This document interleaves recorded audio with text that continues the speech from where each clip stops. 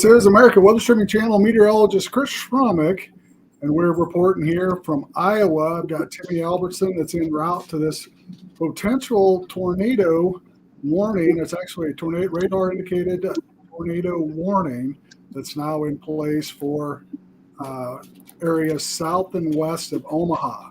We've had a tornado watch that was issued earlier this afternoon till 10 p.m. for those counties in west central Iowa and eastern Nebraska, and that would include Des Moines to Omaha to Nebraska City and northward to Sioux City, that watch area here this evening. Right now, this line of thunderstorms has moved across the border into Iowa, and this one is the strongest of the cells. It has a tornado warning on it until 4 o'clock here this afternoon. And it's currently for northern Montgomery County, northeastern Mills County, and southeastern Pottawatomie County. At 3:36, a severe thunderstorm capable of converting a tornado was located over Hastings, and that's a small town in Iowa. It's not Hastings, Nebraska. We're 15 miles west of Red Oak, moving northeast at 35 miles per hour. Tornado radar indicated rotation and tennis ball size hail is possible. So this is a dangerous storm.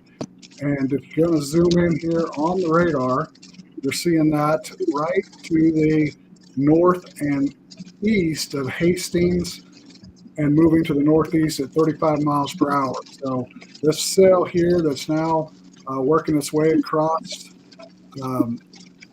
west central or southwestern parts of Iowa, just to the north and east of Red Oak, would be heading towards Griswold. And that is where Timmy is en route from. So maybe here this out. There he is. He's on. Give us a little update of where you're at. I'm in a field. Anyways, yeah, that's right. As you mentioned, I'm just coming up on the town of Atlantic, in the middle of Iowa. Anyways, yeah. So going through a little rain shower right now, but as you mentioned, heading down to that storm that you were talking about, that is over, what did you say, Hastings? Hastings, Iowa. Yep.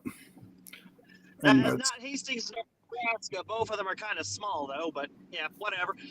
But anyways, yeah, otherwise, I mean, it's been kind of a warm one, actually, throughout most of the past, probably, I'd say, hour or so. It's actually been pretty clear. We're just now getting these clouds to build up, and, of course, some of them dropping these little rain showers. But otherwise, yeah, temperature's been kind of in the 70s, at least where the sun has shone and where the rain is not raining. But otherwise than that, yeah. So we're hoping to catch up with that storm as it makes its way over towards potentially the Goddard area. So that's where I'm going to be going. Okay, you're heading towards Goddard. Yeah, or, the nearest point. Okay. So if we're looking here on the radar, you can see where this cell is, and Timmy is going to be moving into this area towards that thunderstorm cell. Again, we've got a tornado warning on it until 4 o'clock, and that includes the areas that are between Red Oak and Henderson. They're in rural areas now to the northeast of Hastings, but it will be moving toward Elliott and Griswold here through 4 o'clock. If we look at the velocities on this cell here, we are starting to see, if you look to the north and east of Hastings, we're not seeing a lot of potential, just a little bit in there. You'll see the color changes right here, just to the east of Hastings. And this cell would be moving to the northeast and is a radar indicated cell with a potential tornado and tennis or golf ball to tennis ball size hail. So this has got a large hail in it, damaging winds, and the potential for a tornado. So, get to the lowest shelter, lowest level in the house, take shelter, and be prepared for a dangerous storm. Again, Timmy?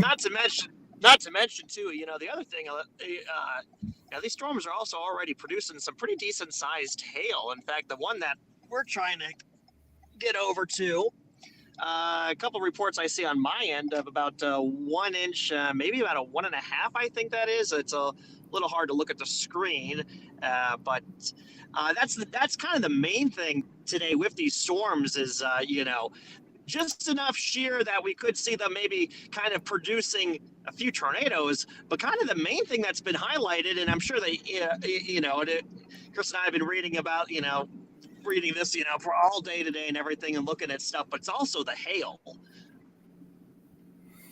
Yeah, and actually, they've got a potential of tennis ball size hail. So you're talking, two almost 3 inch diameter hail. So that is large and very dangerous. So that is kind of the threat we're watching for on these. There also is some thunderstorm cells with warnings on them to the north of Omaha and Fort Calhoun, the Tecumseh area and Woodburn. Those do have warnings on them for thunderstorms, again, with the large hail potential main threat with those. But they also go to the top of till 4:15.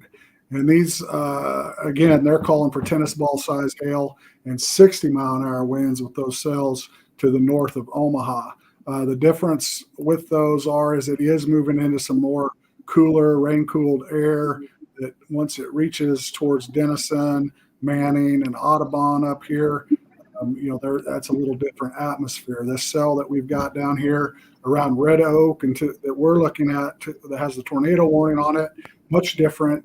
Temperatures are in the 64 degrees up there. We're talking 77 with dew points in those lower to mid 60s. So the atmosphere is much warmer and showing more potential for this cell to get pretty severe here or continue at least, with this large hail and potential rotation as we're heading towards that Griswold area. So we'll keep following this, and right now these are the line of cells. This watch does include all the way to Des Moines, south to the Iowa-Missouri border, and so we've got severe weather in that west central Iowa watch box area. And again, this watch goes in effect until 10 p.m. here this evening. 10 p.m. That means we got a few more hours of fun. Though I will say, I'm betting that once the sun sets, we'll probably start seeing a lot of this stuff really tapering down a bit. At least the hail threat. There might still be at least a little bit of a wind thing, I'd say, through the evening, but. Yeah, and that time it'll also be getting into that cooler, rain-cooled atmosphere that was out ahead of it from Des Moines northward, up there to the northeast here this morning. So there's kind of two dynamics working there. So probably here, tractor, this 4, 5, 6, 7 o'clock time frame is what we're going to be focusing on here this evening, and kind of just going with the live coverage here on America Weather Streaming Channel. We got Timmy Albertson here on the route, and me at the studio, and then we'll get some of the Michael and maybe a couple other guys that'll be helping out here with some input if we see more storms develop here with these cells. There is some smaller cells in between these two warning areas, or larger cells in the Neola area. If you can remember, Neola was where them tornadoes a couple weeks ago started and moved north and east through Harlan and those areas. We do have a cell that's in that Neola area moving north and east towards Harlan. It doesn't have a warning on it as we speak, but that's something to keep an eye on. And also this, these three cells, there is some development just south of the Missouri border, but again, that is just south of the watch box, and we're going to focus on this one cell that's now north and east of Hastings, moving towards Griswold, and off to the northeast. They're about 35 miles an hour. A little hard to see it, but that storm that we're talking about there, you can kind of see it off to the right a little bit. That was all I had for that comment. Okay. No, it's like I'm Today, sitting here. I was trying to flip you back onto the up there on the screen, but you're over in the corner there. So yeah, I'm in the corner. I'm also kind of in the corner of Iowa. Nobody puts Timmy in the corner. Haha. I made a pop culture reference there for you. It's so if been a you're, long day. how long was a drive down there? Well, from where I am to Des Moines, it's only about 5 hours, but this is obviously past Des Moines, and this guy. Oh, hello, sir. Speed limit happens to be 55, and you are not doing 55. You are doing slower than that. Yeah, it's been kind of, like I said, a long day. And, for those of you who don't live in the Midwest, the state flower is a road cone. There's really only 2 seasons up in the Midwest. There's winter and road construction. We obviously are in road construction season, so that only adds to the time. Road cones everywhere. Again, that's pretty much all I had with that comment. Okay. Let's see, what else can I think of? I saw cornfields. No corn yet. A little early for that. I think Iowa's northern border is 43 degrees north. Its southern border is 40 degrees north, so it's kind of even in that regard. Yeah. Okay. So where are you? You're heading south right now. Yeah, I'm sorry. I probably should have said that. Yes, I actually am heading south right now. I've just passed Atlantic. I passed the Walmart there a little bit ago. That's where that traffic light was. Now I'm just down on US 71, just heading south. Gonna try to see here once we get towards Lyman, just a few miles away, whether or not we go west or whether or not we just keep going south. Either way, we'll see if we can meet up with this little guy here that has prompted that tornado warning, though it does still look like it does have a little rotation on the radar on my end. It looks like it still has at least a little bit of of some rotation with it.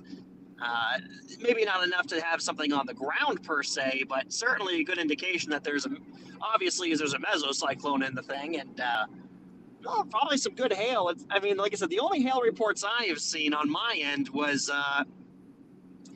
next county over. You set up to about tennis ball. Like I said, I'm looking here and I see about 1 3/4 of an inch size hail. So that big bright purple thing is on the radar. Well, you got the velocities up there, so that's a good shot there. So yeah, there is some rotation in this thing. It doesn't look like at the moment, at least if we go off radar, that there is anything on the ground, but there's certainly good rotation. And a lot of these big hailstorms, and I've said it once, I've said it a million times. When we're dealing with these kind of big hail producing storms, inherently they have rotation in them. I mean, to get the big hailstorms, you need wind shear. So it's no surprise that this storm is rotating. It's just a question of, is there going to be enough to get that rotation down to the ground to produce maybe a little tornado? And sometimes with these big hail events, we do see a few tornadoes here and there under the right circumstances. So on that velocity image there, a little bit of a rotation within the storm there. I think we're still kind of close enough to the Omaha radar that it's kind of still somewhat of a low-level scan. But it has held up there pretty good. And it's interesting because it doesn't really have, on the regular radar image, it doesn't, I mean, I guess it's got kind of a little bit of a hook, if you could call it that, or it could just be some radar interference. We'll find out here pretty soon. But yeah, it's just, definitely a hail-producing storm there. And the one thing that you got to keep in mind when you're dealing with these storms is you don't want to drive through that hail core. Especially when you're a meteorologist like myself, the insurance company might not believe that it was an accident. So, you got to make sure you avoid the tennis ball size hail.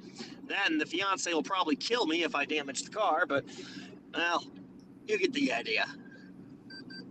we got on this radar, Timmy. If you look, there's another little cell developing down to the south and west of this one, and this last scan, it just picked up a little boost, and that is right behind that area of rotation, and that could accelerate it and give it a little boost as it's moving northeast through there. So, yeah. So we're kind of watching. If you see it, we're looking here on radar, that red oak to the north and west of Red Oak, that area there is something to keep an eye on for that potential something developing there. So you're on. Looks like a little pop-up shower on the back end there and over Omaha. Wait for me, that storm says back there. I guess we are seeing.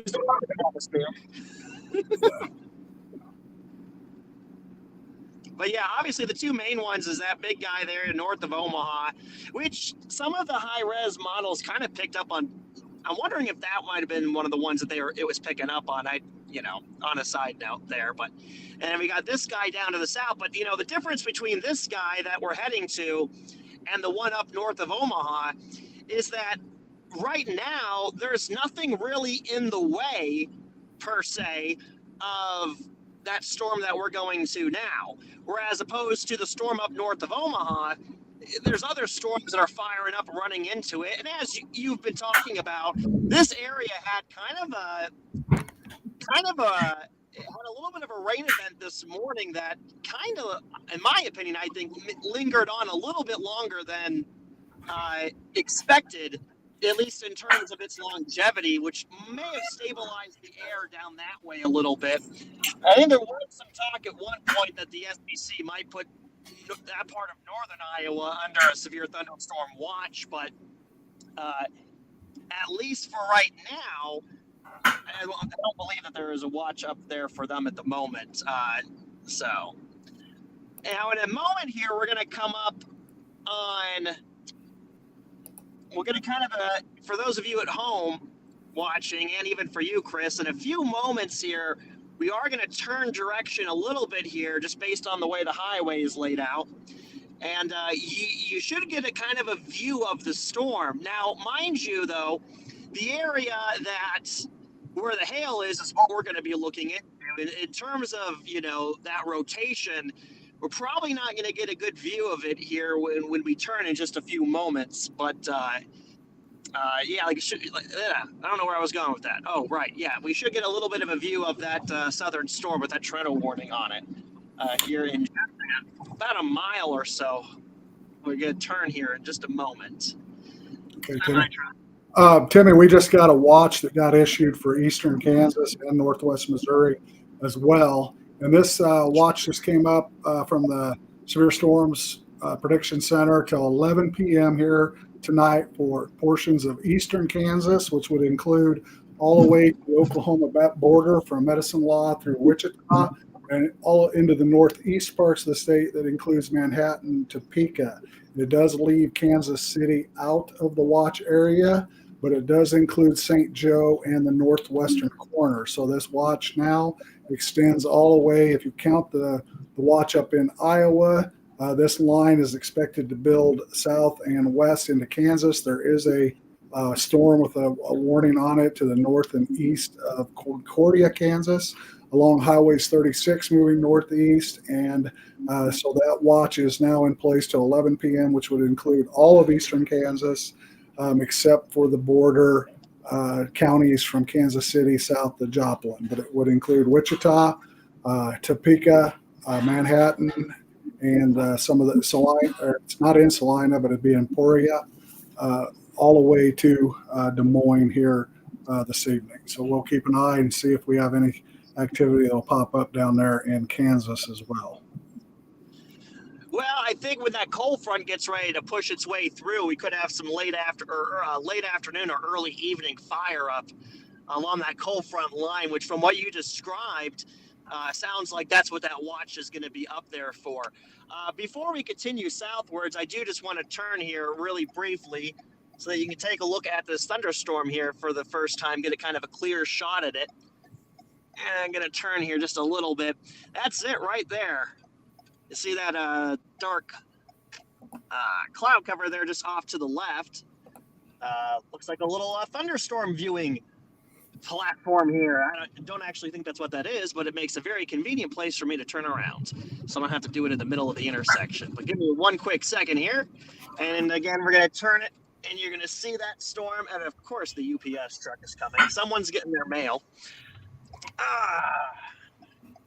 And behind him is another guy here. But it's just enough traffic that I got. Give me a second here. I'll pull it.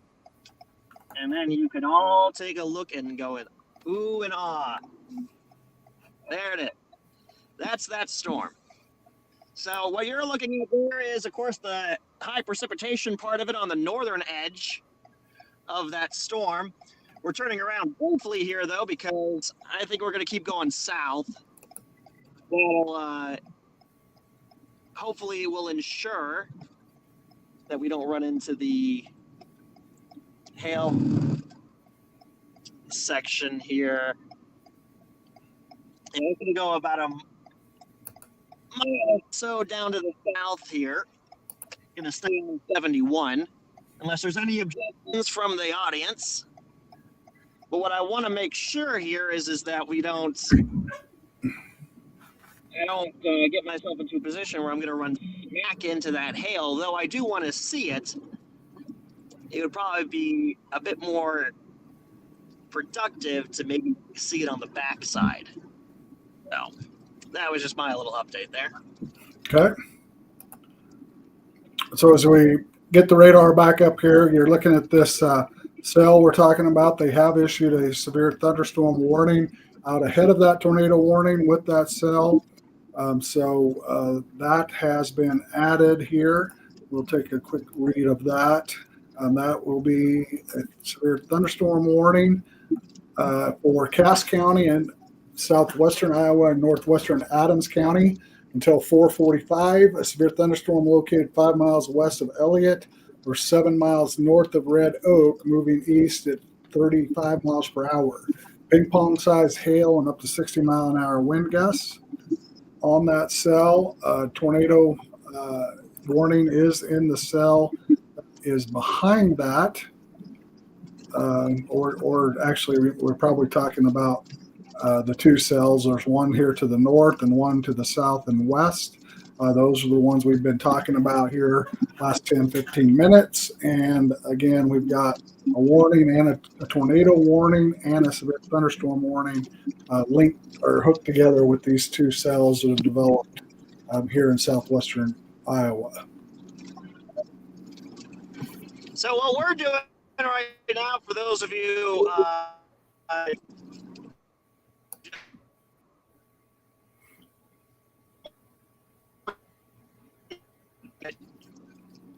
we're going to get the grant. Timmy, your cell phone's cutting out a little bit on your audio. That's to be expected. I'm in Iowa, but there you go. There you go. Just letting you know, we're just going straight south at the moment here on 71. So we're right at the edge of this storm, which is where we're getting a little bit of this rain from. And I'm looking around to see here if I can get kind of a clear shot in just a few moments here. It's unfortunately the way the camera is set up. It's just off to the it's just off to your right there. But we're right at the edge of this storm. Kind of grazing it here, but we'll catch up with it when we get up to about, we're heading down towards Grant, is what I'm trying to say. Okay. So if you look on our radar screen here, we got the velocities up. We got these kind of these storm spotters in our way a little bit, but I'm not quite seeing the rotation we were seeing there for a little bit ago. We'll go to our radar here and keep an eye on that. But again, this cell is to the south and west of Elliott, and another cell to the northeast of north and west of Red Oak. They're both moving to the east at 35 miles per hour.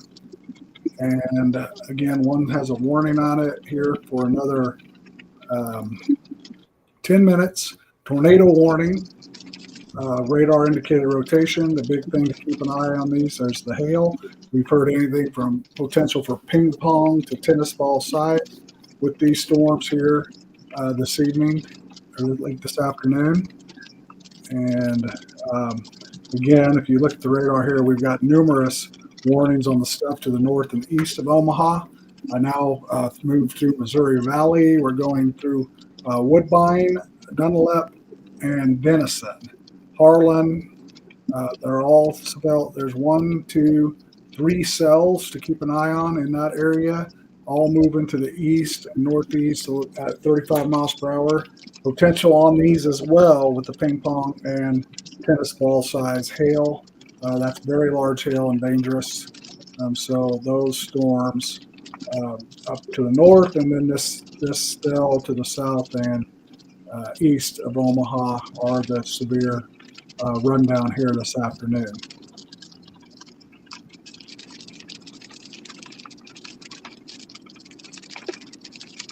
We'll keep an eye on this one here for 10 minutes or so to see what we got. If you're looking down into Kansas, you see those cells that we were talking about to the north in the Blue Rapids area along Highway 36. So just on my south phone here. Marysville, south of Marysville and Blue Rapids and Frankfort. These cells, there is a tornado watch in this area, so the potential is here as this cold front moves through, as these could blow up and become tornadic. Right now, we got them between Frankfort and Vermilion. We got severe thunderstorm warnings that will be in place until 4:30. That includes western Nemaha County, central Marshall County, and up to 2-inch hail and 70-mile-an-hour wind gusts. The locations will be Frankfort, Centralia, Axtell, Corning, Vermilion, and Baileyville. There's a tornado watch in place, so these cells could be not only the large hail, but the potential for tornadic activity. So move into an interior room, listen to your NOAA weather radio, or watch us here on America Weather Streaming Channel to keep updated on the movement of these storms. So we got severe thunderstorm warnings in northeastern Kansas, just to the south of Highway 36 in Marysville, Seneca area. Tornado warning for another 10 minutes or so in parts of southwestern Iowa, including the cities of Red Oak, Elliott, Grant, and Stanton. As we have Timmy here, he is heading towards Grant. And well, I'm just north now of Grant. It's like a half a mile over that way. I just turned off on one of these side highways. I just wanted to get kind of a view of the storm here a little bit.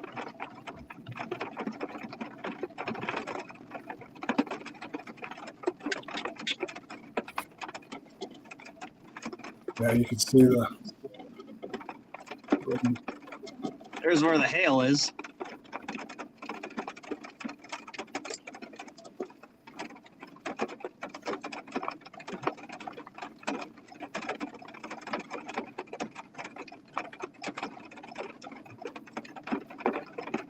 If you listen carefully, you can hear the raindrops. It's like holding a seashell. Never mind. I believe. All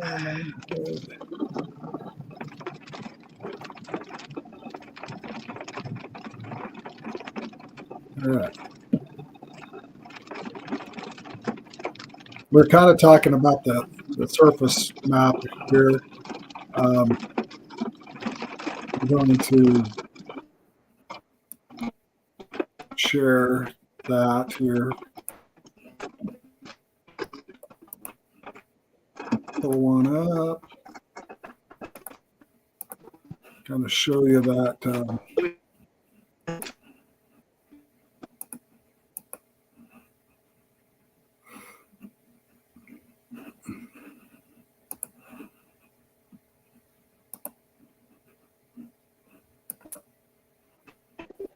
Okay,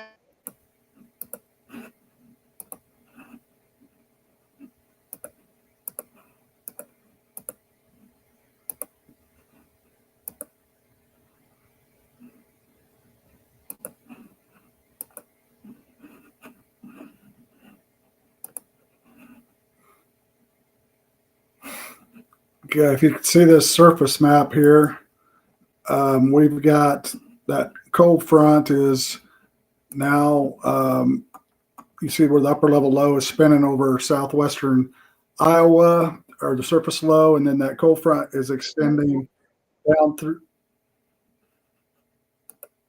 through eastern Kansas there. There's not a big temperature difference in it. We're looking at 90s and up mid 80s to actually 92 in Salina, where the front is already, you can see the big drop in the dew points from Manhattan to Salina. So this dry line right here is where we're starting to see the severe storms pop up in Kansas. So this watch area includes all this from Manhattan to Topeka, up to St. Joe, and to where Timmy's at here in Iowa. And as you can see, we've got 75 degrees all the way to 85 degrees, and our dew points are in that 60 to 65 degree range. So you got this dry line cold front swinging through, and this is the watch area here for the next couple hours to 10 o'clock and 11. But we're particularly going to take watch in as the sun is up and the prime heating of the day here to see what happens over the next couple of hours. So that's kind of a quick rundown of that. We lost Timmy. He must be a cell phone there, but we'll get him back on if he can. We'll go back to our radar screen here. We'll get that moving. Keep an eye. We got, now this is tornado warning is in effect for another 10 minutes. We do have actually a radar Omega. Yeah, I definitely think tomorrow is more of a guaranteed discrete storm mode, which really helps, with any potential tornadoes, depending on. We got one of the radar Omega guys here, Cyclone. On that backside of that, you can see the rain and the kind of the wall, the shelf cloud there. There's the rain shaft, and here comes Timmy back.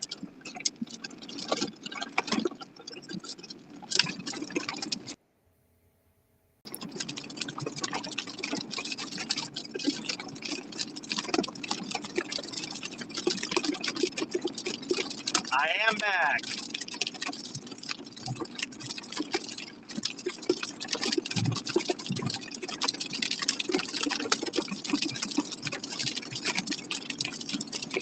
Oh, we had a little bit of hail. Unfortunately, though, you guys might have missed it a little bit. There's still a little bit of it falling down. How are things on your end, Chris?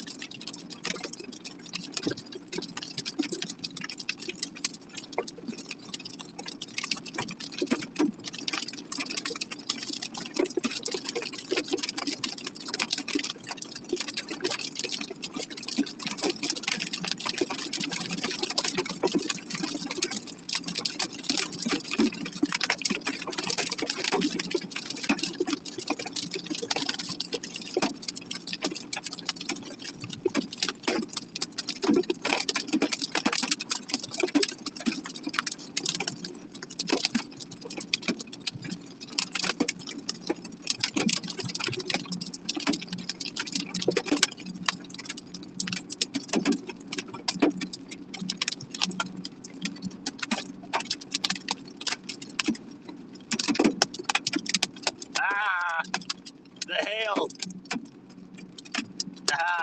Awesome. Can you hear me? I don't know.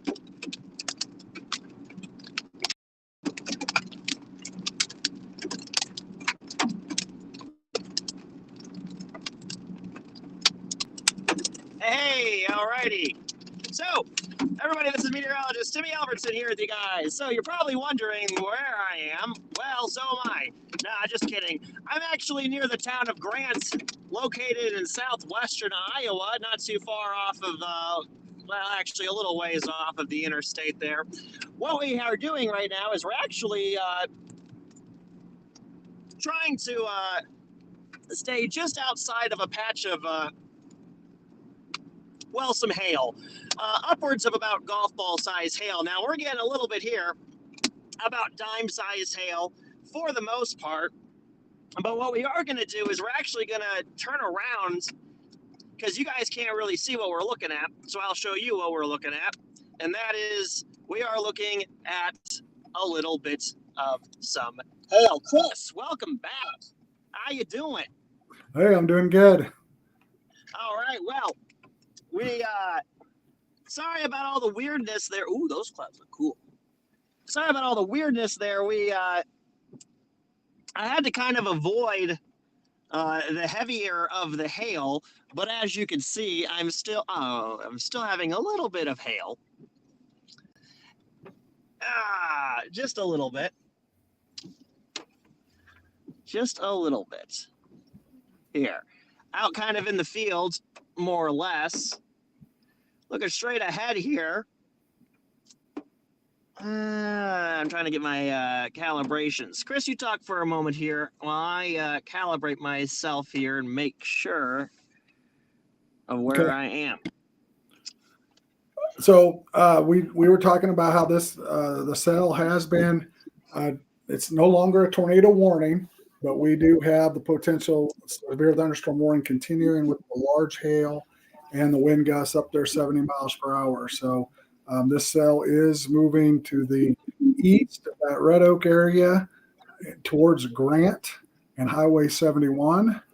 That kind of gives you some reference there to where the cell is versus where Timmy's sitting right now and facing that thunderstorm.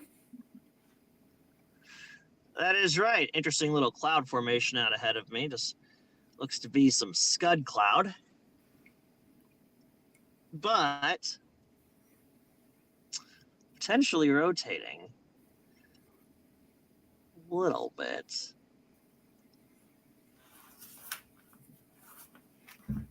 Iowa.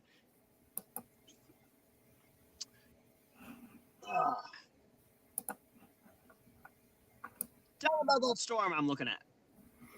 Okay, so this thunderstorm that Timmy's looking at here, if you look on our velocity radar here, we are kind of focusing in. He's facing south here, looking into that cell. So if you've got see our radar up here, we are looking at this area right to the south and west of Grant.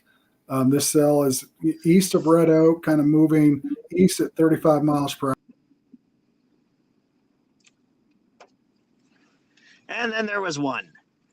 And that is me. Now we're having some internet issues as always. There you go. Hey, he's back again. Hey, Chris. Boy, your internet's almost as bad as mine. So am I going in and out? A little bit. Okay.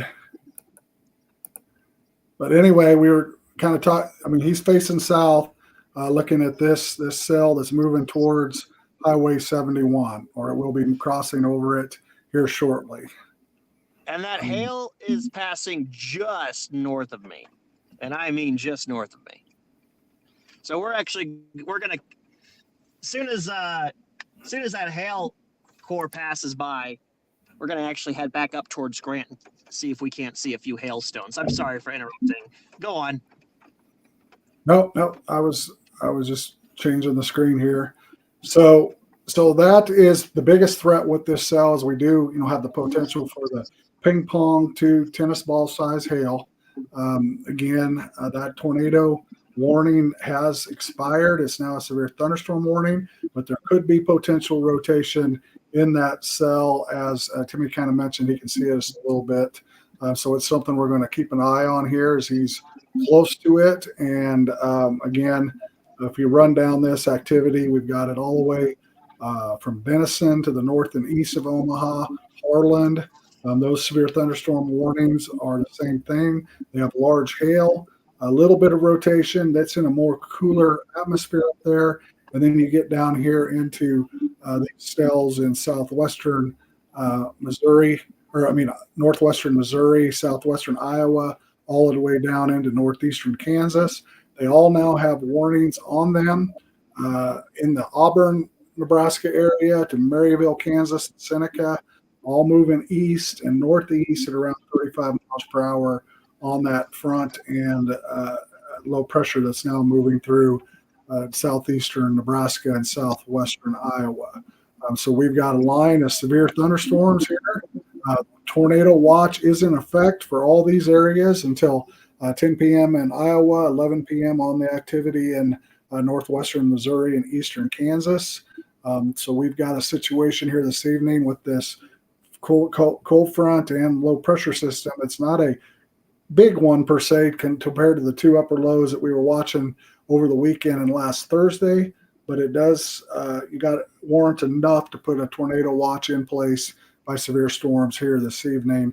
And the temperatures really got up there. We saw some 90-degree readings in Kansas, middle to upper 80s. You got up there into Iowa with the upper 70s, and that is rather warm for this time of year. So we got a lot of heating out there. We got dew points up there in the 60 to 65 degree range, front moving through, a low pressure.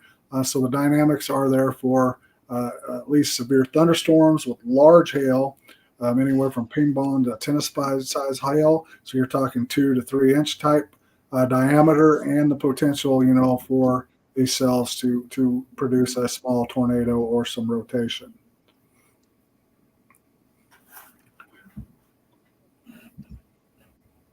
You got anything you can see different down there?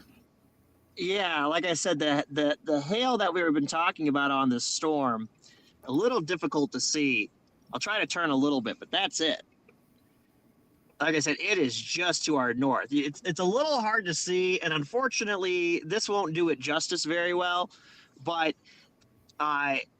you can kind of see where visibility fades away, kind of like into this fog. That's where that hail is here. In fact, we're getting, like I said, I was just repositioning. It's very interesting when you're out here and all of a sudden you see another storm person pull up right behind you, and they're wondering what you're doing, and I'm wondering what they're doing, and they need to back up, which I think they might be trying to do. Anyways, but yeah, so, and yeah, like I said, I mean, the rotation with this has kind of gone down just a little bit, but then again, that could be just due to the fact that we're a little far away from the radar at the moment. But like I said, we're looking, as we just had that shot there, that's where all the hail is. In fact, that truck is going to be driving right into it. So like I said, once that passes through, we'll take a little bit of a jog up to the north and maybe see what we can see in terms of hailstones. But yeah. Okay.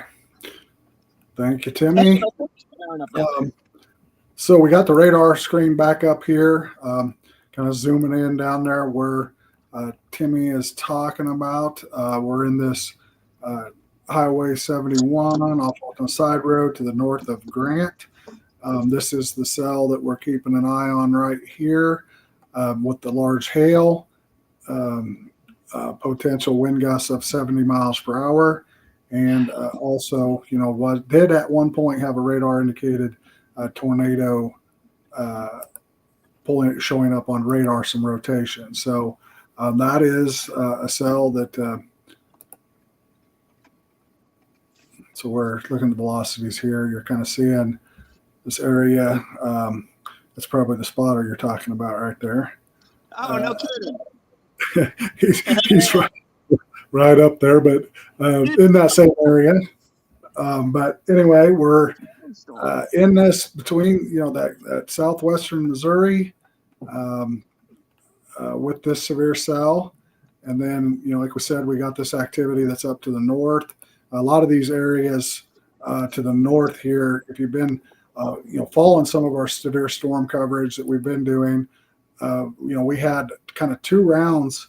A couple weeks ago, we had I think that was the last time you were out, Timmy. We had the stuff that was out here to north and west of Des Moines, where we had some small tornadoes in that this area of Harlan and then this last week, the same area to the north and east of Omaha has really been hit. We had the stuff a couple weeks ago, and then the stuff over the weekend where these massive tornado complexes went through Omaha into these areas to the north and east. So a lot of rain. We've probably seen anywhere from 4, 5, 6 inches of rainfall in these areas over the last week, and also the very large hail and lots of wind. I know these towns around this Harlan area, Persia, these towns really got hit hard and had significant damage, as well as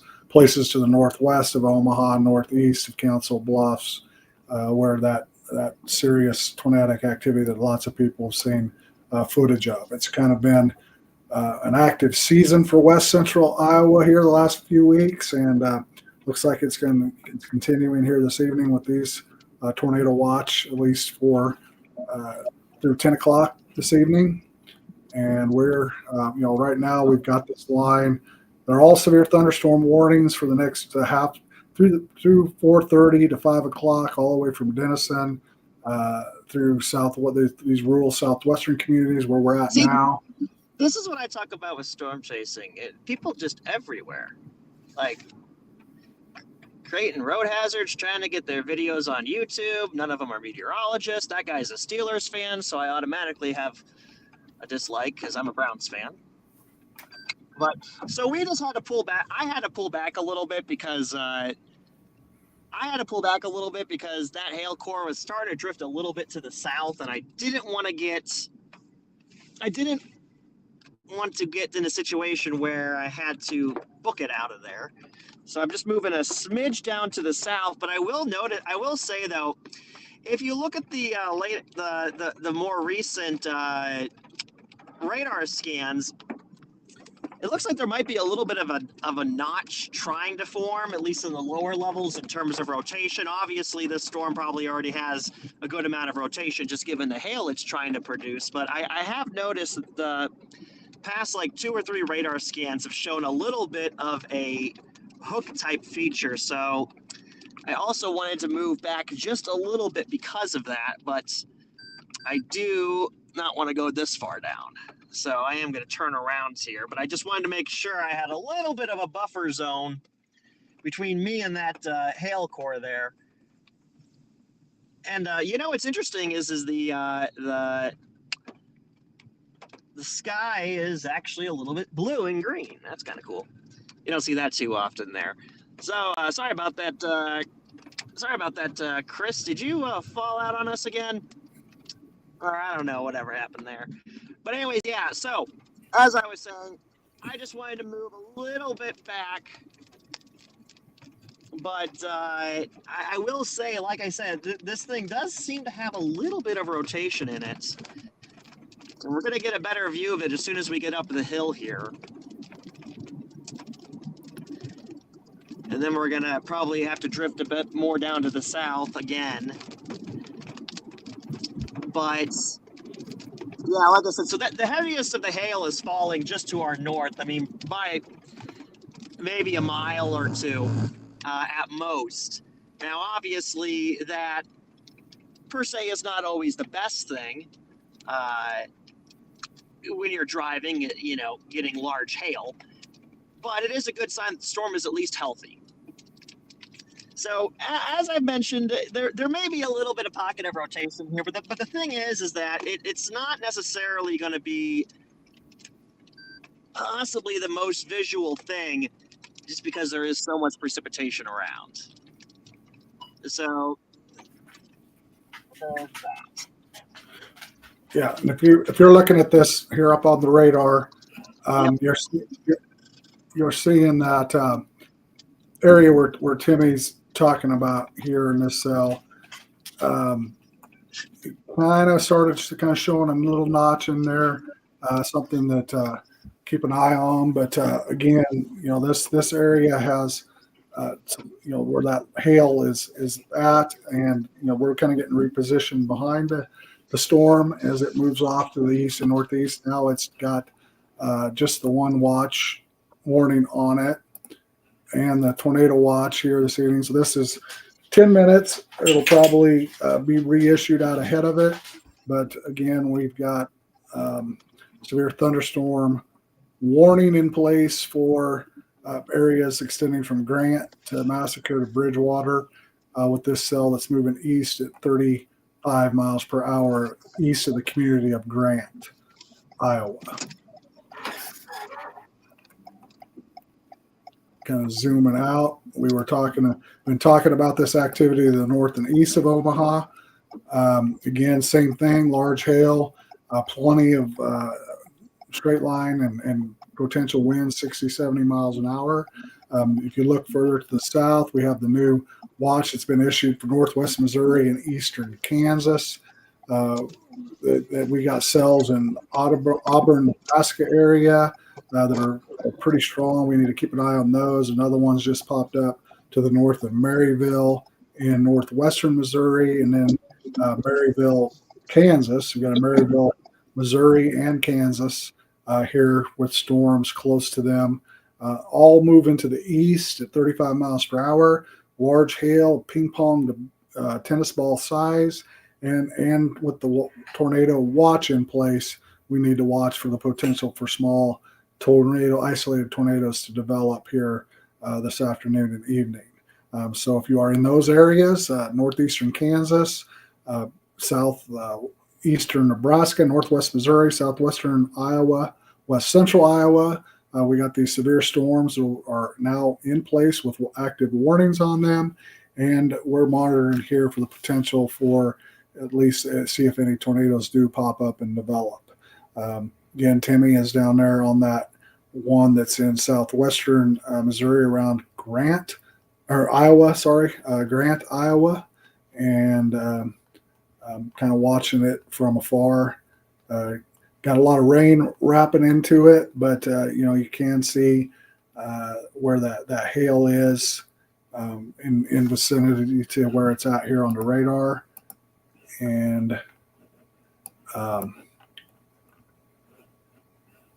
watch the last scans here. It's now moving 5 miles or so to the north and east of Grant. Towns of Massacre and Bridgewater would be the ones that are towards the end of that warning box here at 4:45. So potentially be in the Massacre area at 4:45 or here in about 10-15 minutes. Large hail, golf or ping pong size to tennis ball, 2-3 inch type diameter, 1 3/4, wherever you want to put that range in there, and also the potential for damaging winds of 70 miles per hour or more. So again, this is a dangerous storm. We're out there in the field and here at the studio watching it, and we've got severe weather again for our parts of eastern Kansas, Iowa, and western Iowa, and northwestern Missouri, southeast Nebraska, and kind of give you some references to where America Weather Streaming Channel's meteorologists are located. We do have a team of certified meteorologists. Our live coverage team, Timmy, is up from Duluth and up to the north. He's in the snowland. And then we've got Kenny Greening in Omaha. Myself, I'm clear out here in western Kansas and Atwood, out on the plains. And then we got Nick Dolan, who's in St. Louis, and AJ AJ out in Vegas that helps us cover stuff coming from the west through Colorado and all the way to Ohio. So we've got a good team of us. We're able to get up here on when we can, try to get this channel up 24/7 and updating to our viewers both in our states. If you go to our Facebook pages in each state, you can see us posting forecasts and watches warnings. If you become a Weather Valet subscriber onto our phone app, we can send direct messages to you with our where we think tornadoes are going to be, or if you got events or plans for your farm operation, your construction business, we can keep that updated for you. We got solid forecasters. I think our confidence level is fairly well out to 5-7 days. We can do some 10-day planning, particularly if you're looking in the agriculture sector. where we're looking at days of dryness or inversion between rains, things of that nature. That's a little bit easier to forecast in patterns further out in severe weather. Once we get into days 1, 2, and 3, we kind of know where the storms are going to be, and we start focusing our attention there, because severe weather is the top priority, particularly once we get talking about hail of this size. This year, it started early. We were forecasting tornado warnings all the way up into Minnesota and Illinois, starting in late February and March. Kind of unusual for that area, and severe weather. And, that's just been storm after storm pretty much coming through the Midwest after a winter that was rather quiet in those regions. So a little background there to my apologies for the silence. I like looking at storms, so I wanted to get a good look at it. The wind was quite hefty with that. So we're still on the storm, but we are going to go a little bit more down to the south now.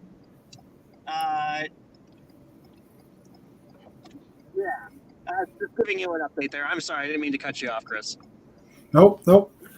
Go ahead. We got Michael joining us now. Michael, you have anything to add? We may have something here. Okay. Maybe. You can't see it on mine here. May have a bit of a wall cloud here forming up. I mean, I definitely do see rotation a little bit here. We're going to take a little bit of a look at it. We're going to turn here in just a moment, and you're going to see it. Awesome.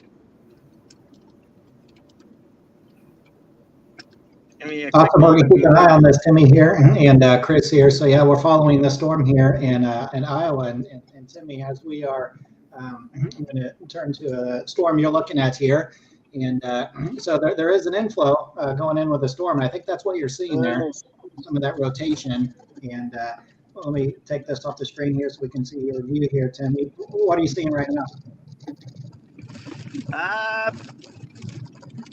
Potentially looking at a wall cloud here, just based on with that inflow that you were talking about. I don't want to go too far down this road as it is a dirt road, but we'll get up to the hill here and at least take a little bit of a look at it here. Give me one quick moment here. We'll see exactly what this thing is.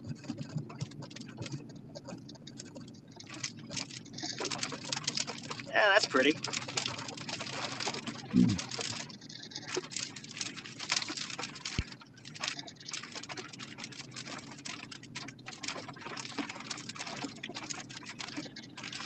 Anyways, yeah, the hail is just off to our north, so I've been trying to kind of dodge that here a little bit.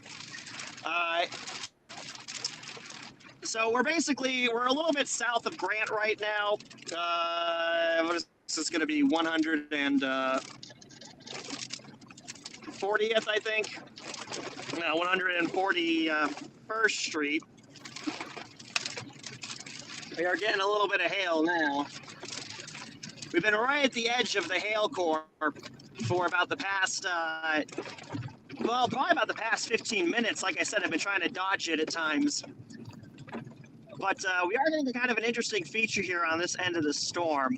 It's moving pretty good right now, and I will say I believe this is going to be a little bit here of a wall cloud that we're taking a look at, just based on what I'm seeing on my angle here. And I do know we are pretty close by to some rotation. Yeah, Timmy, you're real close here, and so there are a couple of storms, just some small pop-ups just to the south and west that are just now joining forces with the big storm that you're taking a look at here. So it looks like just as they're combining here, that storm starting to take some shape here, and that's probably what you're seeing there. And I believe, if I can see correctly, I know you're on the gravel road, so the camera's shaky. To your left there in that picture, is that what we're looking at? I'm sorry? All right, there we go. Yeah, we're just checking there. Going on that gravel road there is a little bumpy, so the camera was shaking, so it's hard to tell where we're at. But now we can see that. Now you've come to a stop. Yeah, I mean it's moving. It's rotating pretty good.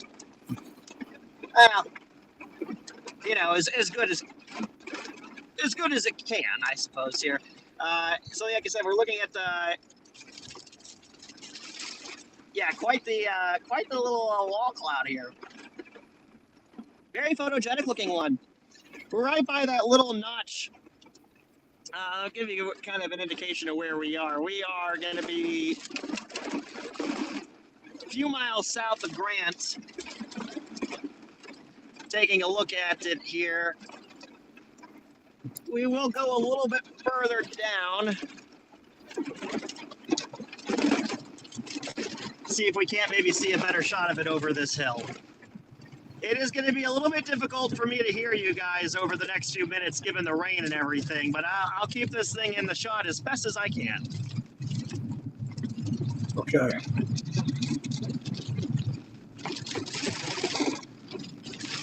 Yeah, perfect there. So yeah, we're watching live coverage here. This is AWSC's Timmy Albertson live in Iowa right now, just to the south and east of Grant.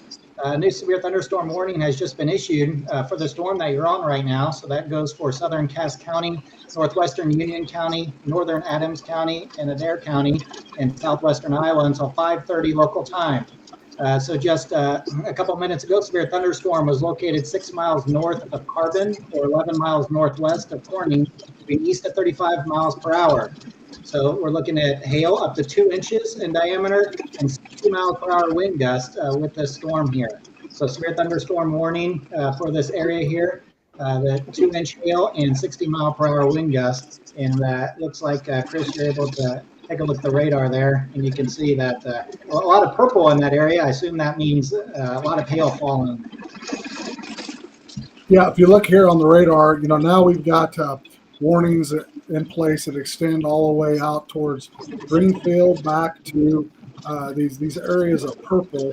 We're talking in this complex of cells that where have that large hail and the potential areas of rotation in the wall cloud that Timmy's focusing in on here. So that is a pretty large area now of thunderstorms that are moving east at about 35 miles per hour, again to the south in that Massacre Bridgewater area, and then also back to the south and west of Elliott to the east of Grant is kind of the back end of these storms, and continue to move there east and 35 miles per hour. Again, a large hail, and we're keeping an eye on this cloud that has the wall cloud and and we got a really good shot there. Timmy's got on the up there with see if we can get him back up there.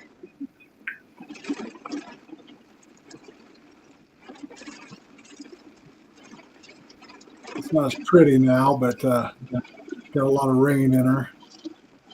No, sorry, go ahead. But go ahead here. No, I'm just gonna, I'm not a big fan of this dirt road at the moment. And so what I'm gonna do is I'm gonna back up here a little bit and try to catch back up with this storm. I'm gonna hop down over to 34. Because I know 34 is paved and this road is not.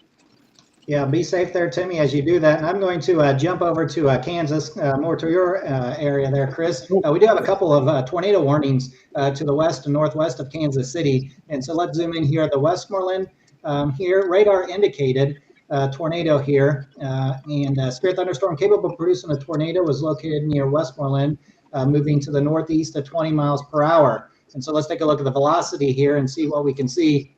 Let me get a closer radar. It's not picking that up yet.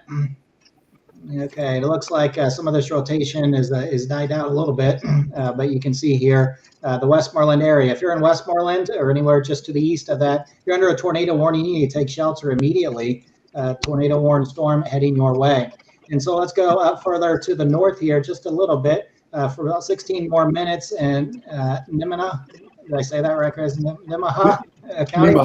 Nemaha. There we go. And Marshall County until 5 o'clock. It's a thunderstorm capable of producing a tornado was located near Frankfort, moving east at 25 miles per hour. And so, yeah, so if you're to the east of Frankfurt, closer to the Vermilion area, you need to be taking shelter right now. You're under a tornado warning for at least another 16 minutes. So we've got 2 tornado warning storms. And I was taking a look at some of the reports here on social media. The Westmoreland that we just talked about there is a funnel cloud that's spotted, and there are some storm spotters watching that live. And so taking a look at a picture of it now, there is a funnel cloud reported that we can actually now see pictures of. And actually, as I'm watching the pictures now, it looks like a tornado is on the ground because you can see debris coming up in that. We don't have permission to show this stream right here, but it looks like with Westmoreland, Chris, if you want to zoom into that one, a tornado is on the ground as we speak. So if you're in Westmoreland, anywhere to the east and northeast of that, you need to be taking shelter right now. A tornado is on the ground in your area.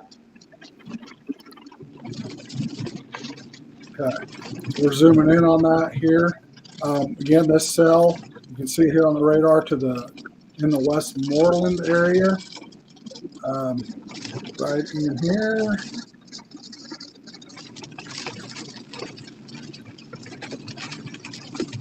Take shelter. We got reporting of that. We're seeing it on footage. So Westmoreland, just to the south of Westmoreland, moving to the east. So here it is on radar. We can look at some of the, Michael had that up earlier, but we're looking at this area right here, just to the west, right in Westmoreland, or just to the north and east a little bit. This cell is spinning through there, and there's a tornado on the ground. So folks in Omega, Wheaton, Westmoreland, along that Blue River Valley area, please take precaution. This is a dangerous storm. We also got a warning to the north in the Frankfurt area, to the south and the west of Seneca.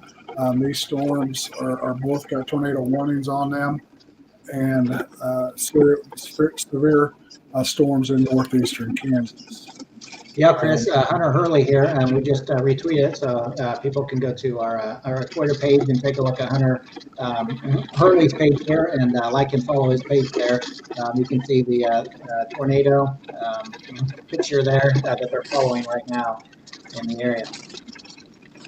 Okay, so that's the Westmoreland one?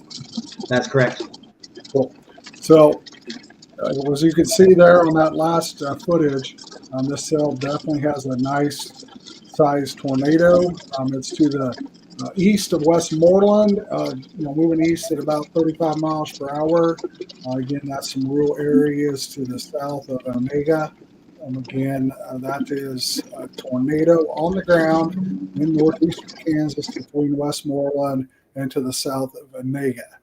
These cells are got large hail and those damaging winds, tornadic activity here this evening. We've got a tornado watch that is in place until 11 p.m. for northeastern Kansas.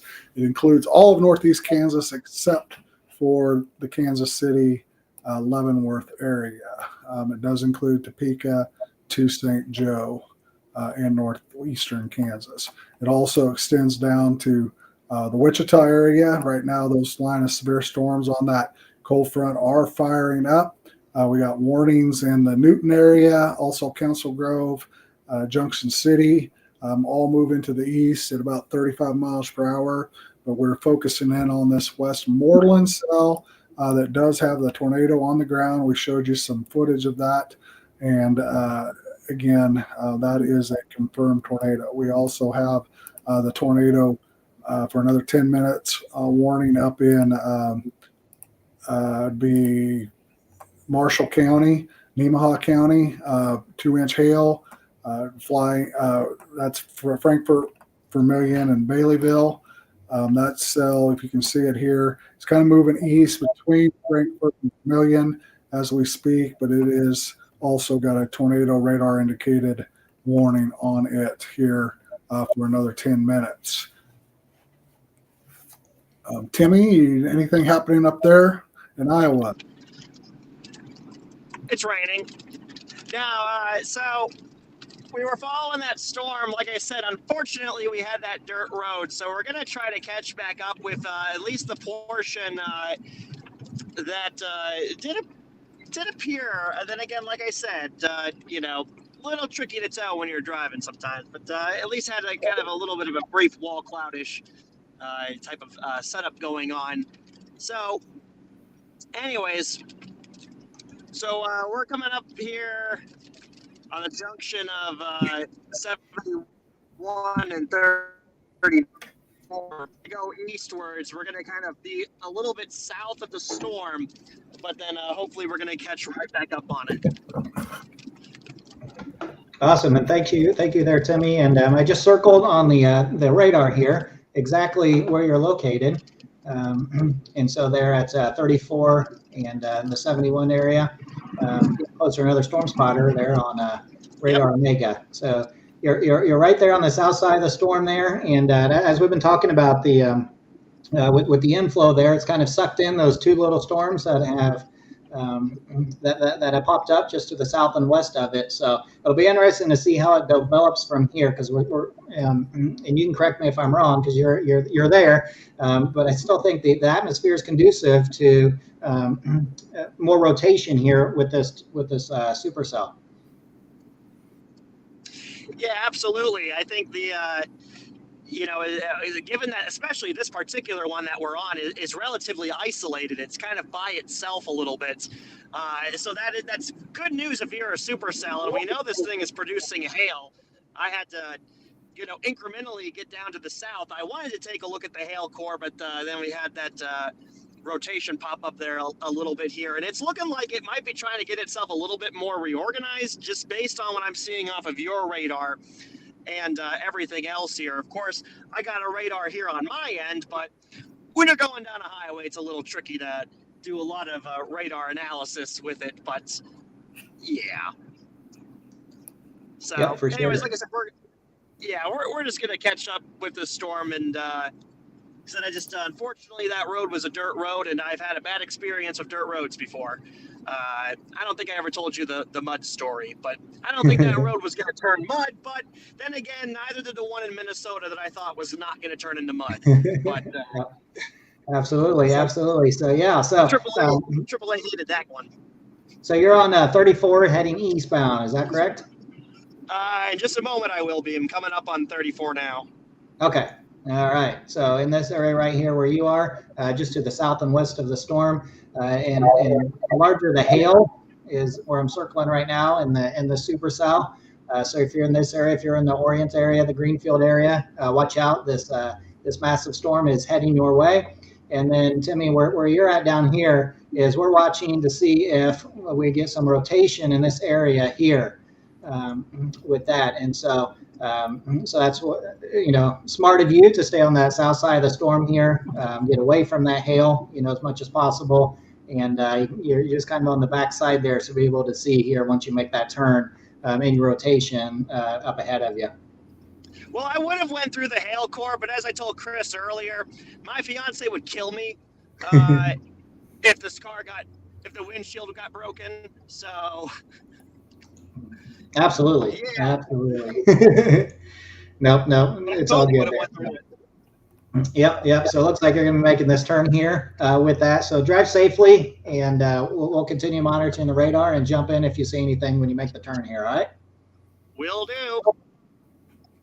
Just did a quick scan of some of the storm reports on this stuff. And Frankfurt, when that went through there in Frankfurt, Kansas, there was 1.75 inch diameter hail being reported with that. And then in Montgomery, Iowa, with this cell complex that Timmy's been following, a personal weather station could get a 70 mile an hour wind gust. So we've got verification there of those 70 mile an hour winds and the large hail that we've been talking about. Up there, an inch 75 is pretty big. You can get up there 2-3 inches potential, what some of the Weather Service radars are indicating in these cells the potential is. So very large hail. Hey, Chris, I'm sorry to interrupt you here, but I just got some new video here of the Westmoreland tornado, and Timmy, you probably want to see this too here. Looks like a massive tornado on the ground. So go follow Aaron Jajak on Twitter to be able to see this debris in the air. Is that in Kansas? Yes, this is Westmoreland, Kansas. And Chris, if you want to get that on the radar there, and once I'll take it to you and kind of take it away. A massive tornado. It looks like here, lots in the air. So if you're looking at the radar here, where am I at here?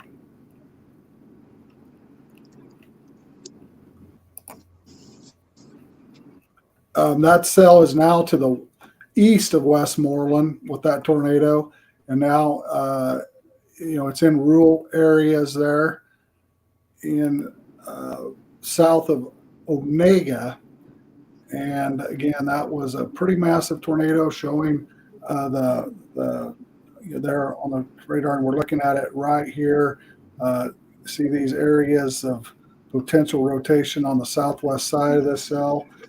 Again, it's kind of taking it's moving now more east and a little bit to the southeast some in those areas, and would be, again, that's pretty rural between Westmoreland, Emmett, and south of Onega. Onega is a town of a couple 1,200 or a larger size town, but these other communities are very small. But it is in a tornado on the ground. We've got verified footage from multiple sources. Looks like we've got some more. The warning's been extended out there to the north with that cell in the Centralia area in northeastern parts of Nemaha County, and again, that is moved south of Seneca or Highway 36.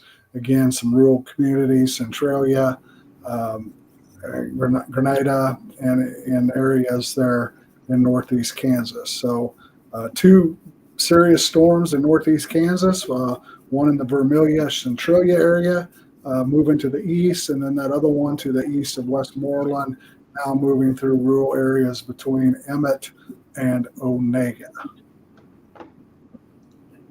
Awesome there, yeah. So keep an eye on that if you would there, Chris. And then we're also where our own Timmy Albertson is chasing right now in Iowa. So just here to the east of Grant, if you're in that area. So it's not a tornado warning storm right now. And Timmy, I don't know if you've had a chance to take a look at the radar recently, but it's starting to look like we might see some rotational development here on the south and side of the storm system. Yeah, hey, it's hard unfortunately, I can't turn the camera right now. The storm itself is actually just off to my left here. I'm about halfway between that junction and the city of Corning, or the town of Corning here. Yeah. I'm not sure if we're going to cover enough distance to turn north once we get to Corning, but as soon as we get little bit more of a distance here, we'll probably try turning north here to take a little bit of a look at it. Now back to your question about the radar. Yeah, glancing over my shoulder here to the laptop setup I got, and everything here. On the Omaha radar, we were kind of losing the signal a little bit because of the distance here, but I believe we're flipped over to the Des Moines radar, and yeah, I do have. Mind you, now we're probably looking a little higher up in the storm. Yep, and I think we lost you there, Timmy. I know you're in a rural area, and so reception is spotty at times. So we'll continue watching your feed here. But yeah, you're here in this super cell right here with this, and so you're heading towards the Corning area. So you're on 34 here, heading to Corning. And you might want to continue going eastward before you take that turn to the north as you get closer, like to the Creston area, and kind of see how this develops here. So that way you stay on the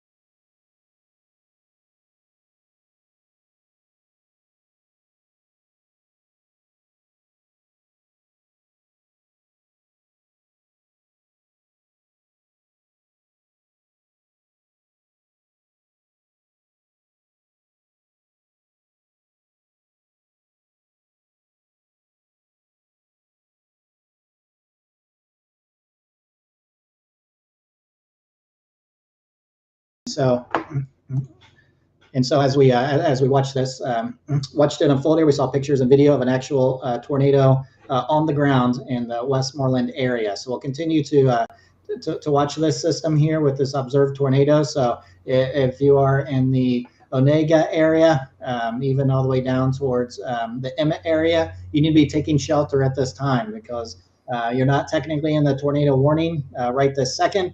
But we're seeing rotation there, but we're also seeing a large area where we can have some massive wind gusts and some very large hail that's heading your way.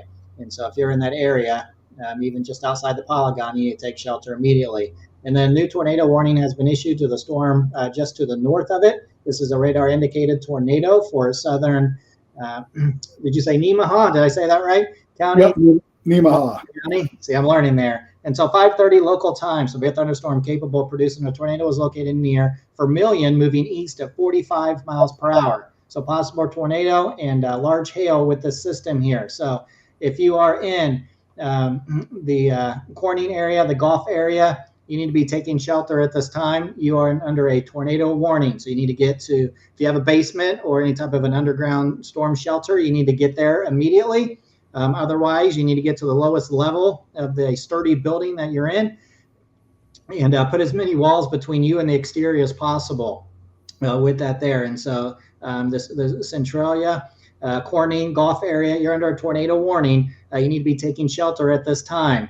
And so just listen to our voices here and head to your shelters right now because of this massive storm that's heading your way. Yeah, and you can really see this thing here on the last radar loop. It's a large area now that's got the in that cell that's been picking up. It's definitely got the hail. I've seen 1.75 inch type hail when that first cell up to the north went through Frankfurt. Radar's indicating this could be up 2 inches in diameter. And again, that Onega south to Corning and I believe that's pronounced Jeff. I think I know somebody that might have been from there. It's a real small town, but it's in those there, that Corning, Jeff, Gulf, Onega. I'm not 100% sure on that, but for some reason in my mind, I think I knew somebody that was from that community. So again, that's a serious storm there to the east of Westmoreland. You saw video footage of the tornado, and it was getting very large in that last footage with debris flying, and the size of it was kind of picking up. So dangerous storm there. Tornado warnings to the north in Centralia, to the east of Vermilion. All that stuff is moving east. It would cover all the way from Capona to Grenada down to Jeff and Corning. And again, I think we got towns of the same names in Iowa and here in Kansas. But Iowa, where Timmy's at, Kansas, you zoom in, we got a line of thunderstorms all the way to the north of Wichita, now extending to up in Iowa. Those storms that were up to the north and east, or north and west of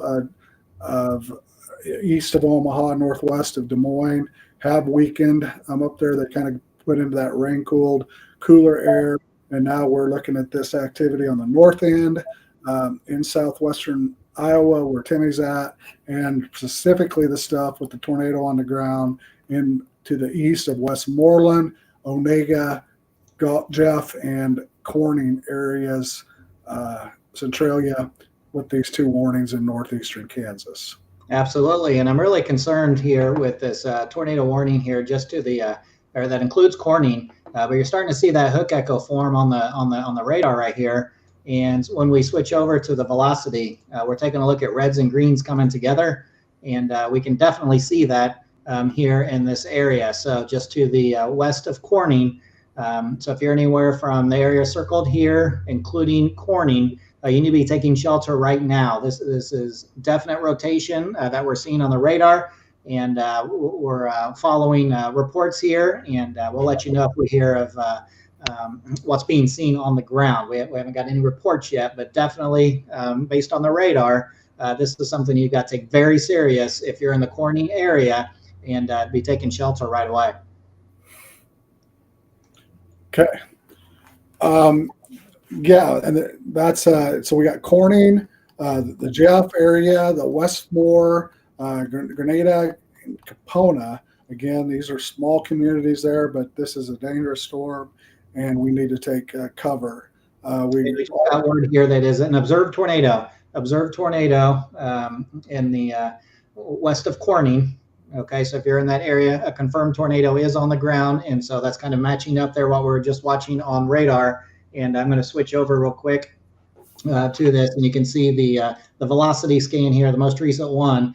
It looks even worse than what I did moments ago. So an observed tornado is on the ground to the west of Corning. So if you're in that area, you need to be taking shelter immediately. Get underground if you can. Otherwise, get to the lowest floor of a sturdy building.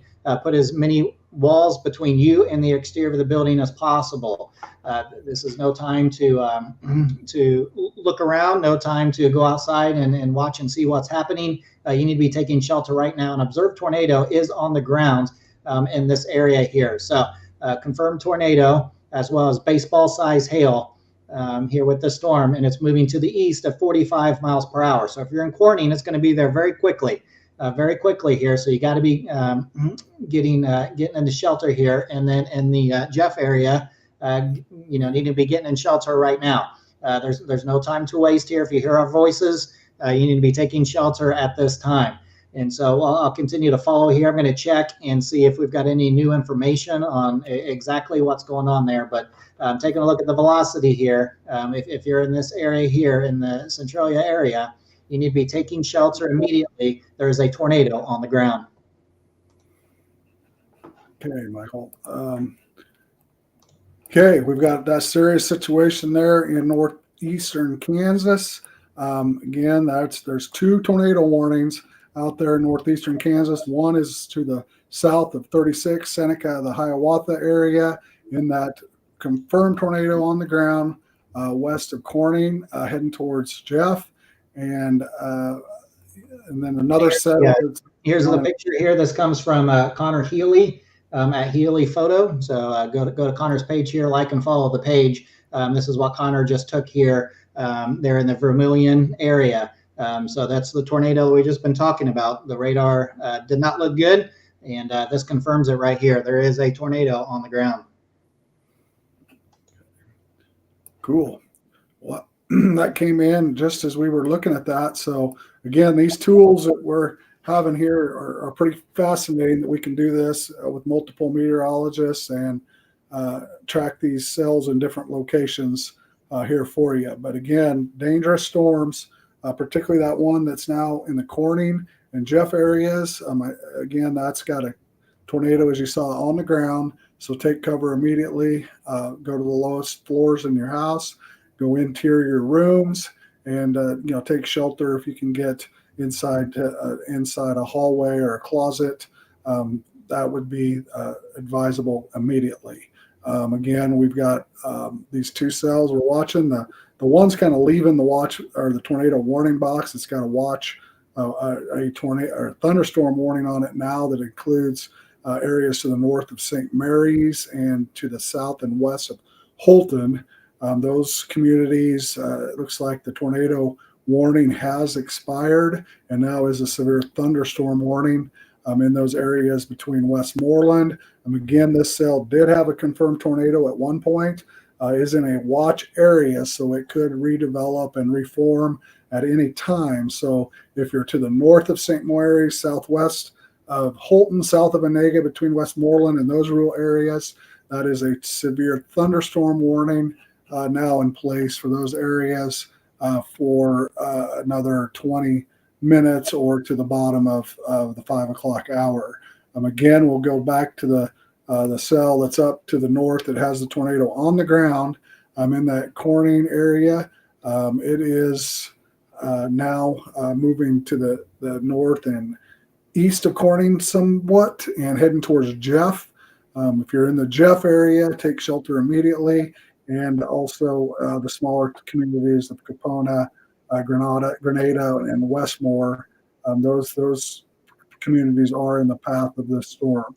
It also builds back to the Centralia area, a secondary storm that we'll need to keep an eye on for the potential being on that southern or southwest area, we need to keep an eye on that as well. There is a tornado on the ground to the north and east of Corning, or just moving through Corning towards Jeff, and we got a tornado warning box in place.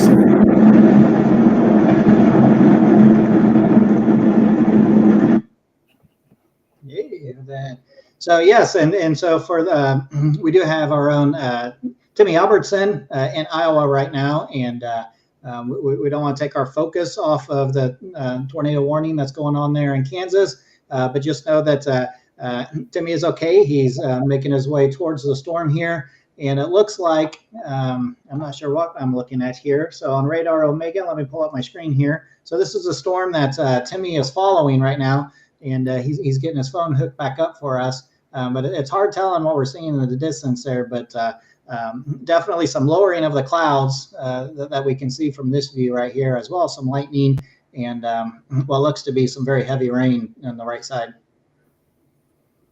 Yeah, it does look like. We'll see what Timmy's got, but you can kind of see that lowering of the clouds there, kind of the wall cloud in the background, rain shaft there. So that storm is the one that's kind of on the north end of this leading line of the cold front, and low as it moves in. And, that it's extending all the way through that northeast Kansas to Wichita. So we have a long line of severe wet thunderstorms developing here, all with the potential for large hail, upwards of 2-inch in diameter, maybe more. And the wind, we've got confirmed winds of 70 mile an hour.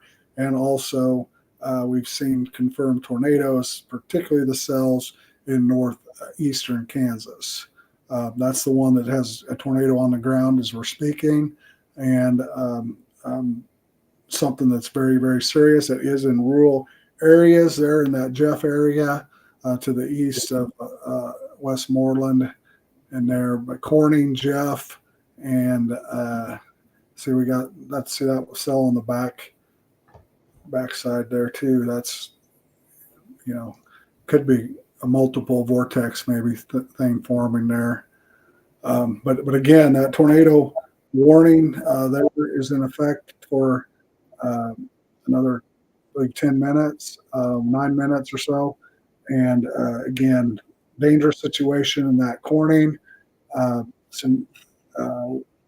Corning area, Jeff, and to the south of Seneca, Highway 36 would be running through those areas. Yeah, absolutely here. And just getting some reports here back in Westmoreland, Kansas, that we were taking a look at a little bit earlier. We saw some pictures and some video of the tornado on the ground there. And so several buildings, luckily it's not a heavily populated area. However, it is populated, and several buildings have been destroyed in this area. And so search and rescue teams are en route going to help people. So a very difficult situation in the Westmoreland area.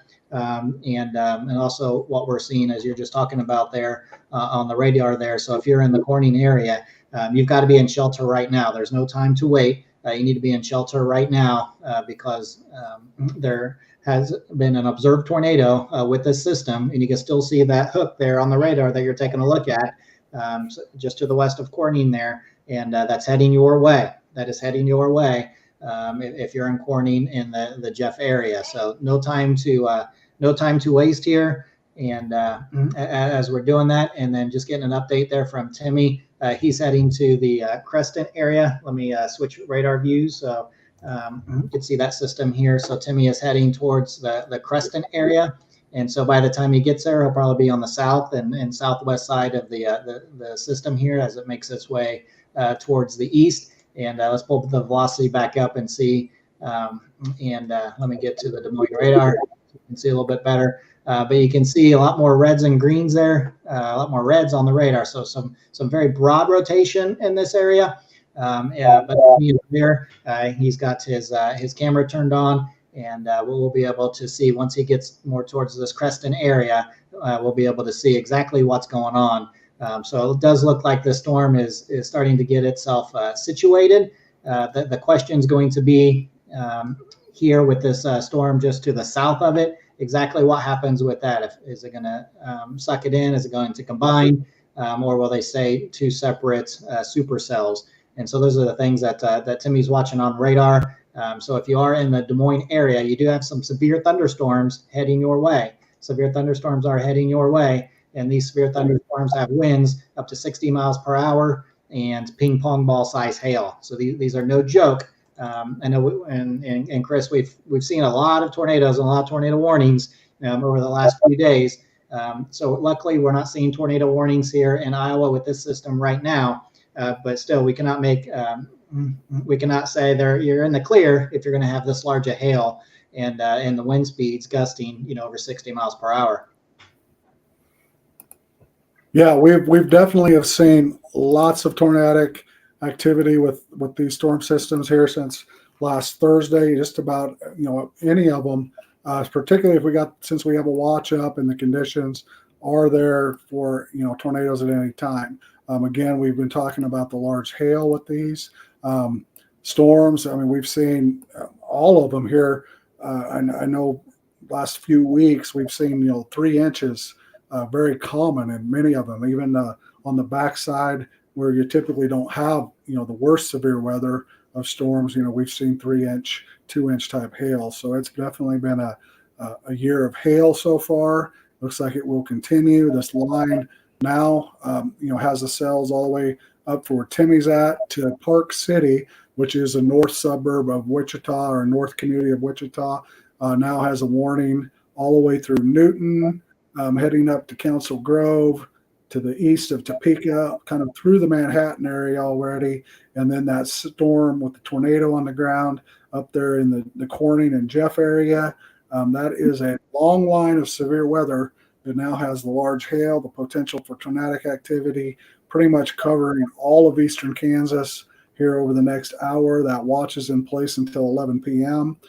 For people in eastern Kansas. It does catch the very corner of southwestern or southeastern Nebraska, southwestern Iowa. We got a severe thunderstorm warning that's in the east of Beatrice and the Nebraska City area that's crossing over into Iowa, and then also the stuff up where Timmy's at. We'll get some pictures on that. But long line of storms with large hail, potential for tornadoes, and definitely a situation if you're in those communities out ahead of it. Keep your NOAA weather radio handy wherever you get your weather information. If it's here on American Weather Streaming Channel, listen, be prepared, and be in shelter and ready to take immediate cover if something did pop up as a tornado warning in your area. Yeah, absolutely. So a long line of storms, as you're saying there, with this system here. So numerous severe thunderstorm warnings. So lots of hail, lots of damaging wind gusts. And let me pull back the radar here. I was checking in a different area, but we're getting back on this tornado warning. Let me switch over to that here. And so, but first you can see this, the county here shaded in yellow. This is a Westmoreland area. Westmoreland got hit by a tornado here, lots of damage in that area. And so if you're around there, don't be traveling to Westmoreland. First responders are en route, and rescue operations are underway. And so stay away from that area and let the emergency management and first responders do their jobs here. But it's highlighted here because of power outages. So there are definitely power outages here in the county. And so our thoughts and prayers are with everybody there. The storm that went through there is now in the Emmett area, down south to St. Mary's. And so you can see the colors there. So some very large hail, probably some very gusty winds in that area. And then just to the south of it, the storm's been combining from other storms here. So the velocity hasn't really been there, but definitely some very strong winds in that St. Mary's area. So if you're in that area to the Emmett area, you're seeing strong winds and some large damaging hail with it. We're also following, let me switch the radar here so we can see a little bit better, but also following this tornado warning here in the Corning area. So it's over you right now, Corning. So if you're in Corning, you need to be taking shelter immediately with this. So we're still seeing some broad rotation on radar here just there at the Corning area. And so the velocity always lags a little bit with this. So it's usually a little farther east than what we see currently on the radar. So it's over the Corning area right now.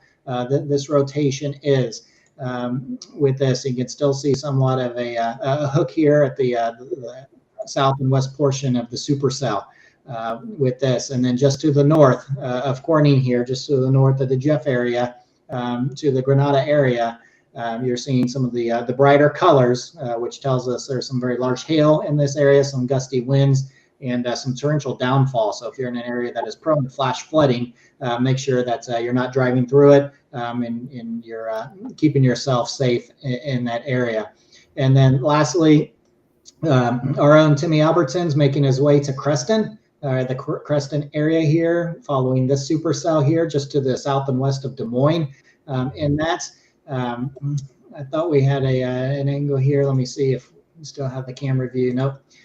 See if we got the camera view inside the storm, and we're probably here. Yep, there we go with this. And so there's definitely some lowering of the clouds that we see, and it's hard telling exactly what we're looking at there, if there's some rotation, but this is the area that Timmy Albertson is headed to.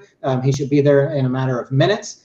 And also, we're not seeing his speed as he's driving there. He's allowing his equipment to cool down a little bit, which is good because we want to make sure that we're able to see it once he gets there. And so our own Timmy Albertson's on the way there to follow this. So some broad rotation in the area, some lowering of the clouds in Iowa, and we'll get Timmy's speed here once he gets in that area. But our biggest concern right now is over Corning in the Kansas area, the Jeff area. This is the storm here that we're paying close attention to. Still see some definite rotation there in that Corning area. So the storm has a history of producing a tornado, and it still says here as of 5:12 local time, confirmed tornado was located in this area, all right, in the Jeff area, moving east at 45 miles per hour. So the Jeff area is here. So we might have quite a bit of a lag here, Chris, on what we're seeing on the velocity scan. But in the Jeff area is where we're hearing about the observed tornado on the ground. So it's kind of going through this area right here. So if you're in the Wetmore area or just north of that, headed towards 75, you're not in the polygon right now, but go ahead and take shelter now. You've got a storm system heading your way right now that is capable of, if not producing a tornado at the moment. And let me take one last look here of if we've got any new information on what we're seeing here. So we're seeing some.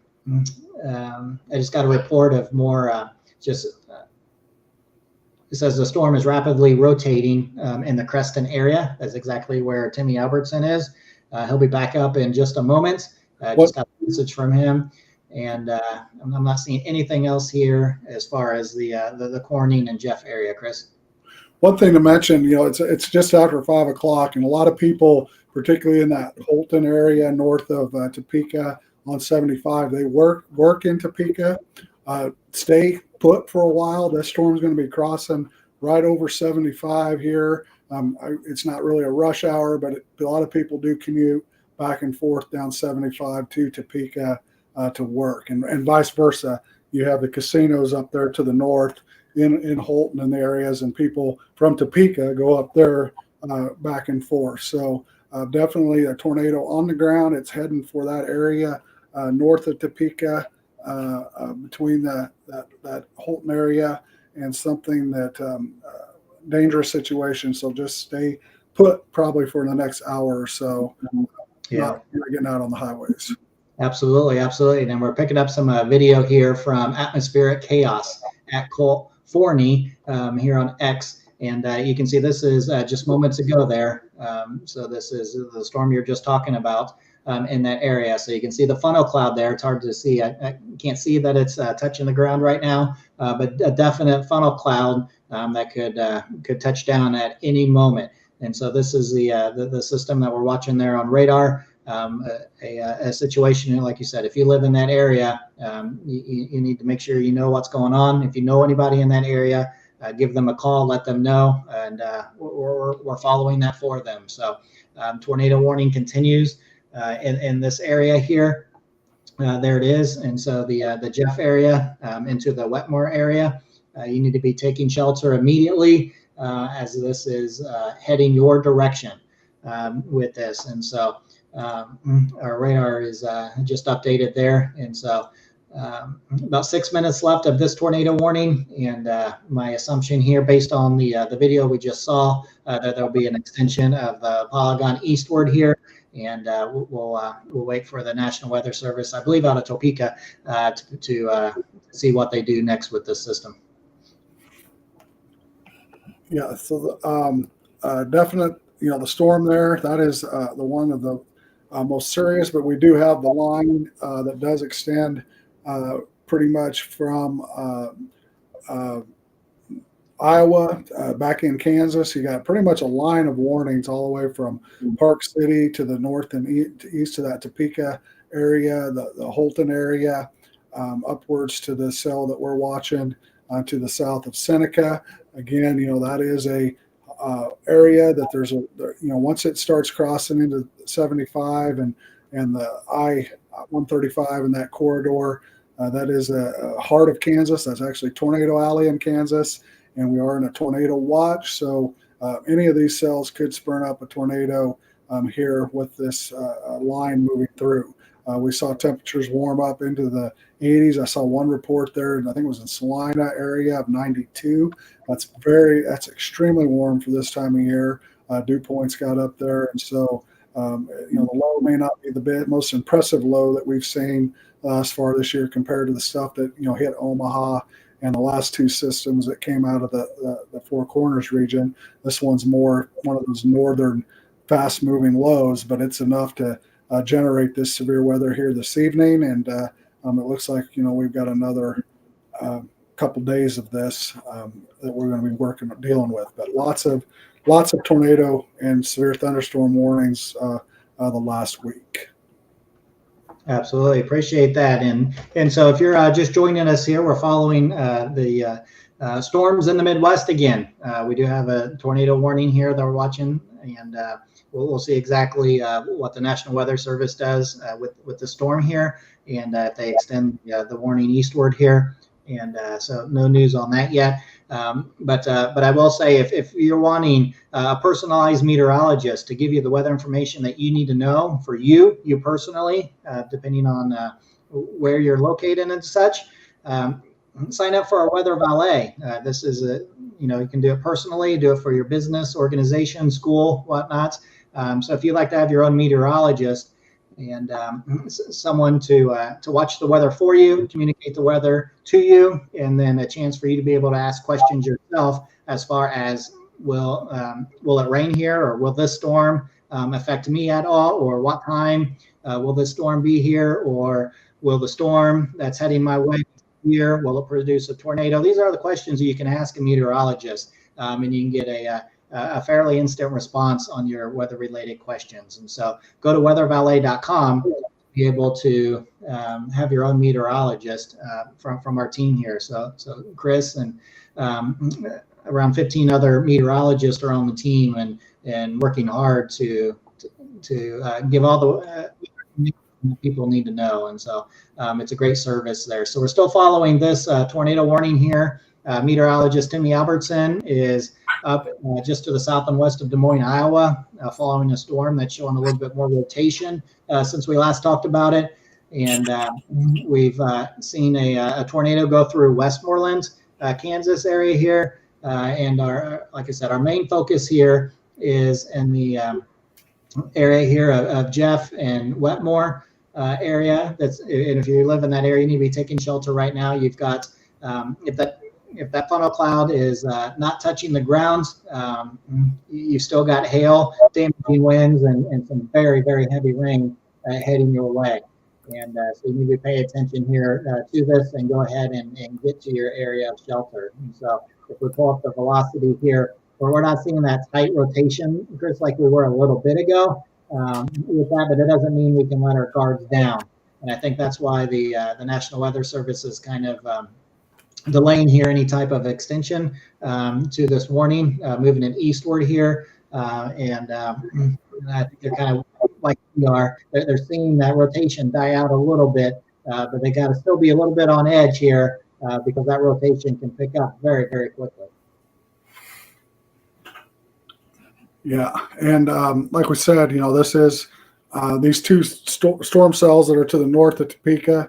That is a heavily traveled area at this time of the day, with people going back and forth from work in Topeka and up north to the casinos and vice versa. So best thing is to stay put for another hour or so, let these storms pass, and take those precautions. But again, we got severe thunderstorm warnings that extend all the way from the north of Wichita to the west of Topeka. And those are the ones we're focused on right now, are those ones north of Topeka that have the tornado warnings and reported tornadoes with them. Yeah, Chris, and if you want to click on the tornado warning, that's a new tornado warning for that storm. And so if you go ahead and click on that one here, and we'll see what the National Weather Service has to say. Weather Service in Topeka has issued a tornado warning for southeastern Nemaha County and northeastern Kansas until 6. Severe thunderstorm capable of producing a tornado is located over Corning, moving east at 20 miles per hour. Tornado with tennis ball size hail, radar indicated rotation. Again, this is the one we've seen some info on, and that we could see rotation. Radar's indicated rotation, and this is a damaging storm that will be moving now through Corning and heading towards Wetmore and Jeff here through 6 o'clock. So this new tornado warning is in effect till 6 o'clock for those areas to the east of Corning.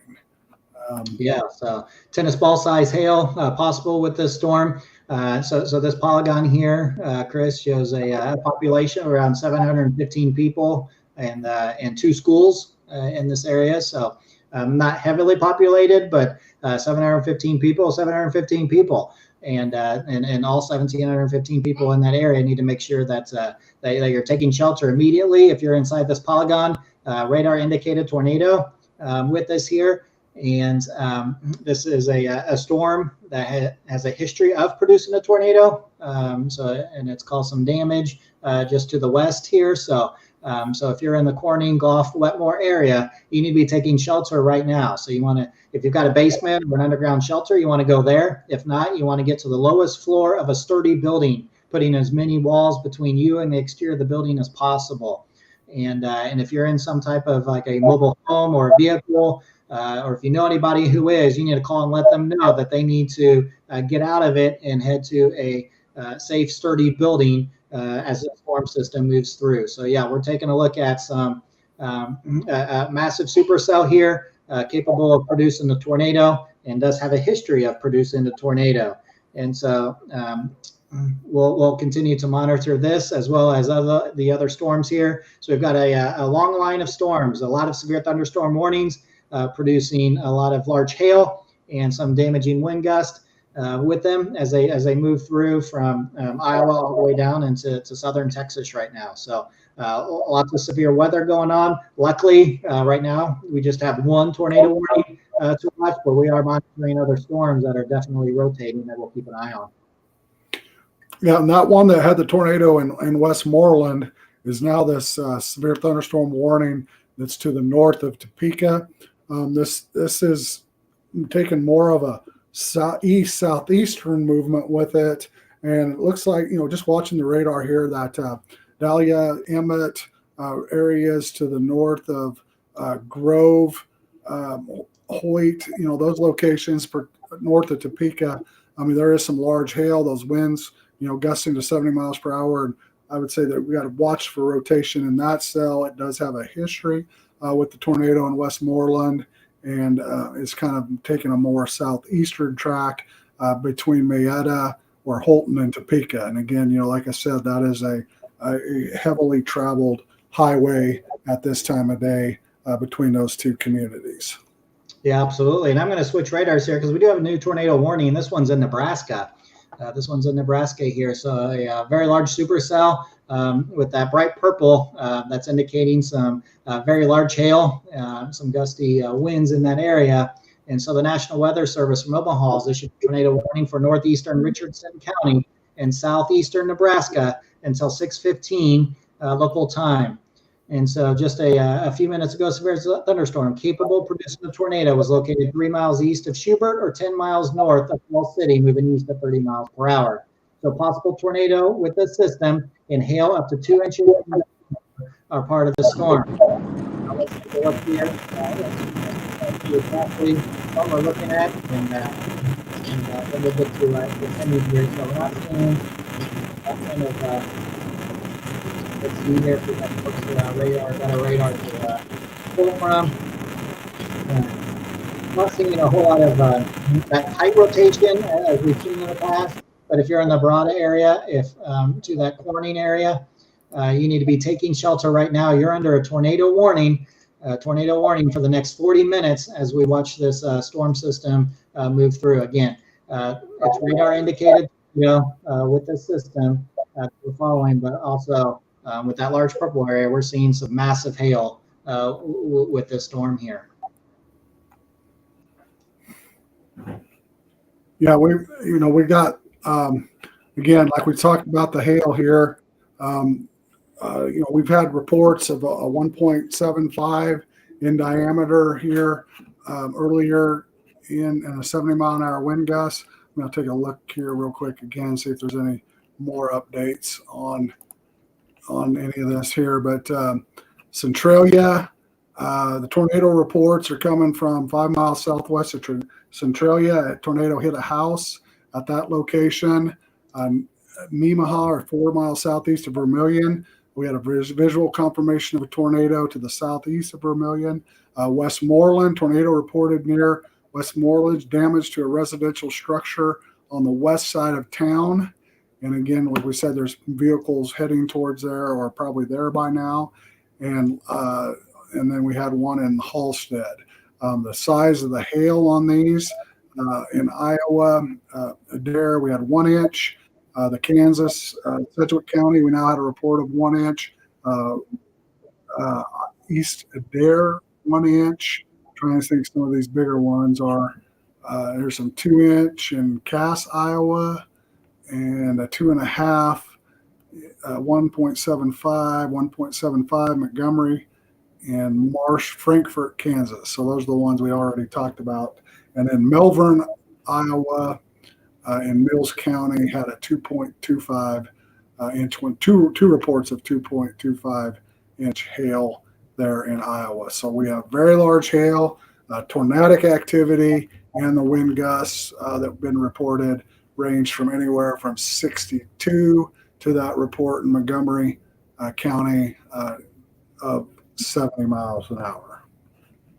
All right, and finally, my radar just updated here. So we do have a new tornado warning just through the storm here that we're talking about in the Corning and Craig area. This includes Mound City and Big Lake. So this is an area that has a population of a little bit over 1,500 people with this. And so a radar indicated tornado with this system, and hail now is baseball size. Baseball size hail is possible now with this storm. And so if you're in the Craig area, if you're in the Mound City area, you need to be taking shelter at this time. You're under a tornado warning for your area until 6 o'clock local time. And I believe Timmy Albertson is back with us here. And so let's zoom out here and we'll check in with you, Timmy. I know you're just to the south and west of Des Moines, Iowa. Yeah, that's right. I'm actually, so I went, I'm east of Preston now. I'm on 34 still. I'm actually going to be turning up towards Lorrimore. That's about a few minutes away here. So the storm in question that has, that is still actually showing some pretty good signs of rotating is just off, is on my left here. You can't see it on this camera shot, but I've been looking at it. Just a very big, deep blue sky. with some nice lightning flashes here and there. Certainly a very energetic storm. So what ultimately we're going to try to do here is, as I mentioned, I'm going to kind of come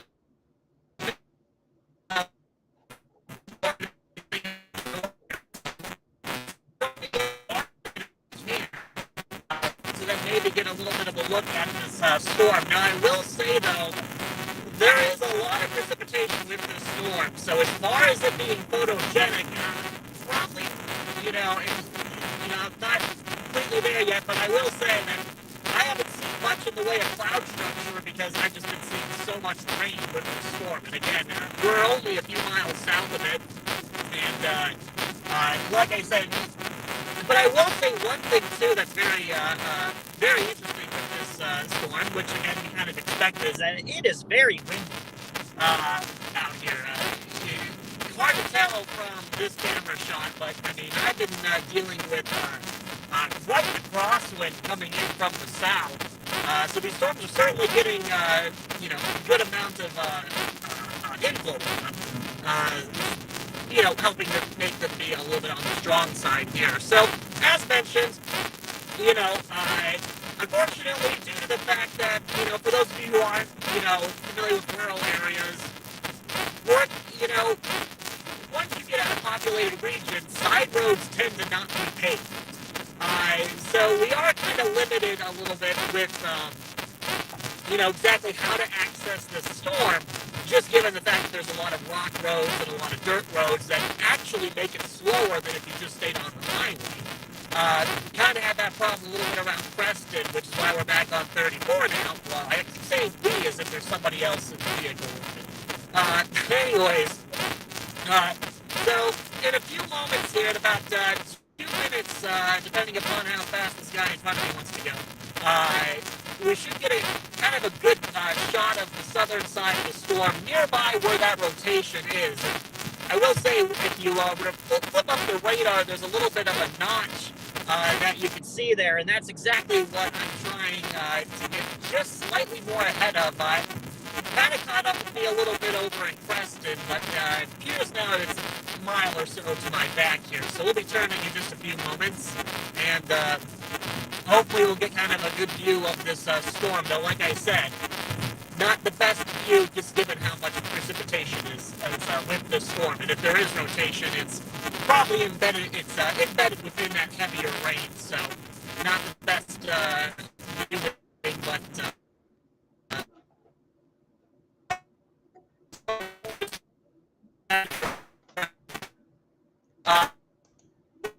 You're kind of freezing up there, Timmy. I know you're in a rural area there in Iowa, and so you're losing connection here. But I'm going to switch gears real quick to a different storm here, just to the south and west of Oklahoma City. We've got an observed tornado on the ground. The National Weather Service in Norman has issued a tornado warning for southeastern Ouachita County and western Oklahoma until 6:15. So just a few minutes ago, a confirmed tornado was located 5 miles southeast of Cordell, moving east at 20 miles per hour. So damaging tornado and golf ball size hail with the storm. And so let's take a look at the radar here real quick, and then Timmy will get back to you. But if you're in just to the east of New Cordell, to the Colony area, you need to be taking shelter right now. Take shelter right now. You've got a tornado warning in your area, an observed tornado on the ground. So it looks like from 152 to 54, we're seeing some very broad rotation here on the radar scan.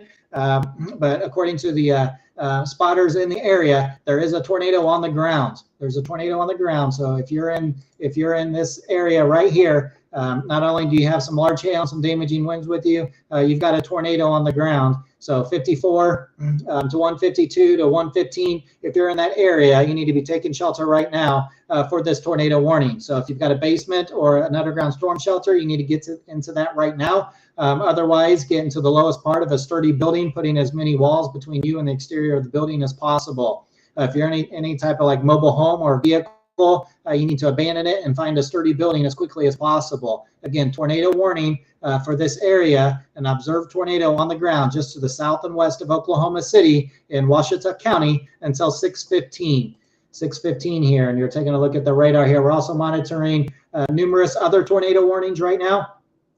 So as we make our way to the north here, north of Wichita, in the Whitewater area, the McLean area. So we've got 16 minutes up. They just updated here for us. So let's take a look here. So just a minute ago, severe thunderstorm capable of producing a tornado was located southeast of Newton, moving east at 25 miles per hour. So tornado and golf ball size hail with the storm. So if you're in this area of the Whitewater, the Newton area, you need to be taking shelter right now. And so as we make our way a little bit further north with this system here, we do have a little bit of a tornado warning left here. And so that, let's see here, northwestern Shawnee County, southeastern Potawatomi County, and southwestern Jackson County until 6 o'clock. So just about 5 minutes ago, severe thunderstorm capable of producing a tornado was located near St. Mary's, moving southeast at 20 miles per hour. So again, large hail and possible tornado here with this storm. And so it's kind of in a small area here that's not even listing any cities inside of it. But if you are in the Delia area, you need to be taking shelter right now. You've got a tornado warning in your area. Moving further north, we've got another tornado warning for about 15 more minutes.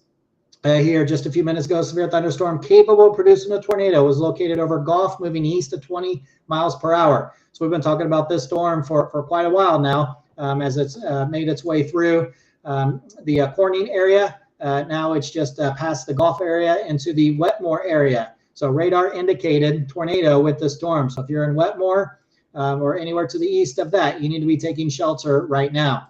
As we make our way further north, we've got another tornado warning. This is in the Mound City area. And so just about 2-3 minutes ago, severe thunderstorm capable of producing a tornado was located over Craig, or 11 miles northwest of Mound City, moving east at 45 miles per hour. So baseball size hail with this, along with a possible tornado with this system here, or excuse me, with this cell here with this. So if you're in Mound City, if you're in the Bigelow area, you need to be taking shelter right now. Again, lowest level you can possibly get, underground if possible. If not, put as many walls between you and the exterior of the building as possible. So we've got several tornado warnings right now, and we've got a lot more severe thunderstorm warnings all the way from Iowa down to southern Texas as this system makes its way from west to east across the Midwestern part of the country here. So multiple tornado warnings. And Timmy, I'm going to throw it back to you here in a second here, but you're just to the south and west of Des Moines. So let's zoom in here on the radar. Then I'll turn to your screen full here if we've got your audio back. So a massive system here, massive cell in the Winterset area with this. And so as I click on the warning here, it's probably going to get updated soon. But we're looking at winds of over 60 miles per hour and hail up to 2 inches in diameter with the system that you're following here, Timmy. And if I take a look at, turn on the velocity here, again, we just see some broad rotation, some very broad rotation, but very strong winds with this system. And so I know you're hanging back to the south and southwest of this system here. And this is a safe place to be, getting away from that large hail here. And it looks like we lost your picture, Timmy, so I don't see you on here for a second here, but multiple tornado warnings going on right now from Nebraska into Kansas down into Oklahoma. So multiple tornado warnings, and we're following them all here with this here. So a few minutes ago, severe thunderstorm capable of producing a tornado was located 4 miles southeast of Cordell, moving northeast at 10 miles per hour. So it's a very slow moving storm here in this area, and some very large hail. So if you're in that hail core here, you're going to be in it for quite a while, and some torrential downpours with that as well. And so it looks like we've lost all the meteorologists on the call here with that. And so again, we're watching some severe thunderstorms. Delia one, here's one for 12 more minutes. The Newton area, just to the south and east of Newton, moving east at 25 miles per hour. So quite a bit of action going on here with this long line of storms. And looks like we've got an updated tornado warning here. And let's see what this here. So southeastern Nemaha County and northeastern Jackson County until 6:15 there. So tornado was located near Wetmore, moving east at 25 miles per hour. So we've got, again, large hail with a possible tornado on this storm. Let's take a look at the velocity with this here. And we can see some very broad rotation with this area. So the, if I say it right, Netawaka area and the Whiting area, this storm is heading your direction. All right, and it's capable of producing a tornado. There's definitely some rotation that we can see on the radar that's in the atmosphere. So again, enact your emergency preparedness plans. You're under a tornado warning here with this, but we're having some very large hail and damaging winds with many of these storms moving through the Midwest here, Chris. And as they move through, some counties might have the protocols that if you're under a tornado watch and a severe thunderstorm warning is issued for your area, they might sound the tornado sirens during that time. So I know some counties have that policy in place. So if you're hearing sirens, it doesn't mean necessarily a tornado is on the ground, but you do have a very serious, severe thunderstorm heading your direction. So again, a lot of large hail, a lot of damaging winds. We've seen at least one tornado on the ground. We're seeing power outages. We're seeing some damage starting to come in here. So a very strong system moving through. And we'll continue to follow this together right here on America's Weather Streaming Channel, Chris. Yeah, just taking a look at the cell that's to the north and west of Topeka. Now that tornado warning box does include those areas just to the north. Topeka is one of our largest cities. It's the capital of Kansas, so it's fairly large. So northwest parts of Topeka and north, you are in that warning box for that tornado warning. Please take cover. We do have that couple of them here. We got the St. Mary's area. This thing did have a history of a tornado in Westmoreland, and now is moving kind of east into a southeast movement to those areas to the north and west of Topeka.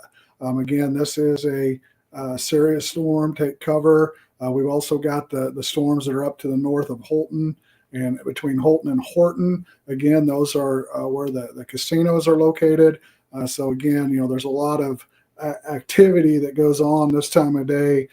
People going back and forth between Topeka and those reservations and casinos up to the north there. So again, a dangerous situation. We got tornadic activity occurring as we speak, and the large hail and winds in that area to the north of Topeka. Again, this line extends all the way down. I think we got the tornado warnings now all the way into Oklahoma, upwards. I think there was one ran down in the north of Wichita. I don't see that one anymore, but anyway, we've got tornado, and then the one in just crossing the river into Iowa there in southeastern Nebraska. So got a lot of activity, a long line of storms here this evening. If you're in front of these storms or in one of those warning box areas, please take a caution immediately. If you're in Atchison, St. Joe, Leavenworth, Ottawa, Emporia, the community, Eureka, Winfield, all the communities out ahead. We got the potential, stay close to your radios, weather radio, however you get your weather information. Severe weather could be moving through there. These watches, tornado watches, go in place until 10 p.m. and 11 p.m. here this evening. Yeah, and just kind of following up here, Chris, with that storm you're looking at there, just in the Topeka area. So a lot of the tornado warnings that we've seen here are in rural areas, and so this area, just that polygon right there, it's over 40,000 people, 18 schools in that area. So a more populated area that needs to pay attention to this. You need to act your emergency preparedness plan. So if you're inside the red polygon here, you need to make sure that you're taking shelter right away. It's not time to go outside or go to the window and look outside and see what's heading your way, because time is limited. That storm that's capable of producing a tornado is heading your direction there. And if you dive into that little bit, if you zoom into that a little bit, Chris, it's starting to look like we might be taking more of a, you see the hook forming there just to the east, northeast there of Rossville with that, and Grove's kind of right in that middle of it there with that. And so I just flipped on the velocity on mine, and yeah, you're starting to see the reds and greens starting to come together here with this storm. So definitely, if you're in the Silver Lake area, if you're in the Grove area, if you're in the Minikin area, you need to be taking shelter right now. And if you're in Topeka, you need to be paying attention to this because this storm is heading your direction. Yeah, I mean, that's again, we can't reiterate the importance of these storms and being prepared. Again, that immediate area there, north and west of Topeka, is something to be raising the flags on. Again, time of day, it's a busy time of day, but again, people are trying to get back and forth after school practice. There's all kinds of stuff I know going on at this time of day in those locations. Hopefully, people were prepared ahead of time to prepare with this thing going through here now. But again, it's if you're in that area between highways 36 up to the north and Seneca and Iowa and Topeka, this is a dangerous, it has been going on here for the last couple of hours today. This really started around 4 o'clock out there in that Westmoreland area, where we had some large hail in the Frankfort area, Westmoreland, the tornado, and now it's moved to areas along Highway 75 north of Topeka. Again, we've got that one we're watching here to the north and west of Topeka that does look like it's showing indication of rotation and a signature of a potential hook here on radar. That's a very dangerous situation.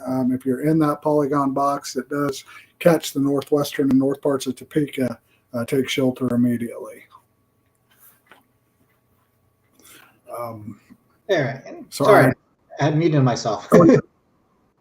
Yeah, I was just taking a break. I was doing the Weather Valley updates, and we got this storm here we're focusing on today. We're putting these on the Kansas Facebook page and YouTube, myweathernow.com. We're expecting another round of weather tomorrow, late afternoon, evening, this time frame. Again, moving across the state of Kansas, starting late afternoon out there in the northwestern parts where I'm located, and then moving across into central and portions of the state during the evening and early morning hours. So looks like we'll be at this here this evening for a couple more hours at least, and then tomorrow we're going to have another round across the state of Kansas. So more potential large hail, damaging winds, and these isolated tornadoes. Yeah, and so I'm taking a look here. I'm going to switch. I think Timmy was trying to get back on here. Not seeing him yet, but we'll keep an eye out for him there.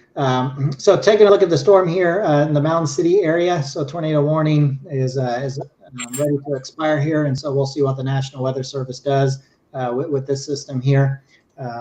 With that, so this storm right here, just to the north of Mound City, has been tornado warned for a while. And we'll see what's happening as it moves forward here. So the velocity did not show a whole lot of rotation with it. And up where Timmy's at, and he's trying to get reconnected, but we're just not able to yet. So he's just to the south and west of Des Moines following these storms here. And so we've been seeing some pictures recently of, not that one. Let's see if we can get another one up here. Some of the lowering of the clouds and a little bit of rotation. But this storm was just never able to produce anything here. So this is Radar Omega, and Vince Welty it's on here right now at seethestorm.net. And you can kind of see some low-hanging clouds in the distance when it's not freezing up here. But Vince is dealing with the same thing that Timmy's dealing with right now. It's just hard to get that connection.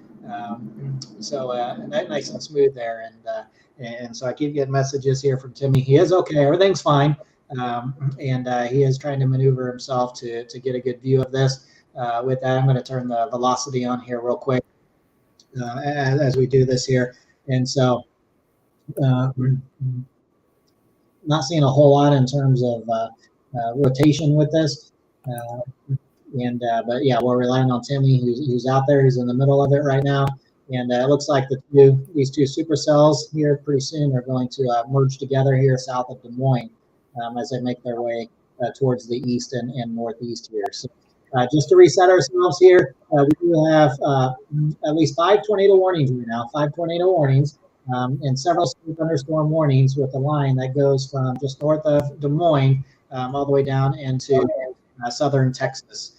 And so as we zoom in on some of these here, so just to the west of Oklahoma City, we've got 2 cells here that have produced, or excuse me, that are under a tornado warning with this. And so northern Kiowa County and southwestern Oklahoma until 6:30. So about 10 minutes ago, severe thunderstorm capable of producing a tornado was located 4 miles south of Hobart, moving east at 20 miles per hour.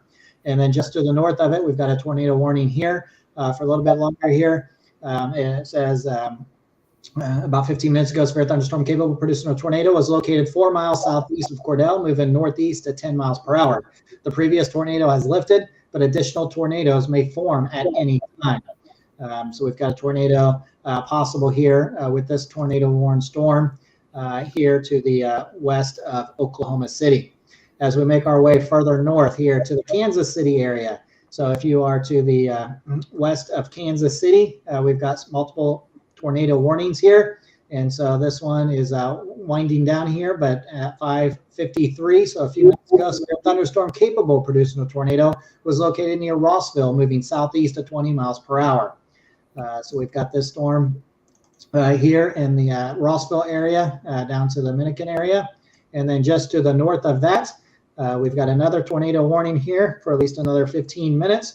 So about 5 minutes ago, severe thunderstorm capable of producing a tornado was located near Netawaka, to the east at 25 miles per hour. So possible tornado here with that. So what we're seeing here, Chris, with these storms here, quite a bit of hail, lots of rain, some very heavy rain with these storms, and some hail rain. We're seeing some gusty winds with this. Possible tornadoes with some of these storms that we just went through here. And the thing about some of these supercells here, a few of them, Chris, are very slow moving, 10 miles per hour storm there. I mean, we've been following that storm location for the last hour here.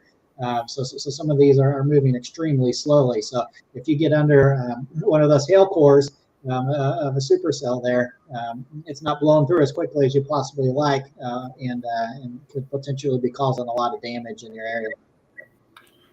Yeah, and we don't like to talk about hail, this time of year or any time of the year here across Kansas. We do have wheat crop that's out there and all that, and that's I actually have taken some calls already from some of our Weather Valet customers about, is this the year we need to have hail insurance? And yeah, it definitely looks that way. I mean, we started talking about hail all the way back in February and March with these severe storms and tornadoes. So it's been kind of a crazy winter.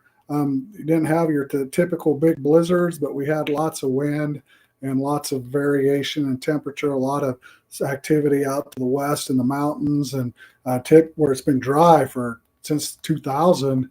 We haven't had much out there to the west, and California got pummeled with rain and snow up in the mountains and both the west slopes and even the Front Range. And it's kind of a different year. I mean, it's these storms are coming across.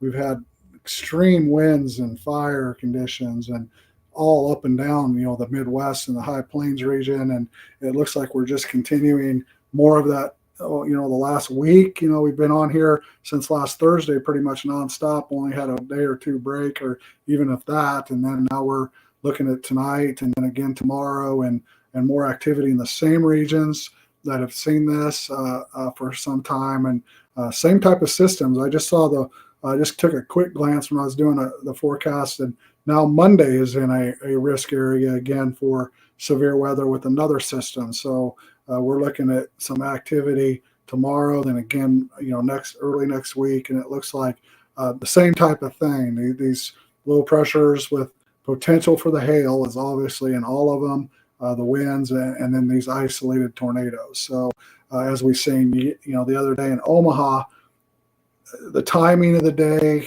how the conditions get out, some of these tornadoes can get rather large. So it's again something to be prepared for. However you personally have your plan to prepare with, whether it's weather radio, your favorite radio station, your favorite TV meteorologist. And then what we're doing here, it's kind of a filler in for streaming and those folks that don't necessarily have those other sources. We would love to be your source, particularly, we've got Kansas, Nebraska, the Midwest pretty well acred down with a team of meteorologists that are familiar with every region. And again, we can work together and cover this and hopefully bring a good product that provides lots of safety for those following us. Absolutely. And with that here, and so I've been kind of trying to see where Timmy's at here, and we're getting some reports of still some rotation in the Iowa area, just to the south and west of Des Moines. With that, and so we've got. Let me switch over to a different radar here. And so we've got 3 large supercells right here that we're predicting here. They're going to come together as eventually we're going to form a long line of severe storms here with that. And so with these here, and so I'm going to switch over here to the velocity. Let me get to a better radar with that. And so, yeah, we're taking a look here in this area right in here. We're getting reports of some tightening of the rotation here.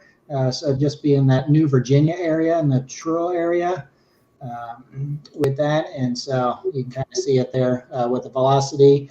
And another area, just by pulling up here, might be back in the Afton area, just to the west of Thayer, that we might see some of the reds and greens coming together. It's what we're looking for when we turn on the velocity here. But definitely some broad rotation coming around. Nothing that shows us that there is something imminent with that as far as a tornado. But if you're in any of these severe thunderstorm warnings here, you can see the storms are starting to connect together a little bit, and so we'll see how they develop there. And our own Timmy Albertson is right in the middle of this system right here. He's right in the middle of it, kind of the same spot where these storm chasers are. And so there you can see a live feed from Radar Omega that we have a subscription with here. And this is Vince Welty at seethestorms.net as he's moving through here. So not seeing much in that view here, but that's an area that we are going to continue to follow here. And I'm going to reach out to Timmy here in just a second and kind of see where he's at and see if we can't get him on back on the air here. Just looking at the severe storms reports, so we just had our first 3-inch or tennis ball size hail in that cell down there in White Chief, Oklahoma, and we had another 70-mile-an-hour wind gusts reported by law enforcement in Holt, Missouri. So those cells, the Missouri cell and the ones in Oklahoma are just like the rest of them, producing those winds up there at that 60, 70 mile an hour range, and the hail plus 2 inches, that 1.75, 1.5 have been the more general amounts, and we've seen them all the way up to 2.25, and now our first 3-inch report of hail with the storms down in Oklahoma.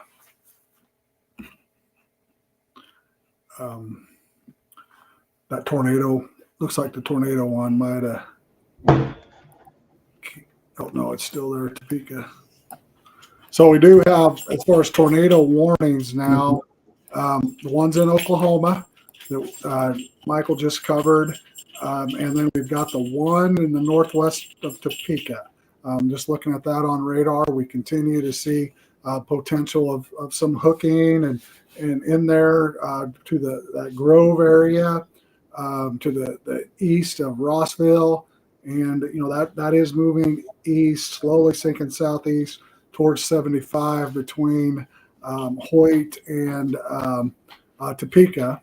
So again, if you're in those areas of northwest of Topeka, including northwest and northwestern and northwest Topeka proper, please take cover. This is a dangerous storm, has history of tornadic activity, and radar indicates that there potentially is some tornadic activity in that grove south of Hoyt and north of Topeka, moving east at around 25 miles an hour.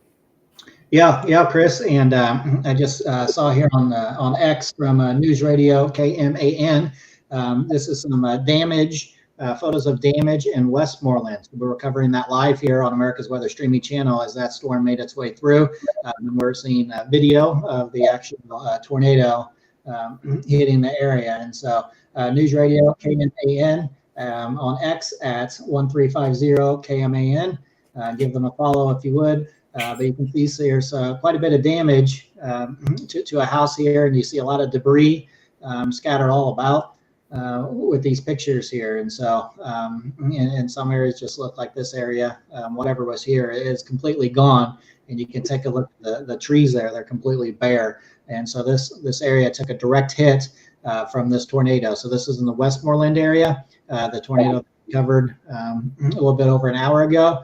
And we're watching that move through live as it took place there. And so quite a bit of damage in this area with the storm here. Our own Timmy Albertson is near Des Moines right now. And we're trying to reestablish his feed as we speak here, but we're seeing some rotation up in the Des Moines area here. And so we're seeing was 3 supercells.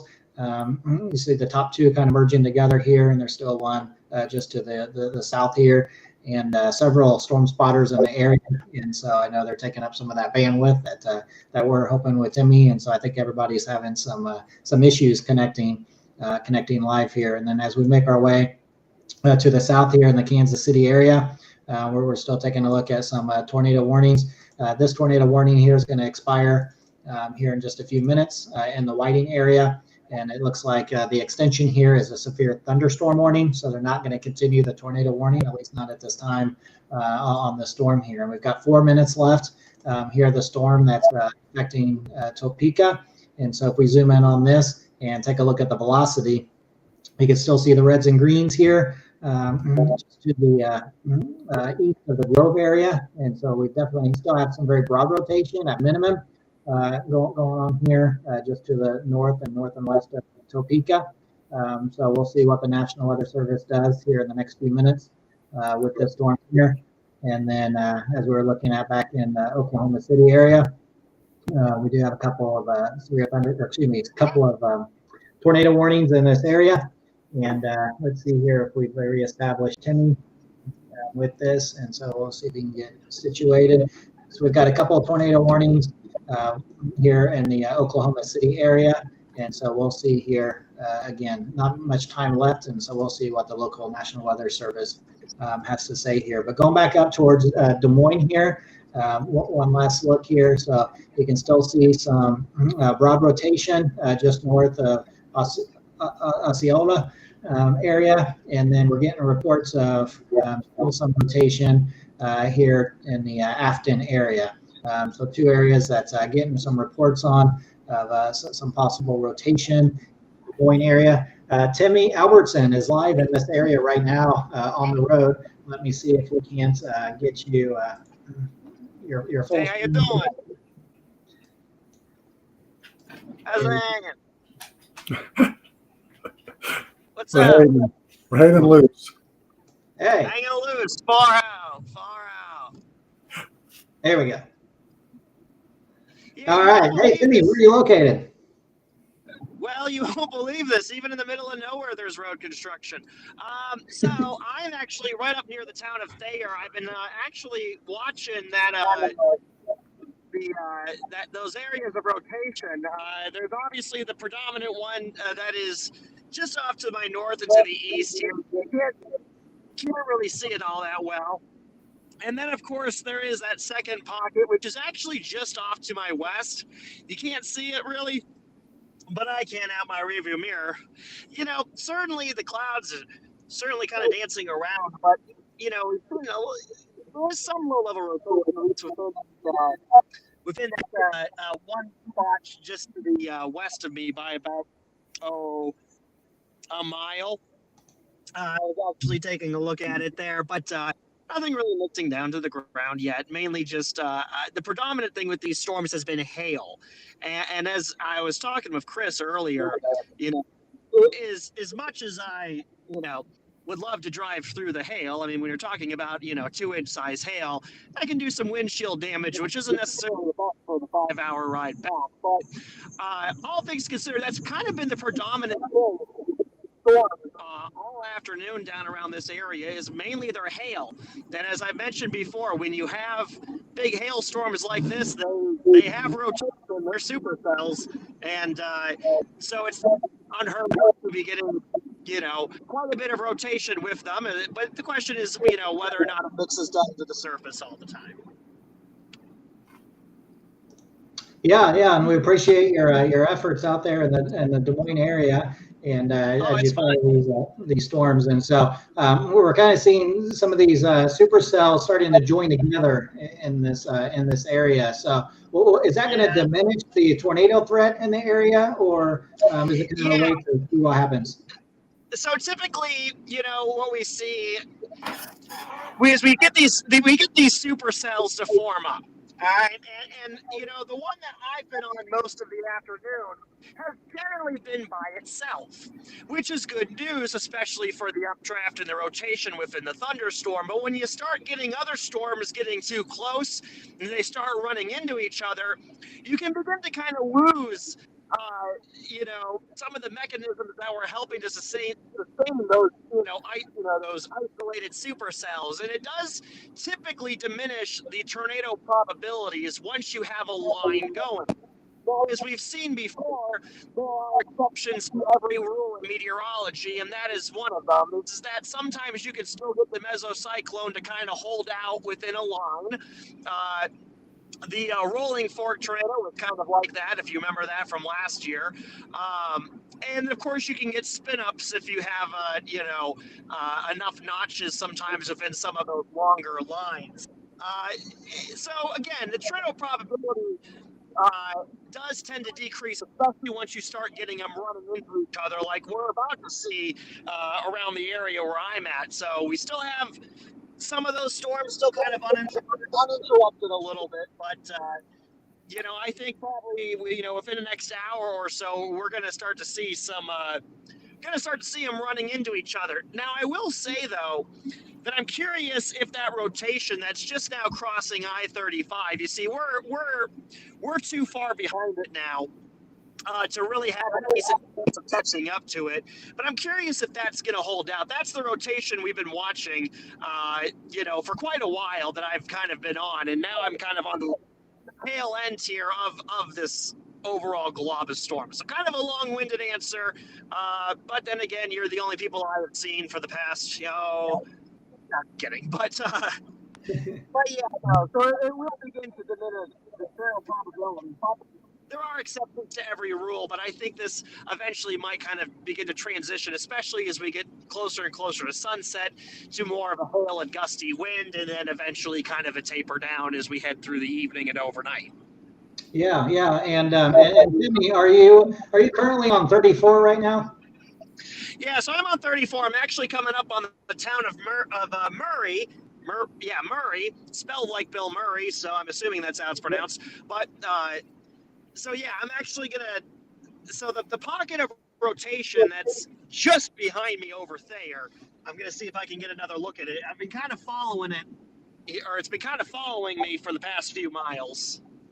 Yeah, and we're just pulling it up here, and so you can see on the velocity, still some very broad rotation in the Thayer area, which you just passed by with that. And so, yeah, right behind you, so to the west of Murray, you still see some of that rotation there. Would you take a look at the radar, you actually start to see a little bit of a hook starting to form on the western part of that. The problem is going to be it's going to start connecting here with the other storms nearby, and it just might not be able to do much. So if it's going to happen, it's going to happen here very soon, and it's probably going to happen right over you with that. And so let me pull this up here and just to check on something here. So the storm here, let's see, the severe thunderstorm that you're in right now is moving east at 15 miles per hour. So it is a fast mover with the storm here. The storm just to the south of it's moving at 40 miles per hour. And the storm heading just to the south and west of it. Let's look at this. It's also moving at 40 miles per hour. Some very fast-moving storm in the area. So once those storms connect, you're going to lose any chance of, and you can correct me if I'm wrong, but you're going to lose your chance there of spinning something up. So this might be your last bet here to pick up some rotation on our live stream today. Yeah, I mean, there's definitely these guys are definitely moving. In fact, you're actually kind of looking at a little bit right now. Let me turn the let me back up here a little bit so you can kind of get a view. Unfortunately, the only tree in Iowa is right in the way, but give me a quick second here as I back out a little bit. It's going to be a little hard for you to see, but you can kind of see how the clouds are. We got this kind of broad area of rotation.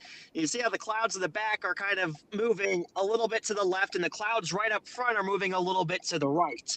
So, yeah, it's certainly a pocket of rotation. And like I said, I've been with this since there. I kind of tried to move out a little bit ahead of it. This is the first chance I've really had to get kind of a look at it that wasn't my rearview mirror. Let me get the window defogging here a little bit. Probably would help if I didn't have all this stuff in the way. I hear noise. So yeah, there is a little bit of a hook, and you're looking right at it. I mean, that's where it is. So. Yeah, definitely. So on the right side there of the picture, that's what we're looking at of that rotation with that. And so that noise you heard, I was pulling up some other feeds from other storm spotters in the area, and so they're all. Oh yeah. They're all pointing the same photo that you're looking at here. So the lowering of the clouds right there. And just to the west of that. So exactly, or south of that. So exactly what we're looking at right here. What everybody else is looking at who are in the area. So on Radar Omega, Storm Chaser Brandon Kopic. He's be very close to you, just passed by you here recently. So kind of showing that same picture that you are. Are you seeing any rotation with the clouds here? Yeah, I am. But like I said, it's kind of a broad rotation. That particular batch that you're looking at there, let me go ahead and just readjust my camera here just a little bit so you can see it. Unfortunately, not the best position. Let me get a good look at this guy here. Yeah, I mean, there's a little bit of rotation with it. Kind of really the main thing is kind of this somewhat little broad.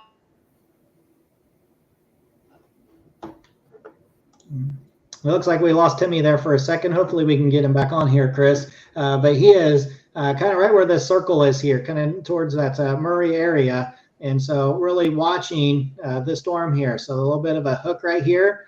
We were seeing the lowering of the clouds here with that. And let me take a look at the velocity.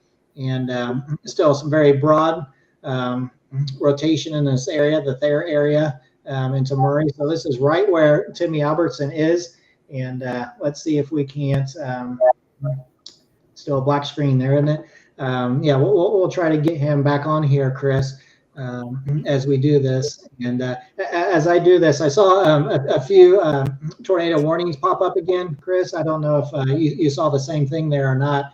Yeah, I've been watching this one in the Topeka area. They have put that till 6:30.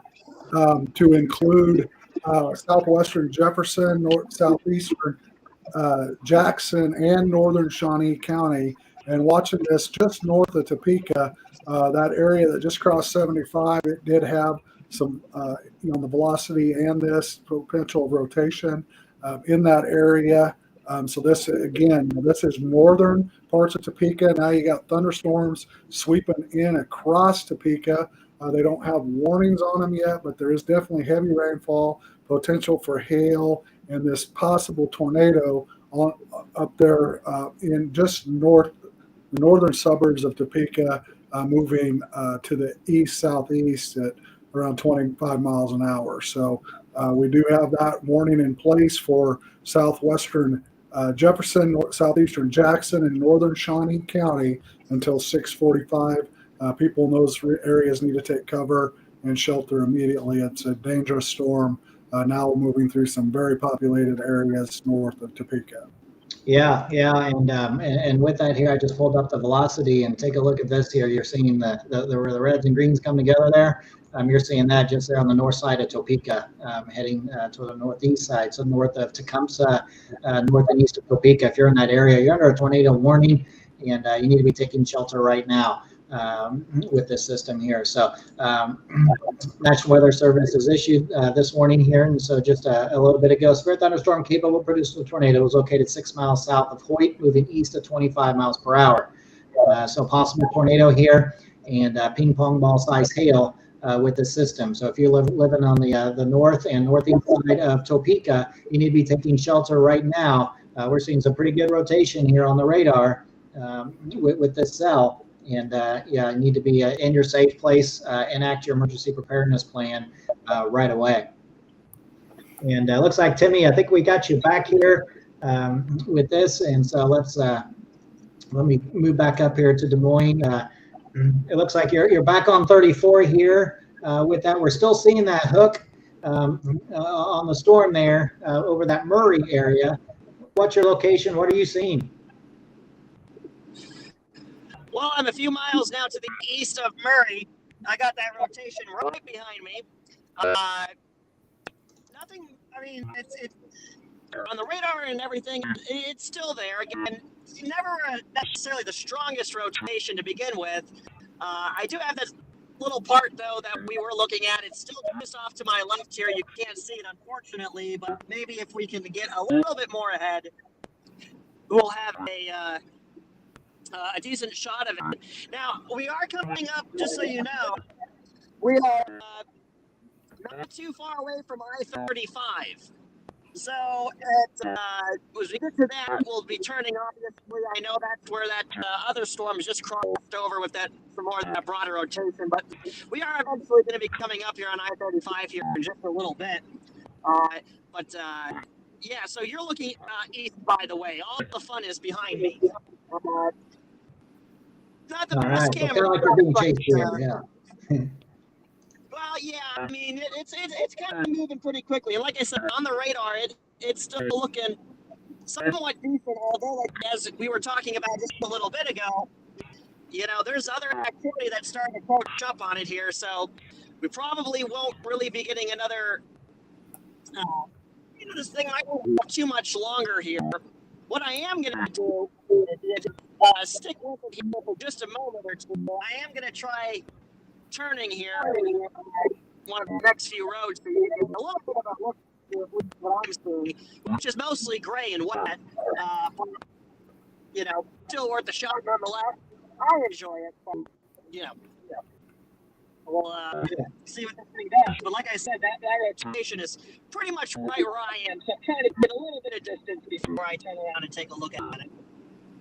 Awesome. I appreciate that, Timmy, and thanks for all your work today. You've shown us some incredible views of the storms here as they're making their way through Iowa, and so very appreciative of that. And stay safe out there as we do this. And Chris, I'm going to turn it over to you to take a look at the radar here. I know we've got a few of our AWSC meteorologists who are getting together to talk about these storms here. And give some good information out.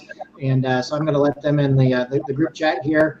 And I'll be back with you in a moment. But yeah, appreciate the hard work that you guys are doing here, and for our viewers here to keep everybody safe, and appreciate everybody watching. We do have lots of storms in the area right now, and luckily we haven't seen the tornado outbreak that we saw over the weekend. However, we do have tornado warnings in place right now, and several severe thunderstorm warnings with damaging winds and very large hail. And so it's no off night for anybody who lives in this area, because there's a lot of damage that is occurring with that. So what's the radar looking like, Chris? Well, now we've been watching the tornado warning that's in northern and northeastern Topeka. We also got some activity around the Wichita, El Dorado, and southward in Butler County.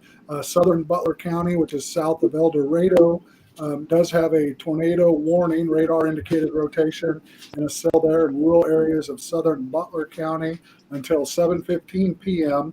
Again, that is small communities there to the east and southeast of Wichita, which would include Bloomington, Leon, and those communities south of El Dorado. That box area is till 7:15. We also got severe thunderstorm warnings that do include Wichita proper, place El Dorado, and all areas all along Interstate 35 to the north and east through El Dorado and into southern parts of going on your route to Emporia. So if you're on 35 in those areas, large hail, wind gusts to 70 miles per hour, potential tornado spawning in these cells. There is a tornado watch in place. We need to really keep an eye on particularly that area that's now on the eastern edges of Wichita, heading towards Augusta, El Dorado. We've got a tornado warning just to the south and east of that, and that cell's looking pretty strong and developing. It's getting larger in size there in eastern Wichita through Andover, moving into El Dorado here as we speak. It's got thunderstorm warnings on them, and then this tornado warning till 7:15. But that is dangerous storms developing around the Wichita, Kansas area and to the south and east. We also got the Oklahoma activity is still ongoing. We got tornado warning that's down in the southwestern parts north of Lawton, and then warnings that are in the severe thunderstorm warnings in the areas to the in north central, northwest central areas, and then up around to the east of Ponca City. So this line is extending all the way from Oklahoma back up to where Timmy is up in south of Des Moines. And again, the tornado, potential tornado in northeast Topeka, and a cell now moving through northern Topeka. It looks like it definitely has the large hail and the potential for rotation in those areas. So immediate situation, dangerous there in the Wichita, El Dorado, and Topeka areas in Kansas. That is, our basic rundown. Here I am meteorologist Chris Schromick, cover the state of Kansas. So this is in my coverage area as far as American Weather Streaming Channel meteorologist. Just had an update on that Topeka cell, and I think it is now in Topeka. It's extended down into that cell that I was talking about, just to the north of Topeka. It looked like it was getting stronger on radar. National Weather Service Topeka has issued a tornado warning for southwestern Jefferson, northeastern Shawnee, northwestern Douglas County into east central Kansas. Severe thunderstorm capable of producing a tornado is located near Grantville, moving east at 25 miles per hour. Tornado and ping pong ball size of hail. Radar indicated rotation. This includes locations in northern Topeka, Tecumseh, Perry, Meridian, Lecompton, Perry Lake, and Grantville. So this is Interstate 70 from miles markers 355 to the Kansas Turnpike between markers 181 and 194. So that is now from North Topeka to northwest Lawrence, Kansas, the Lecompton area. We do have a tornado warning that has been extended until another 43 minutes. That would take you into the top of the 7 o'clock hour. We are in a tornado watch until 10 p.m. for all of eastern Kansas. It does not, it may include now Kansas City, but at the time it did not. But we do have everything to the east of Kansas City is under a tornado watch. So these cells in the Topeka area, northwest, heading towards northwestern parts of Lawrence, Perry Lake area, Meridian, Rooks Creek, Hoyt, and northeastern Topeka. It is radar indicated. However, it is a tornado warning, possible rotation in those populated areas from Topeka to Perry Lake, northward Timmy, are you back? Oh yeah, I've never left. Okay. Any?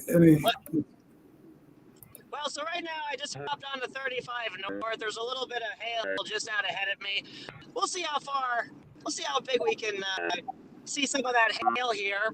And it is looking like the storms down around this area are really starting to run into each other here. So that might be it, at least for the tornadic probability in this immediate area. But I am going to stick with this section of the storms here. But I do kind of want to change my position a little bit. So we're going to see if we can see a little bit of hail. But yeah, so we're heading north on I-35. We're just north of Osceola.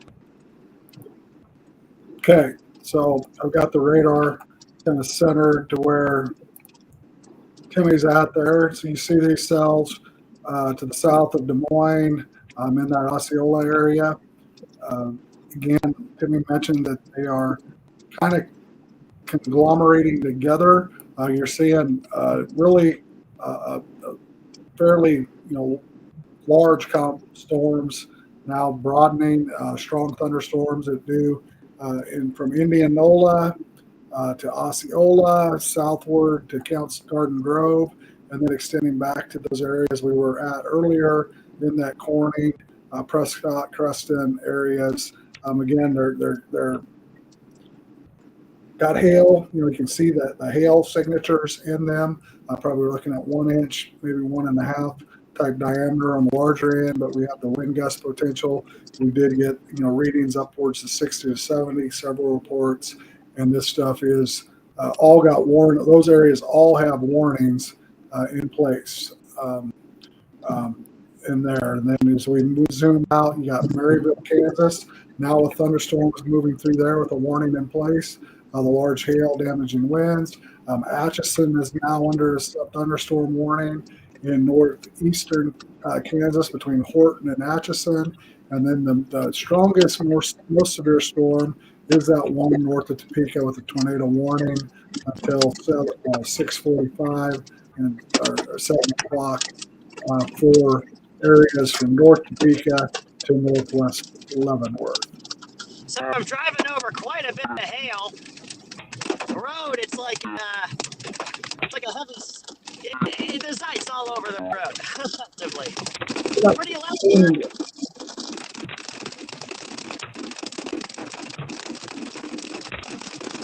You'll be in trouble.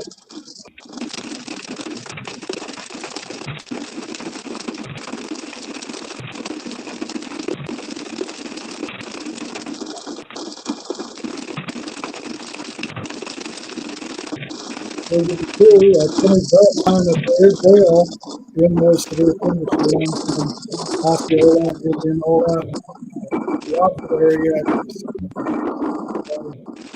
here.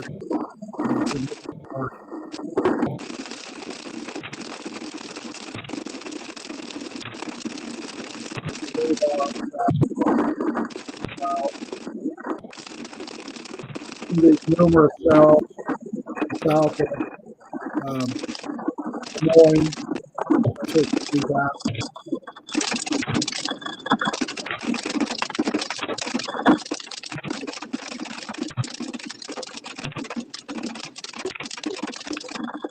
Yeah, it's hailing.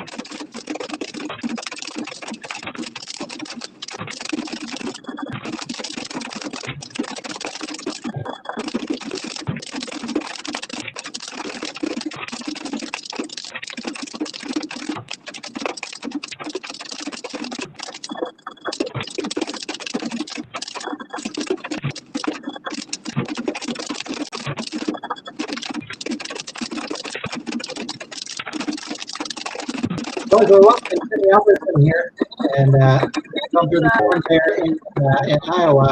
And Timmy, I've been watching the chat here. I've been waiting to see a message from your fiance, wondering what you're doing out in the middle of a hailstorm.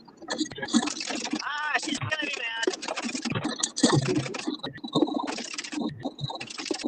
I can imagine. Chris, I see you pulling up the radar here. It looks like Topeka under a tornado warning right now. Yeah, we've been running this down Topeka, northeast of Topeka, This warning is now extending towards south and west, south and east towards north, and turnpike mile markers under the threat of this. I-70 from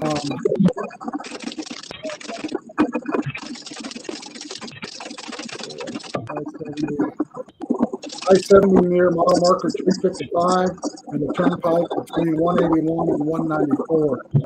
This will include Topeka, northeast Topeka, Tecumseh, Perry Lake area, Meridian, Lecompton, and Grantville. So everything to the north and west of Lawrence to northeastern Topeka is now under a tornado warning up until 7:15 p.m. here this evening. It's a dangerous storm. It has history of tornadic activity going back all the way to 4 o'clock here this afternoon and continues to move east across more heavily populated and traveled areas in that Topeka, and now eventually at the 7 o'clock hour heading towards 7:15 Lawrence. You see the thunderstorm activity in Lawrence proper now, through Topeka with the heavy rain, probably the hail like you're at least seeing Timmy going through. All these storms have had hail in them, and again, that is our most dangerous storm at this point. It has history of tornadic activity in it.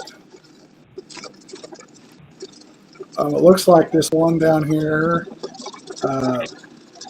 in the southern Butler County. Now, the tornado warning for southern Butler County has shifted a little bit farther south into Winfield. Now we got a tornado warning for northwestern Cowley County in south central Kansas until 7:45. At 6:38 p.m., a severe thunderstorm capable of producing a tornado was located near Oxford, moving northeast at 15. This was a radar-indicated tornado with potential ping-pong-sized hail. And again, that is a new tornado warning for areas to the just to the northeast of Winfield, moving through Cowley County here with a new tornado warning.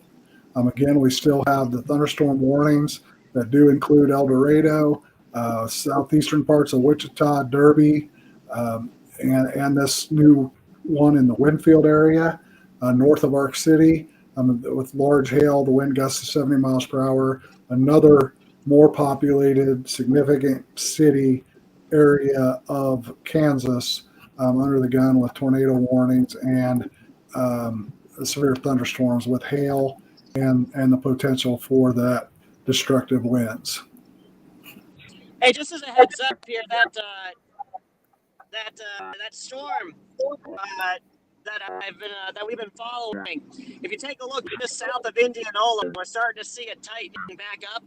The rotation, and even you can see it on both the reflectivity and on the velocity radar scan, just south of Indianola, which is just south of Des Moines.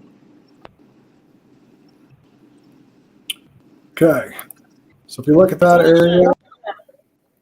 Yeah, so if you take a look, that storm that we've been following, it's the only one right now, kind of a really established mesocyclone. You can see that. Yeah, you can see it right there on your radar screen. I can see it there from my phone here.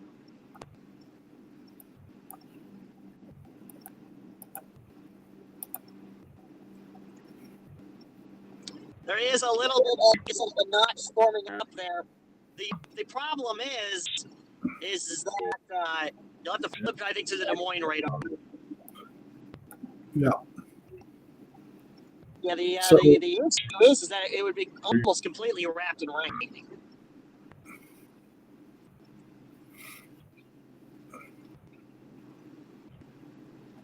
So if you can see where Timmy's talking here on the radar, we're to the north of Osceola, south of Indianola with these cells. Again, he's talking about the distance from the Des Moines radar is kind of limiting the fact of what we're seeing here on radar as far as any rotation, but he is seeing it on his end. And let me see here if we can see where you're. Yeah, so I mean, it's way off to our it's off to our east right now. You probably you can't see it from here. I'm even looking out my window, and I mean, there's just so much rain. I mean, you can't see it from here visually, that is. But there's a little notch. You see that little notch on that top storm. One up. Yeah, right there. Just south of Indianola. See that little notch right there? Yep. It does appear it's kind of tightened up a little bit on the radar imagery, or on the velocities too. Like I said, we'll see maybe if we can't get somewhat close to that storm. But the problem is that rotation. It's on the front of the storm, and all the heavy rain behind it. So this might be something that we will not be able to get up to. But we'll give it the old try here once we get to the Indianola exit. But it'll probably be long gone by the time we get close to that. But I just wanted to throw that out there again. You know, this is a storm. These are the storms that we've been following, particularly as we've gone through the afternoon. So I just wanted to give you an update on it. Like I said, from my hands here, you can't. Like I said, there's nothing. It's just too much rain, but pretty cool nonetheless. Okay. So, can you give us a good rundown of that activity south of Indianola through Osceola? Lots of rain, the hail, and we're kind of looking at that area just to the south of Osceola with the potential rotation. Going back to Kansas here, we do got this now. One warning that includes Topeka and areas, the Perry Lake area, also Perry and Lecompton to the north and the west of Lawrence. It does cover mile markers 355 on I-70, 151 in there at Lecompton exit to the Topeka exit is the areas to watch with that storm. Again, it's radar indicated. You can see the little notch like Tilly was talking up in Iowa. You kind of see here on the radar to the east of Perry. If we look at our velocities, we'll see the storm also. Again, back in the Westmoreland area. Earlier this afternoon, you saw some of the damage that was done there. We continue to see this storm that's moved through now just to the north of Topeka, now heading to the northeast of Topeka in that Perry and Perry Lake area.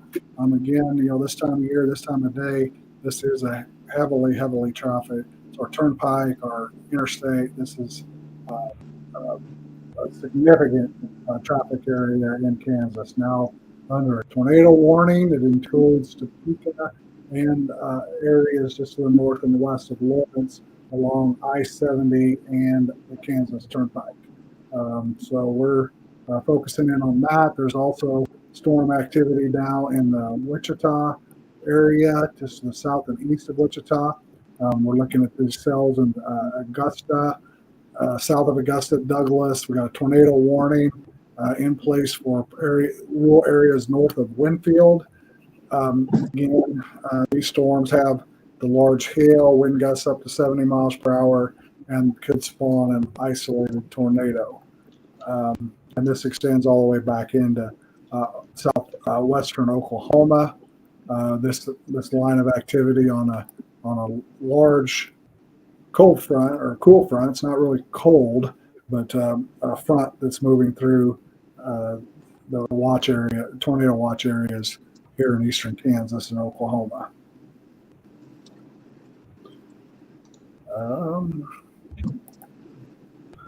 Michael, I see you're back. Yeah, back here, and so I was just following some reports here on what's going on. But you actually just covered it there with the Topeka storm, and we're seeing winds 60, 70 miles per hour with some of these storms. You can see that with brighter colors when we're looking at the velocity there with that. And you mentioned this before. We could be back at this tomorrow, same time tomorrow, with some severe weather.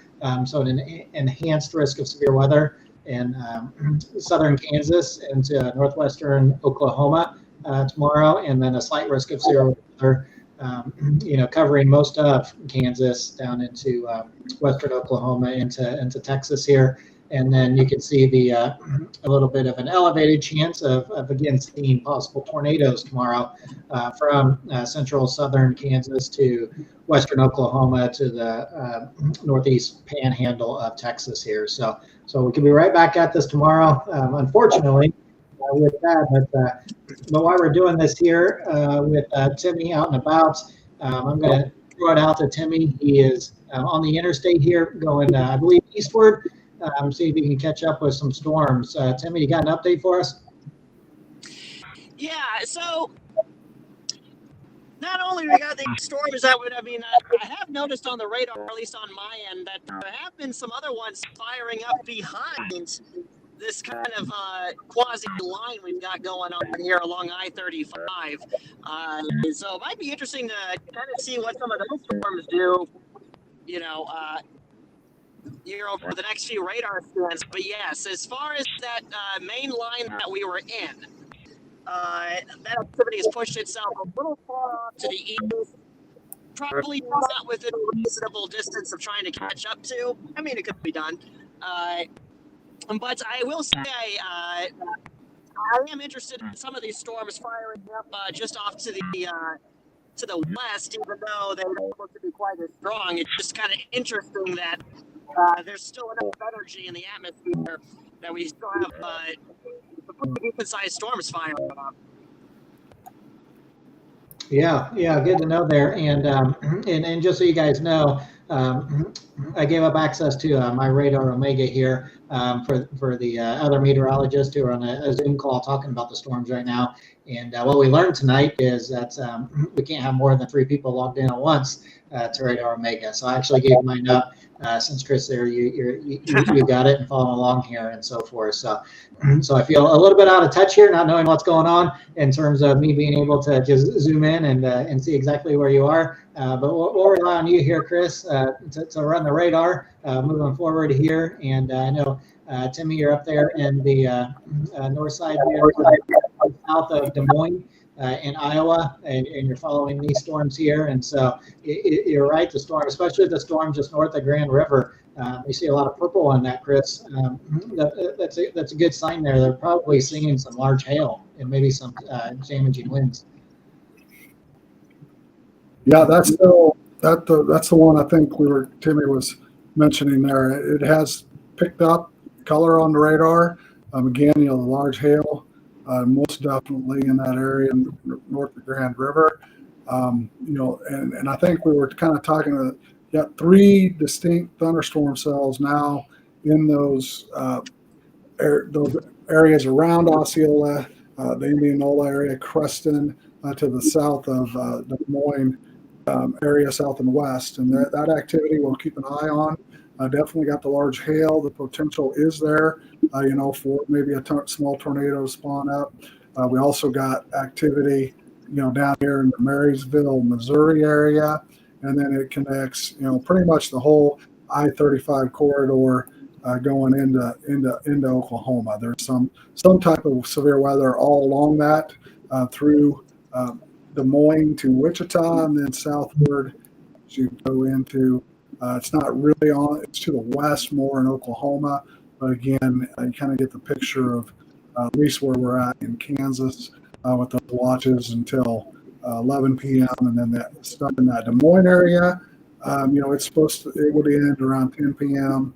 So we're already kind of there towards the end of we'll watch these cells through this warning period, but again, these are all going till 20 more minutes. So we're 6:15. We got 6:30, or 7:30. So we've got another 45 minutes or 30 minutes to 45 here to keep an eye on the Iowa stuff. We got this storm back down in the Topeka area, heading towards Lawrence, more towards the Perry and Perry Lake area, I think is kind of the area.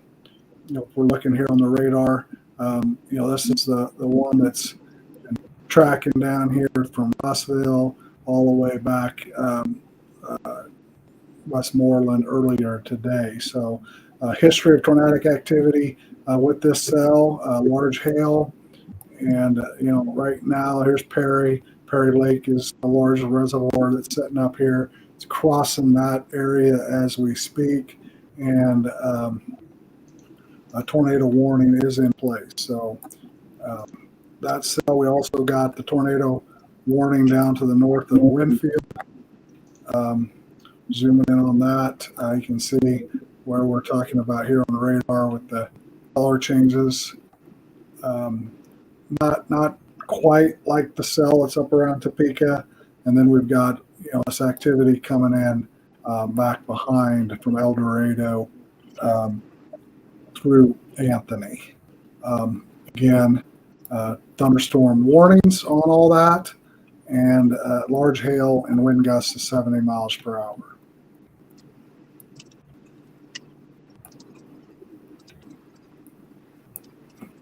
I gotta get gas.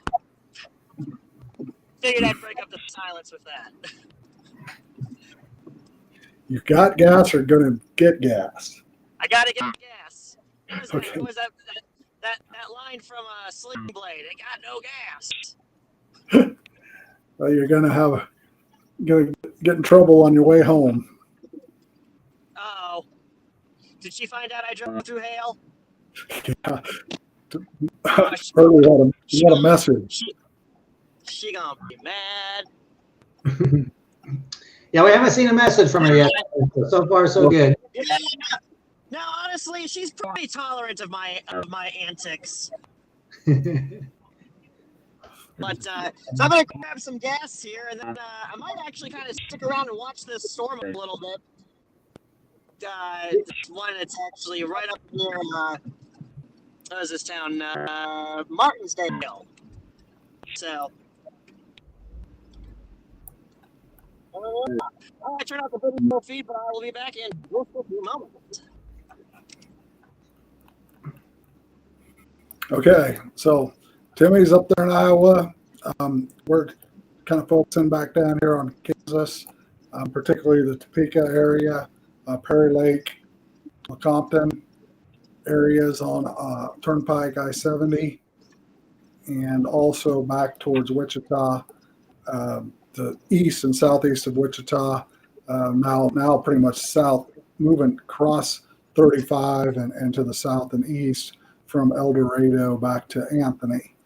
Do have a tornado warning in rural areas of Cali County, north and east of Winfield, with a severe thunderstorm warning in all of southern Butler County and Cali County at the same time. So, that's got large hail, potential rotation, and damaging winds.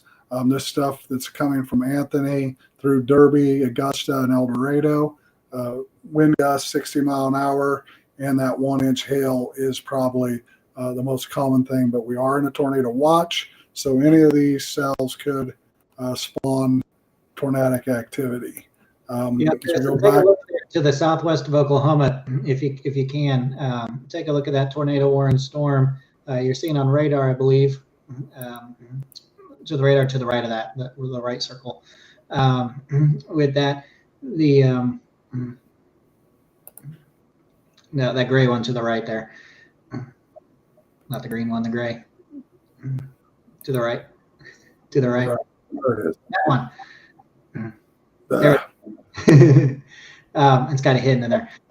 We're seeing a pretty good hook echo where you see that tornado warning there. You see a little bit of a merger taking place, but a pretty good hook echo. I'm wondering what the velocity is showing there with that tornado possibly over Roosevelt right now.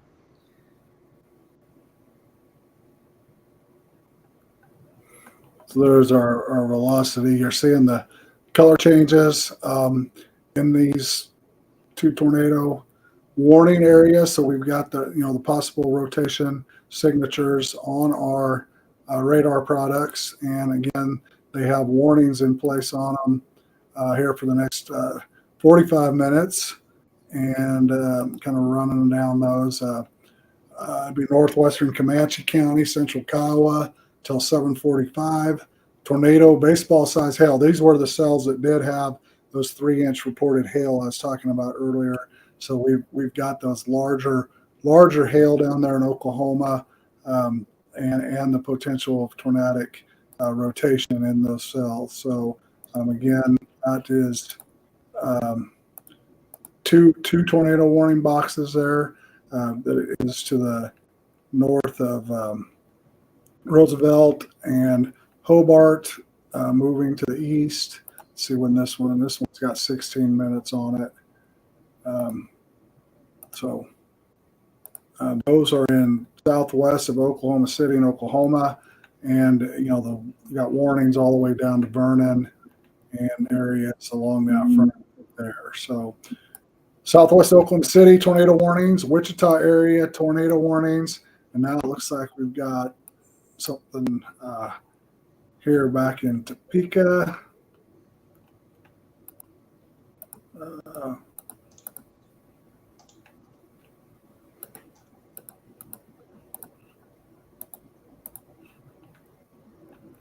Why can't I click that radar?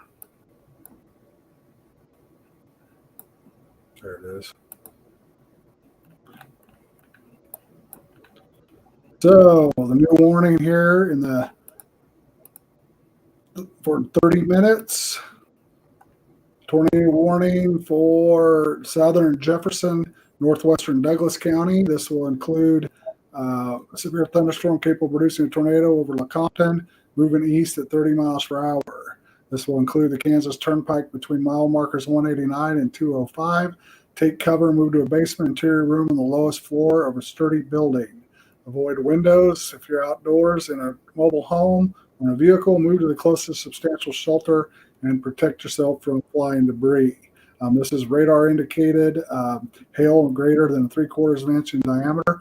It does include Lawrence, the city of Lawrence, Perry Lake area, Lecompton, and Williamston until 7:30 p.m. So moving out of Topeka area, heading towards Lawrence, or at least the northern western parts of Lawrence.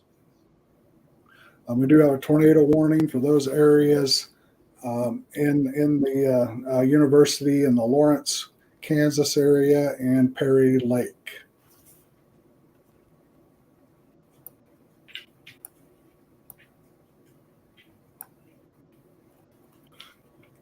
Have you seen any reports out of that stuff? No, I'm really not, as you're talking here. So definitely seeing a little bit of rotation on the storm there. And right when I click an update here, the storm is kicking up dust right now. I don't have the radar here. The tornado might be imminent on the Oklahoma one. And then I'm seeing a report here of a possible tornado in the Williamstown, Kansas. So I don't know, Williamstown, Kansas. We zoom in there to the west of Kansas City. Right here. There we go. Possible strong tornado there in that area. And I know the velocity's really picked up, even just since you just last checked it. The velocity is really tightening in that area if it's updated here. Yeah, look at that. Yeah. So Williamstown. If you're in Williamstown right now, you need to be taking shelter immediately. And if you know anybody, give them a call real quick, or anybody just to the east of Williamstown, give them a heads up. You need to be in a basement or a storm shelter if you've got one. Otherwise, the lowest level of a street building, putting as many walls between you and the exterior building as possible with that, and make sure you are in a sturdy building. So if you're in some kind of a mobile home, if you're in a vehicle, something like that, you need to find a sturdy building to get in, because we're getting reports here of a strong tornado on the ground in Williamson. That's the latest update we have here, a strong tornado on the ground in Williamson. Okay, so this is the storm that we've been following since 4 o'clock. It's had either rotation or confirmed tornadoes in it. Dangerous situation for areas between Perry and Lawrence in that Williamston area. Again, this is a populated area. There's lots of Lawrence and Topeka and Kansas City and everything in between. So Perry Lake is a popular destination for lots of folks. So again, a severe storm with a tornado being reported now in the Williamston area. Please take immediate shelter. Get to the lowest level. If you're out there on the roads, park immediately. Take shelter. We had the mile markers on the turnpike and just to the north on 24 and 40 highways that are going west of Kansas City. Yeah. We just got an official update here from the National Weather Service out of Topeka. The rotation has tightened near Williamstown, and reports of a funnel cloud approaching the ground at this time. Take cover if you're in the path here. So if you're in that Williamstown area into the east of it, take shelter immediately. The National Weather Service out of Topeka is confirming reports that they are receiving that we possibly have a tornado on the ground in this area. Okay. There you go. Here's what it looks like on radar. You can definitely see the spinning. A little hook there to the east of Perry. Williamstown is right here it's right below it. So Williamstown area, east of Perry, please take shelter. And it looks like these storms are now moving through Lawrence. Definitely heavy rain in Lawrence, potential hail. We got severe storms that'll back towards the Wichita area. Looks like the tornado warning expired on that Cali County Winfield storm, so now it's a severe thunderstorm warning. I got to keep an eye on that. That's a pretty strong sail starting to take some, in this area from Augusta, Derby to Winfield. We still got thunderstorm warnings, potential for stuff to redevelop and put rotation probably in those areas as well. Back towards Anthony, that cell looks like it's starting to build in color, or at least turning purple with large hail in it to the north and west of Anthony. But we got a large area of severe weather from Anthony to the north and east of El Dorado, getting ready to move through Eureka and Burlington. Back to the Lawrence, Kansas City, Topeka activity. Again, we're looking at that area to this area right here, tornado on the ground or funnel clouds approaching the ground in that Williamston area. You can see it there on the radar, what we're talking about. Dangerous storm. Yeah, and as you're saying that, I know some of the severe thunderstorm warnings that we've been seeing here. We're seeing wind gust, this most recent one here, over 70 miles per hour. So some very damaging winds with these storms, so especially in the Baldwin City, Wellsville, Vinland area, Lone Star area. You're seeing wind gusts of up to 70 miles per hour, if not over 70 miles per hour. So some major severe thunderstorms in this area, but we're really concerned about the area near Williamstown, where we're getting reports of tornado, and you're seeing there just the radar itself. You can see the rotation that's taking place right there, and I'm sure we'll see the same thing with the velocity in the recent updates.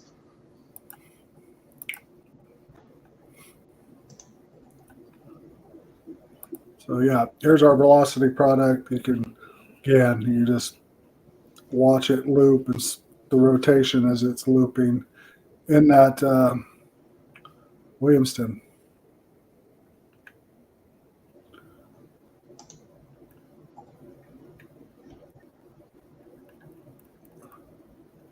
So again, that's the most severe storm. There is funnel cloud approaching the ground in that area. Damaging winds, the wind gusts 70 miles per hour. Baldwin City to the south of Lawrence. We've had those reports. Some of the storms here Yeah, today. on the just to the east of the tornado warning there, right where your cursor is there, where it says Kansas. That severe thunderstorm right there, winds up to 70 miles per hour and tennis ball size hail. And National Weather Service is also making a note of possible tornado could be in the area soon. So they're watching that storm just to the west of it, knowing that it's moving its way to the east here. So possible tornado within that severe thunderstorm warning that's already producing 70-mile-per-hour wind gusts and tennis ball size hail. Yeah, and those of you, like we said, this area of Kansas, between Topeka and Kansas City, is kind of our biggest most traveled and most populated areas. We got these, Lawrence here at the university. We got Highway 10 coming into Overland Park. The stuff Tonganoxie is in west of KCK, Edwardsville.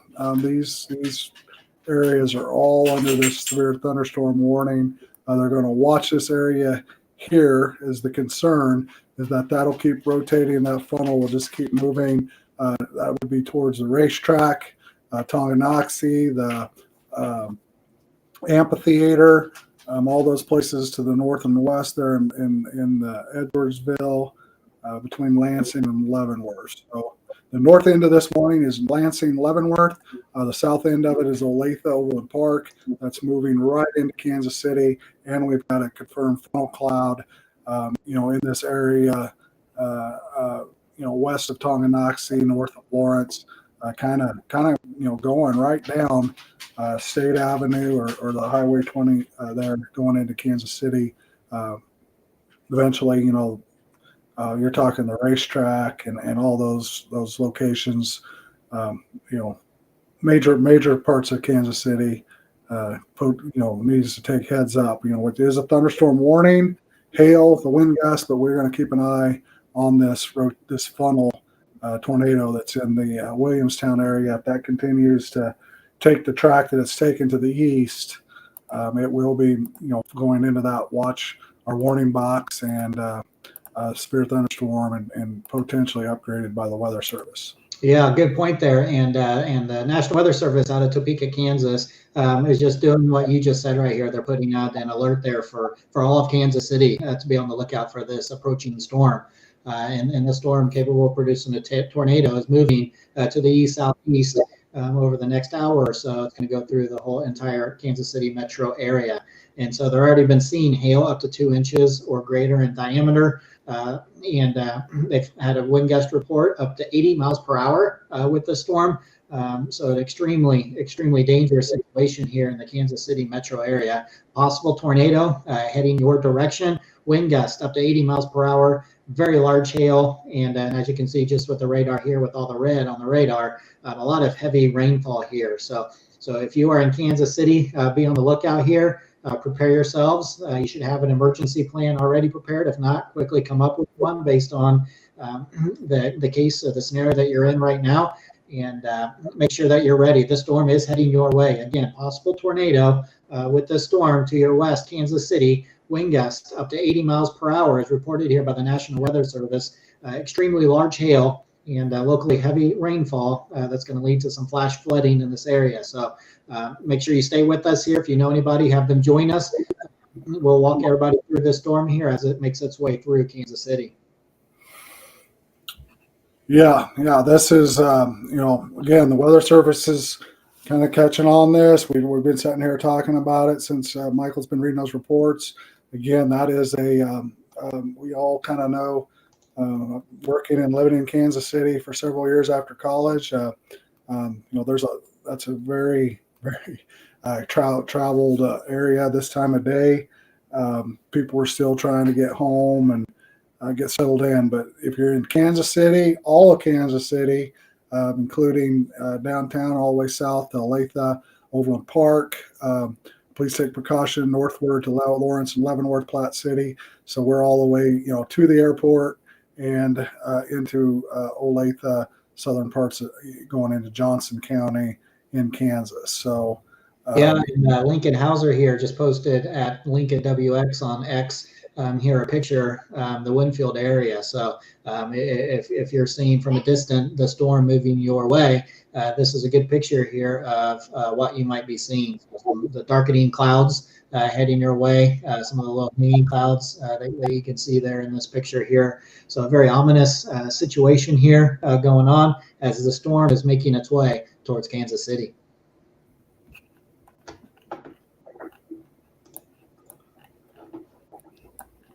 Yeah, there's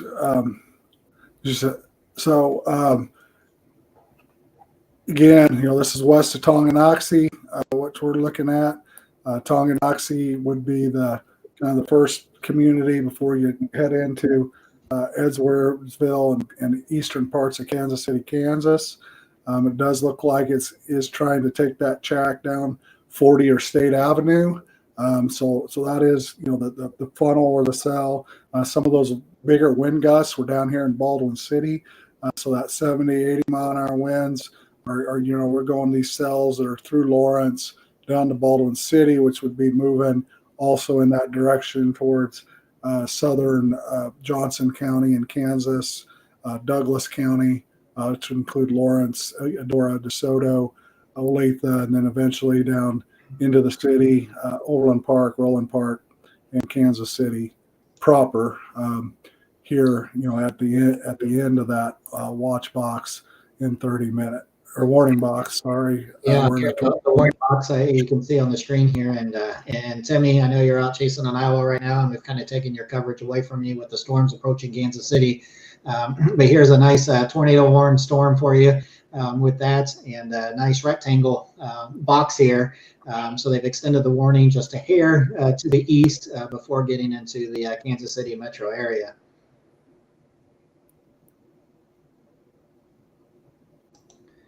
And this storm also, as you mentioned, Chris, does include Lawrence. So you're talking a college town here, students wrapping up the semester or the school year in the area. I'm not specifically sure there at Kansas what the schedule is like, but in a lot of schools, final exams are this week or next week. Graduation, the commencement ceremonies coming up, and so forth. So a difficult time. It looks like the actual rotation is going to the north of Lawrence. With that, but you can't let your guard down if you're in Lawrence, because this is an extremely dangerous situation here. This is a very large storm. You can see on the radar there a lot more red on the radar is coming your way, and even from the most basic level knowledge of a radar, red's not good. Red's not good, and it's going to be going through your area here soon. So again, wind gust up to 80 miles per hour with this storm. Very large hail is contained in the storm here. Up to ping pong ball size hail is reports that we've been getting, and a possible tornado to the north of the Midland area, moving towards the east, towards the Reno area, and then eventually into the western part of Kansas City.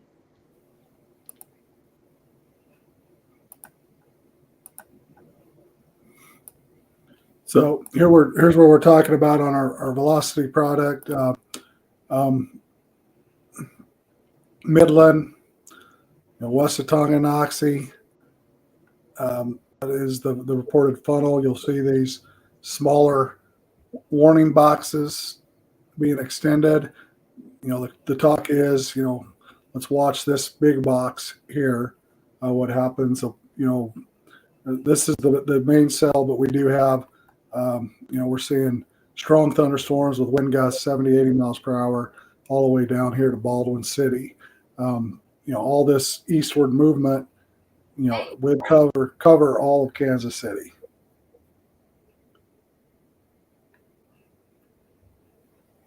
Awesome. I'm trying to look for some more information here to see what updates we have here, Chris, and so seeing more pictures from the Westmoreland tornado damage that we covered earlier. But and then seeing a lot of what I'll call funny posts about that tornado warning that I showed you, that small rectangle with that there, and then I believe let's see here, that's just an update here. The tornado warning for Douglas County and Jefferson County there in Kansas does continue. It does continue here. So the National Weather Service is still seeing the rotation that we're seeing on radar as well. And I'm going to check here and see if I've got my radar back up as we do this, because our meteorologist just ended there. And yes, I do have it back up. So I'll be able to help you out a little bit more here with this. So again, we're following. I'm going to zoom into my radar here. So you can see yours there. Wrong button. With that. So following breaking weather, Kansas City area. So if you know anybody in Kansas City, contact them right now and let them know a very dangerous storm is heading your direction with that here. And so before we forget here, I do want to jump in. I don't know, Timmy, if you can hear us. Our own Timmy Albertson is up in Iowa right now chasing the storm. So daylight's running a little bit thin there. And I see the hail has stopped, Timmy, if you can hear me. And don't know if you have an update for us or not, if you can hear us.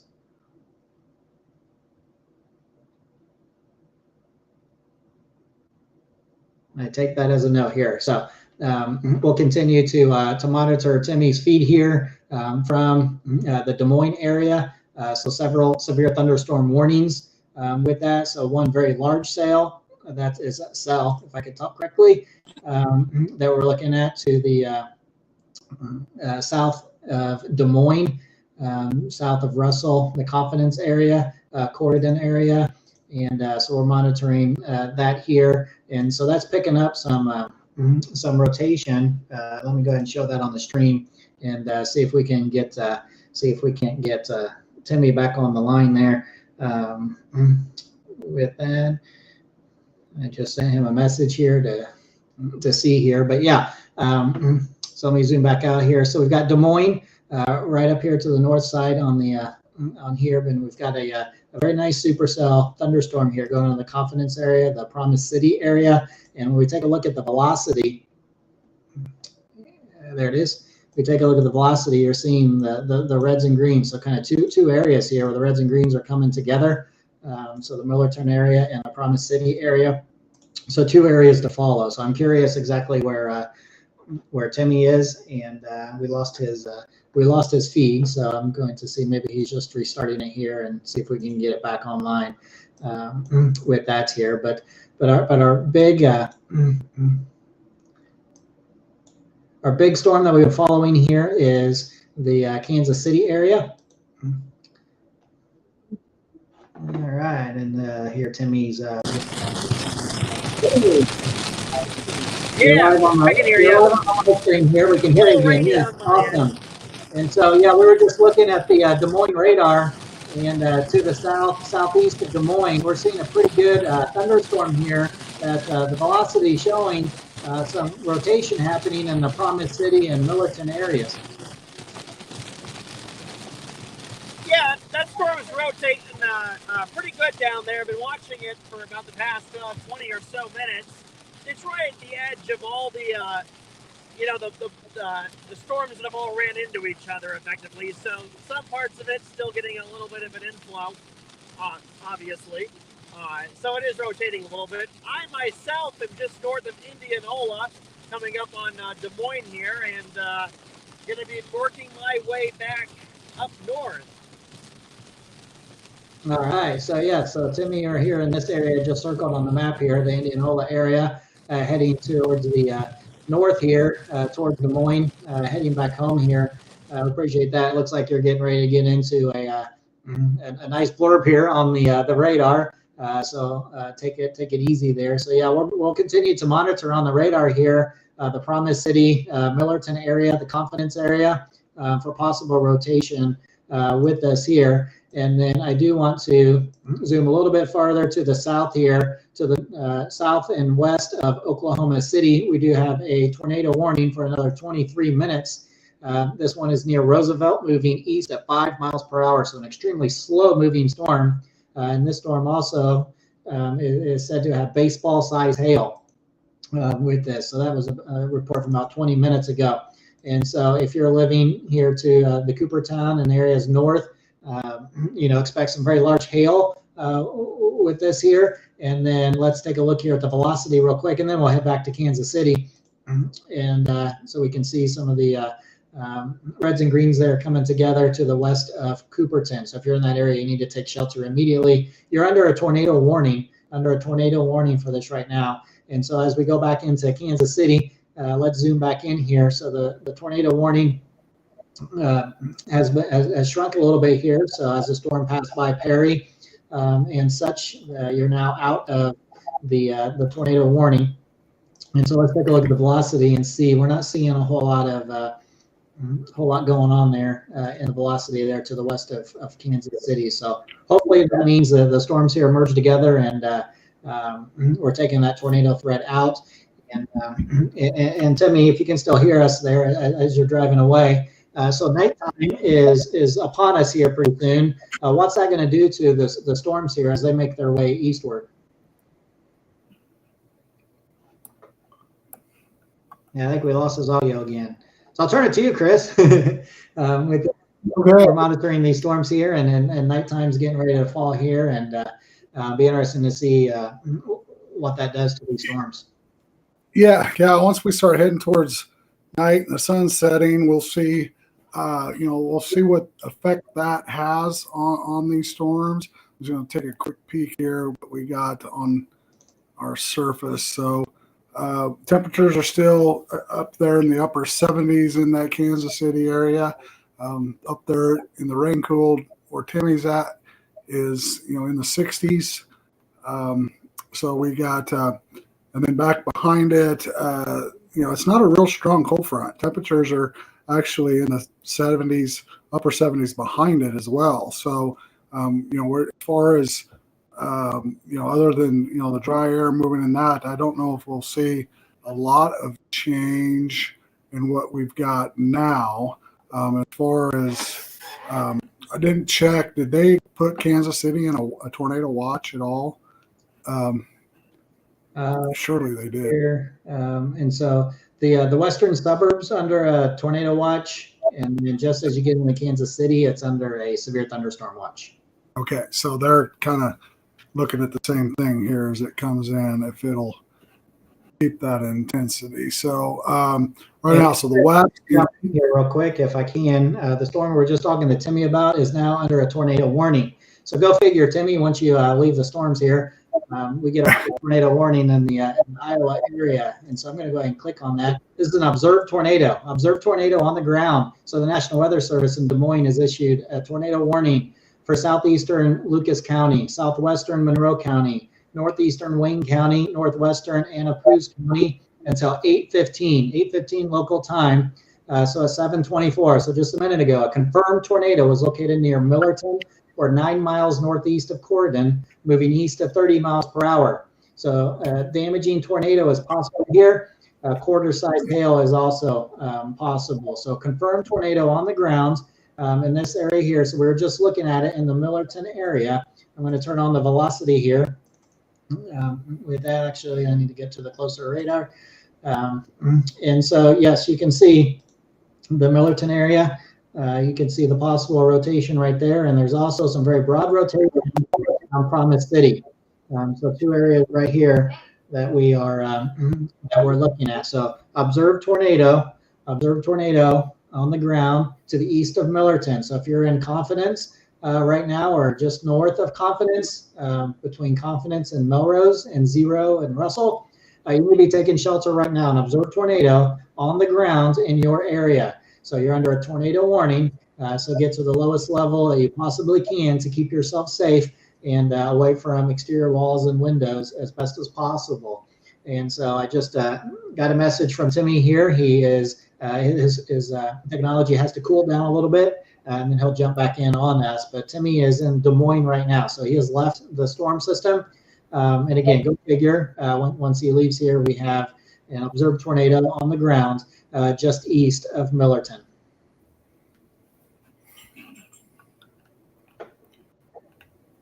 Oh, so followed that, and here we go.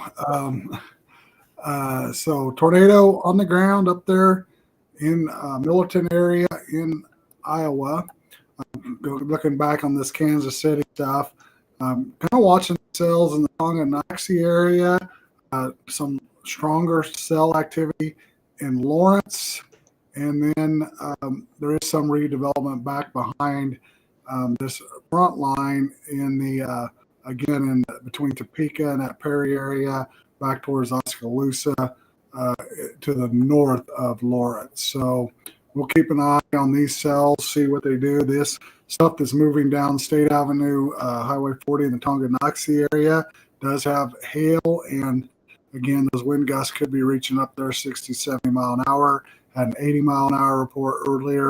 So damaging winds, potential hail now moving into north suburbs of northeast Kansas City and eastern Kansas City, Kansas here shortly.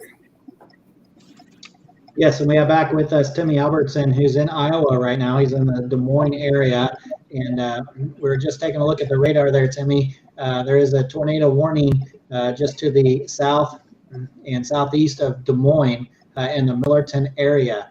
And so you can still see a little bit of rotation, not as well defined as we just saw a few minutes ago, but we still see some rotation there in the Millerton area. Yeah, I was actually, I was taking a look at it right when that, right when it really looked really good there for a couple of scans here. One thing I do want to check here on my end really quickly while I'm looking down on the storm is I want to see sure that they would confirm trail was on the ground, correct? Is that what's double check something? Yes. It's no way you can't pull up the CCs aren't very helpful in this situation, I guess.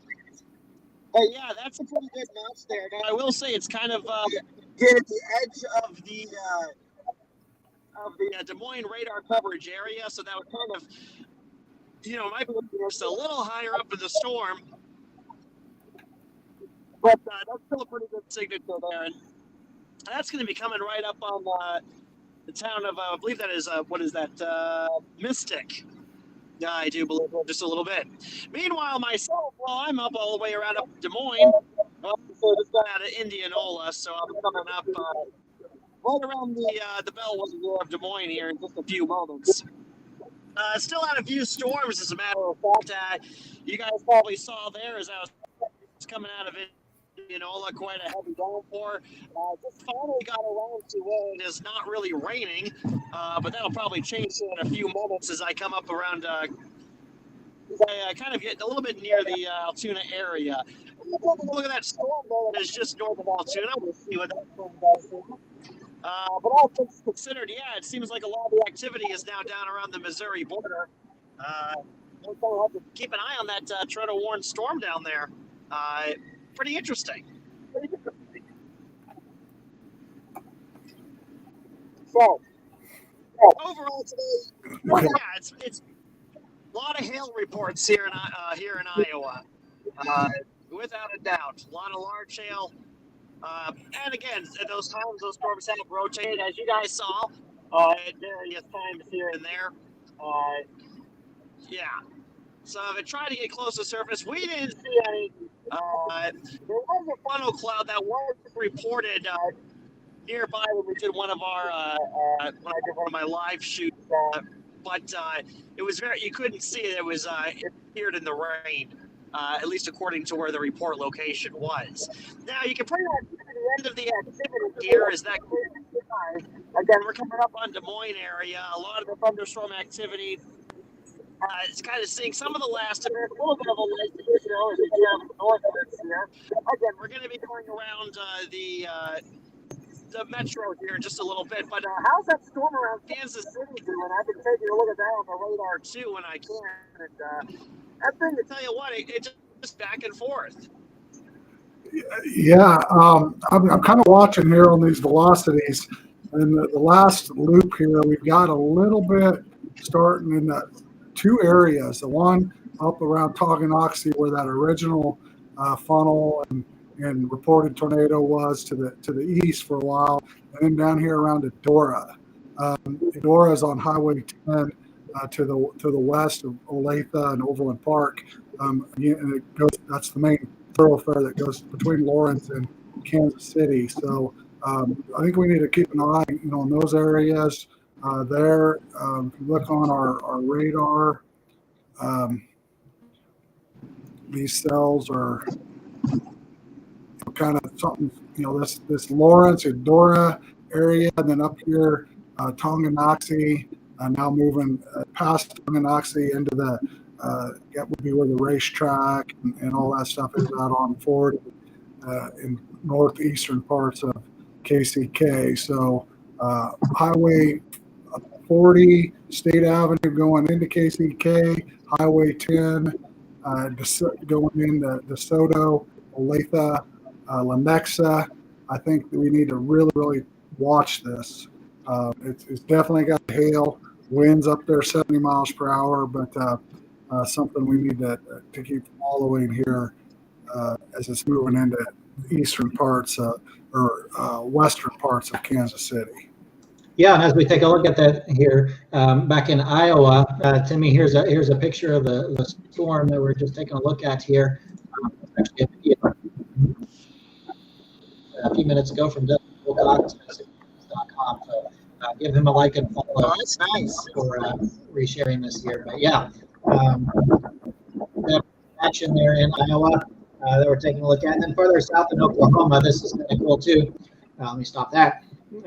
We can see the rotation here on the velocity pickup here in Oklahoma. So these last few loops of the radar, very interesting here with this tornado warning. So definitely some strengthening here. Let's take a look at, I was clicking on the wrong radar there. Let's take a look here and see an observed tornado, and this would make sense based on the velocity that we're just taking a look at, for Tillman County in Oklahoma until 8:15, a tornado warning. So at 7:27, so 8 minutes ago, a confirmed tornado was located 4 miles southeast of Tipton, moving south at 5 miles per hour. So extremely slow-moving storm right here. And looking at the velocity, there's no sign of this thing dying out. If anything, it might be strengthening as we're talking here. So I know, Tim, you're kind of going in and out here. I don't know if you're able to see what we're looking at here on the velocity that this spinning here in the Tipton area. Yeah, it looks pretty good too. It's right by the radar site, so that's a great location too. Be getting really good radar scans there. I tell you what, it'd be interesting to. I don't know if the correlation coefficient will work too well in that type of setup, but or that close to the radar, I can't tell. But if we would look for a little drop off, we would probably see some debris being picked up here, which would come up as a little blue dot right near where that rotation is. I don't see one there on that scan that you're showing me. I do not see a drop off, but that thing is certainly rotating. Yeah, no question about that. And so, and then sometimes too with the correlation coefficient, it kind of lags a little bit. Yeah.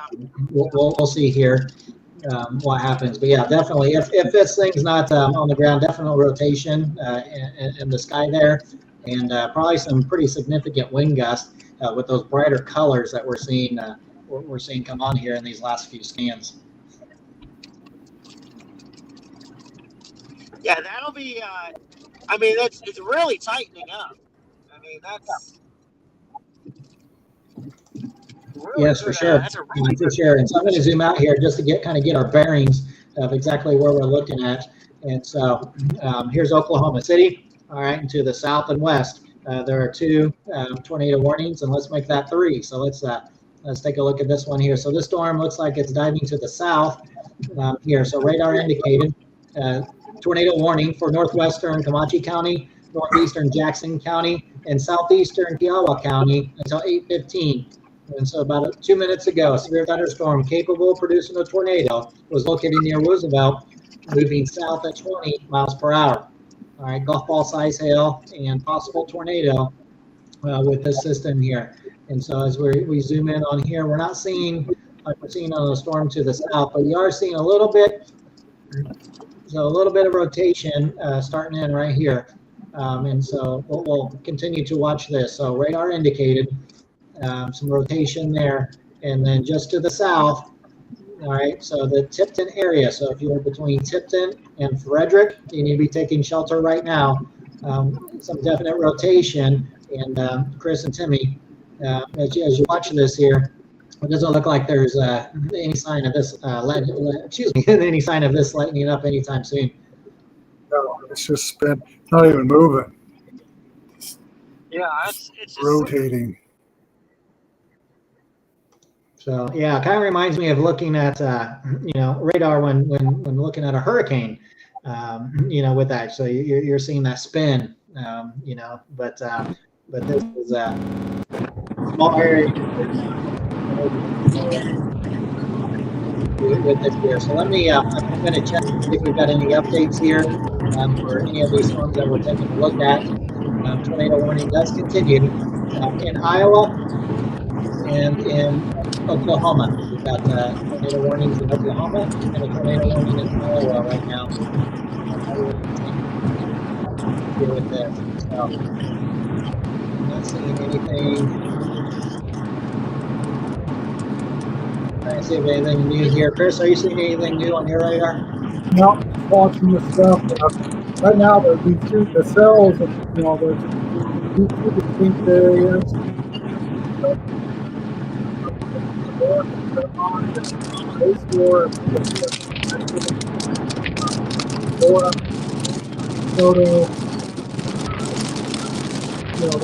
That is on the part we said. The other thing is still warning that it has extended the service now into reserve.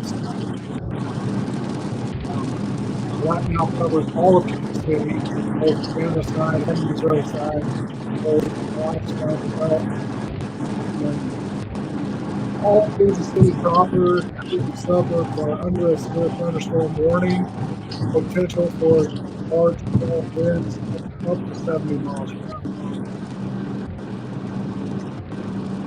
And we got tornado watches on the west. So we're watching that come into the west right now. We'll keep watching it and running on. There we go. And I'm going to go back here with this here. So the Tipton area, so definite rotation in this area right here. A tornado was reported. A tornado was reported moments ago. I was looking to see if we had any updates on this system here, and I have not seen any yet. But definite rotation. You can see it right here as we take a look. The spin up here. So if you're in the Tipton area, you need to be taking shelter right now. So it's very slow moving. It's almost like changing directions, within the scans there. So so the change in wind direction and wind speed capable tonight. The instability in the atmosphere is still there. So we're going to continue to expect, at least for the next hour or so, very large hail with these systems. A couple of tornadoes are possible, and winds gusting at a rate where it can be damaging outside. So a lot that we're taking a look at here with these storms. So tornado warnings. And I think we have a new one in Iowa. So if Chris, if you're able to zoom on that on the radar here, new tornado warning in Iowa, including Centerville, Walton, and Mystic until 8:30 tonight. And then we're watching the storm here around Tipton continue to spin. It continues to spin. And so the most recent report I got was the tornado was east of Tipton, approaching Frederick. All right. In that area, and hard to say it's approaching Frederick because it's moving so slow. But if you're in this area, if you're in the Tipton area, you need to be taking shelter right now. Tornado warning for you in your area. So up here in Iowa, we got other tornado warning.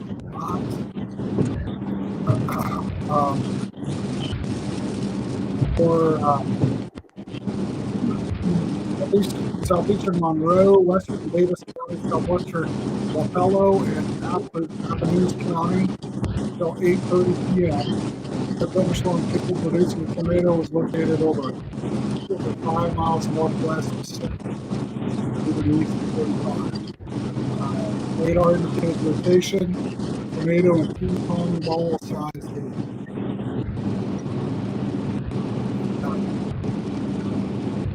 Warning. 10 times expires at 15, and then another one until 8:30. So we're watching these two areas. Got this area down on Mystic, an eye on.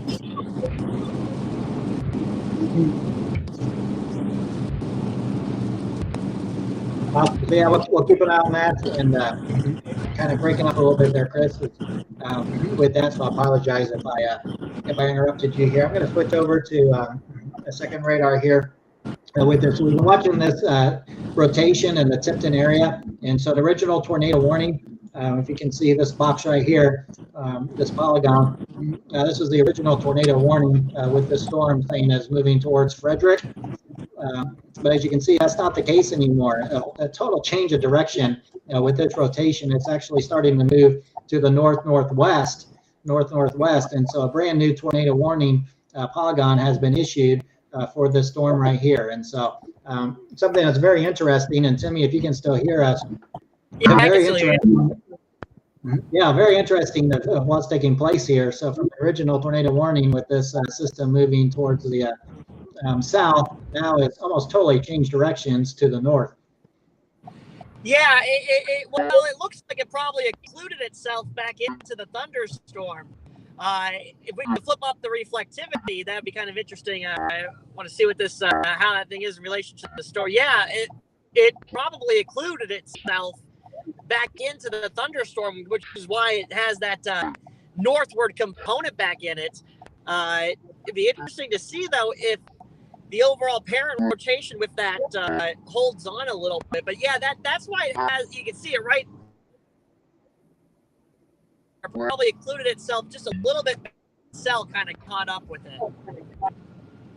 Yeah, very interesting. Very interesting. Something you don't see a lot of, especially in terms of just looking at the tornado warning polygons with this, how they're organized here. Is something you'd expect, a young kid to draw, if they were drawing tornado polygons. So very interesting, and something you don't see a lot of during this year, but it totally makes sense what you're saying. The rotation that we were seeing here to the east of Tipton is getting connected there with the storm. So kind of a merger that's taking place there with that as well. And we're kind of seeing that here on the north side as well on the tornado warning storm. The northern part here, that storm moving towards the south is getting picked up there with the storm moving to the north and northeast there. So it'll be interesting to see how this develops over the time being with that. And so this whole area is under severe thunderstorm watch for at least the next hour with that here. And then I'm going to zoom up real quick to the Kansas City area, because we've been following this storm quite often here. With that, and so severe thunderstorm warning heading to the Kansas City area with this here, and so it's moving east at 40 miles per hour, and it contains wind gusts up to 60 miles per hour and quarter-size hail with that. And Chris, I know you were just talking about the storms up here in Iowa, and the area where Timmy is or was in this area with that. And take a look at the velocity here, and I always forget to turn the radar. We can definitely still see the reds and greens coming together here. So at least some broad rotation with this since you last checked on it with that. And I was just seeing if we had an update. So about 8 minutes ago, severe thunderstorm capable of producing a tornado was located over Mystic or 5 miles northwest of Centerville, moving east at 35 miles per hour. So again, we're seeing some large hail, which Timmy, good job. You stayed away from tonight. Because there was plenty of large hail in the area, and not everybody is as lucky as you are to, not get hit by, ping pong. We heard up to baseball size hail falling with these storms. Yeah, we had a little bit of hail. The storm that we were watching when we first started, it did pick up quite a bit of hail, but we had to stay south of it, so we didn't get into that. And then on the way back, the hail core was kind of weakening a little bit, so that was the hail that we had here on the live stream. It wasn't necessarily that big. It was about dime size, up to about penny size hail, at least by the time we got there, but it certainly covered the ground. The car was skidding a little bit. There was so much hail on the roadways, and that's kind of been the main theme of a lot of these storms, as we talked about earlier, is that they were producing quite a bit in the way of hail. And obviously, at times, some tornadoes, depending upon where you were. So, yeah, overall, the hail was certainly a thing up here in Iowa today. Probably a bit more so than the tornadoes ended up being more of a Kansas thing today. And as we're looking at the radar down there in Oklahoma, they're having a little bit there, too. As far as that tornado warning that was in effect down across southern Iowa that we had here, it does look like it has been extended. But at least on the radar image I see here, the rotation not quite as pronounced. That was an observed tornado, though. Let's see here. I just want to double check here with the weather service. Yeah, they have it as radar indicated now. Accordingly, earlier you said that it was an observed tornado. It certainly looked like it for a few scans there on the radar. And the storms in Iowa today have been rotating. I mean, as hail-producing storms tend to do. However, most of that rotation has not been able to get immediately down to the surface or get itself organized long enough. And the few times it tried, unfortunately, we saw, other storms running into them, which is kind of the situation that we had with the storms that we were watching or that we were following. But interestingly, that storm that has that tornado warning down there, it's at the edge of all that activity. So even though it's next to some other storms, the inflow part of it is still pretty open. And it looks like that storm had enough time to get itself organized. It was in an area that had not seen much activity today. So for that particular storm, the conditions really lined up pretty nicely. But some of the other storms today had everything going for them, but then they just kind of ran out of time before other storms began to run into them. Yeah, good memory there of what's taking place here today. And so we still have two areas that we're watching right now. So as you were just talking there, Timmy, the storm to the west of Bloomfield, between Bloomfield and Centerville, tornado warning. So this was an observed tornado. It's radar indicated right now. So that's better news, but we're still under a warning, at least for the next 39 minutes there. And I'm watching a storm developing back to the west here, starting to show some signs of rotating. And so then just east of Weldon and the Leroy area, something that we'll have to watch here with that system. And then moving further to the south, Kansas City, no tornado warning for you, but you are under a severe thunderstorm warning. Kansas City area, 60 mile per hour wind, quarter size hail, following in your neck of the woods there.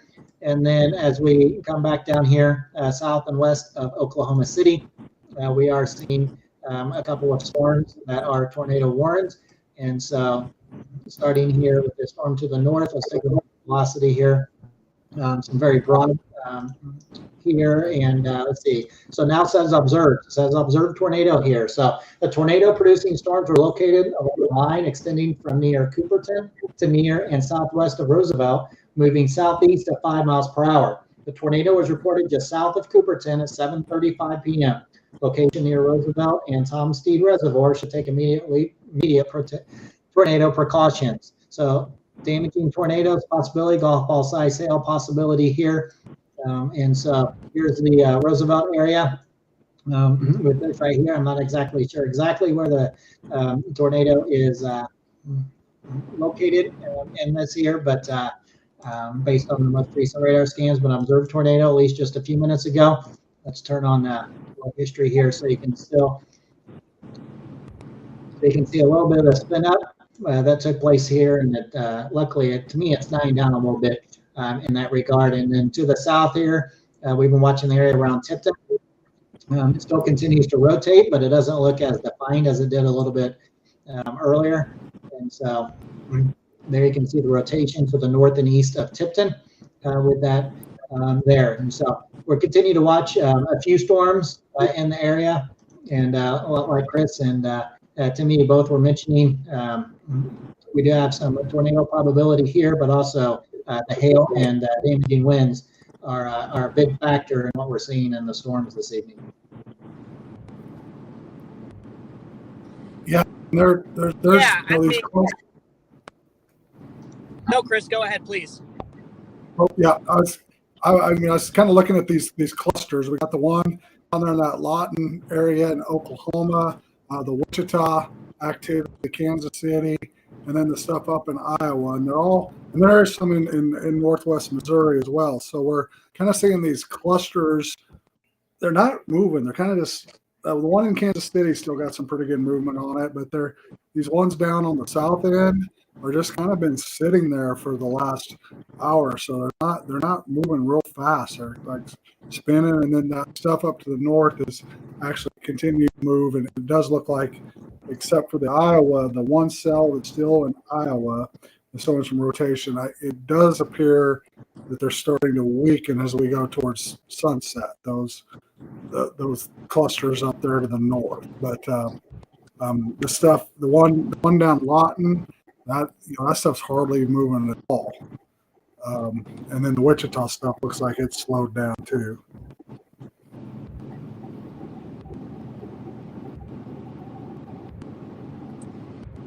Yeah, well, those thunderstorms were really cold front initiated, and so they might be losing a little bit of their oomph as the sun begins to set here. If I have my surface charts here correctly, yeah, that a lot of these storms are kind of cold front oriented or dry line oriented, as the case is, I think, out in far western Oklahoma. But interestingly, the same area is going to be seeing more storms tomorrow. At least that's what we're expecting right now. And some of those storms themselves could be strong or even severe. That's something that I'll be keeping track of, that I'll be with you guys tomorrow on screen to help you out with. But yeah, it's just kind of an active setup. It's spring in the Great Plains, so. Yeah, as mentioned earlier, I just updated the Weather Valet, and then the local weather service out in Kansas put Monday as a potential severe weather day now with that next system. So I didn't really run to see what severe storms was, but obviously they're having discussion about Monday now being a severe weather day as well. Yeah, that's that trough coming off the Pacific coast and everything. Yeah, we'll see. It's still a little too far out, I think, to really have a good idea. But if we're just look at the just from this from the looks of things, that Monday could be too, and maybe parts of Friday. I wouldn't be surprised if on Friday we saw a little bit of activity too, just from that cold front pushing through. Yeah. But yeah, Monday could be another active day, certainly.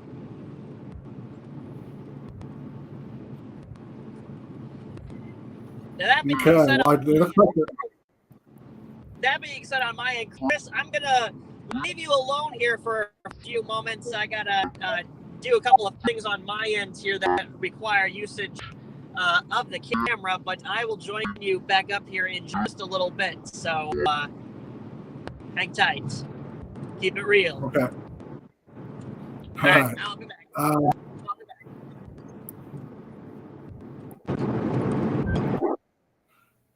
Okay, so now we'll go back to the storm up in Centerville, the Mouton or Udell area. Then the warning, the tornado warning that was to the north and west has now expired. Really, there's that storm is really weakened up there to the north, but we got this one area in the east of Centerville in Mouton. It still has a tornado warning on it for the next 30 minutes. It's moving east in those areas at 35 miles per hour. So that is the one other than the Oklahoma activity that does have a tornado warning on it up in Iowa. And again, we're watching it to the east of Centerville here, Udall, Unionville, Mouton, and that I'm trying to remember. Capable of producing a tornado, ping pong all hail, radar indicated. So that storm is still packing a pretty good punch, showing a little bit of rotation, a little hook here on the radar. And again, the area to the north that was a tornado warning is now expired and is a thunderstorm warning in that Alba and Ottumwa area. Back to Kansas City. We got northeast or northwest Missouri on 36 through east of Maryville. We've still got severe thunderstorm warnings. You can see on radar. These definitely have hail in them, a large hail. We got two of them, really. We've got the one back here in Gentry and another one that's kind of out here in the middle of nowhere between Edgeville, north of Martinsville. Those cells definitely have hail, and keeping an eye on those. And then the stuff in Kansas City appears to get a Kansas City radar. Continue to move into the western suburbs, downtown KCK, Parkville. Again, they got severe thunderstorm warnings on them until 8:30 for all the Kansas City metro area with quarter-size hail and wind gusts to 60 miles per hour. So it does appear the Kansas City activity as we head towards sunset is weakening a bit. It's still really strong on radar. Some quarter-size hail, wind gusts out there. Lenexa, Shawnee, Edwardsville, Lake Quivira, Overland Park will be moving through there, and then eventually downtown and into the Missouri side here at towards 8:15 and 8:30. Back towards Wichita, Winfield, same thing. This stuff hasn't moved much at all, really. I mean, it's kind of the line is kind of changed shape a little bit, but we're still storms in the Anthony area. So this has been lots of rainfall down here, probably in the Anthony, Wellington, Winfield area. It's now building south and same type of thing. It seems to be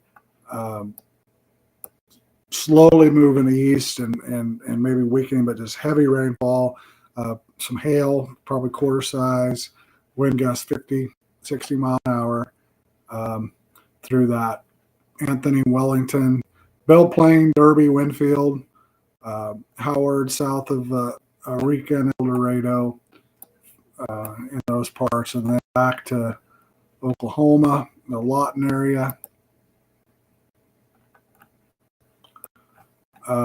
You saw these kind of bumping into each other and taking weird direction. It looks like we're down to 3 warnings still. The one that was on the ground, at least briefly, up here in the Rossville area. You kind of seen that, Michael, when I saw the brief rotation that was up there. It's like my mouse died.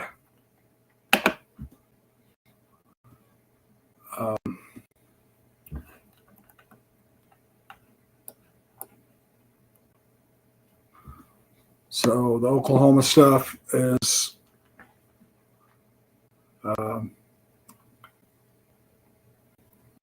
same thing, just kind of sitting there. Not a lot of movement in direction-wise, but spinning in those areas with rotation south of Tipton. Schneider, Rossville,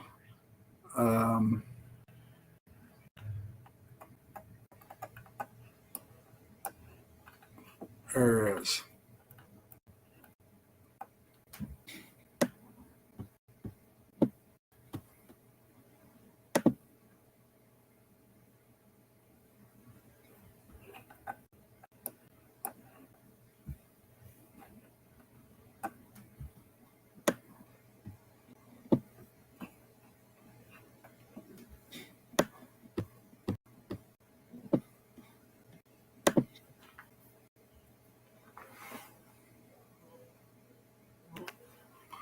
So let's I'll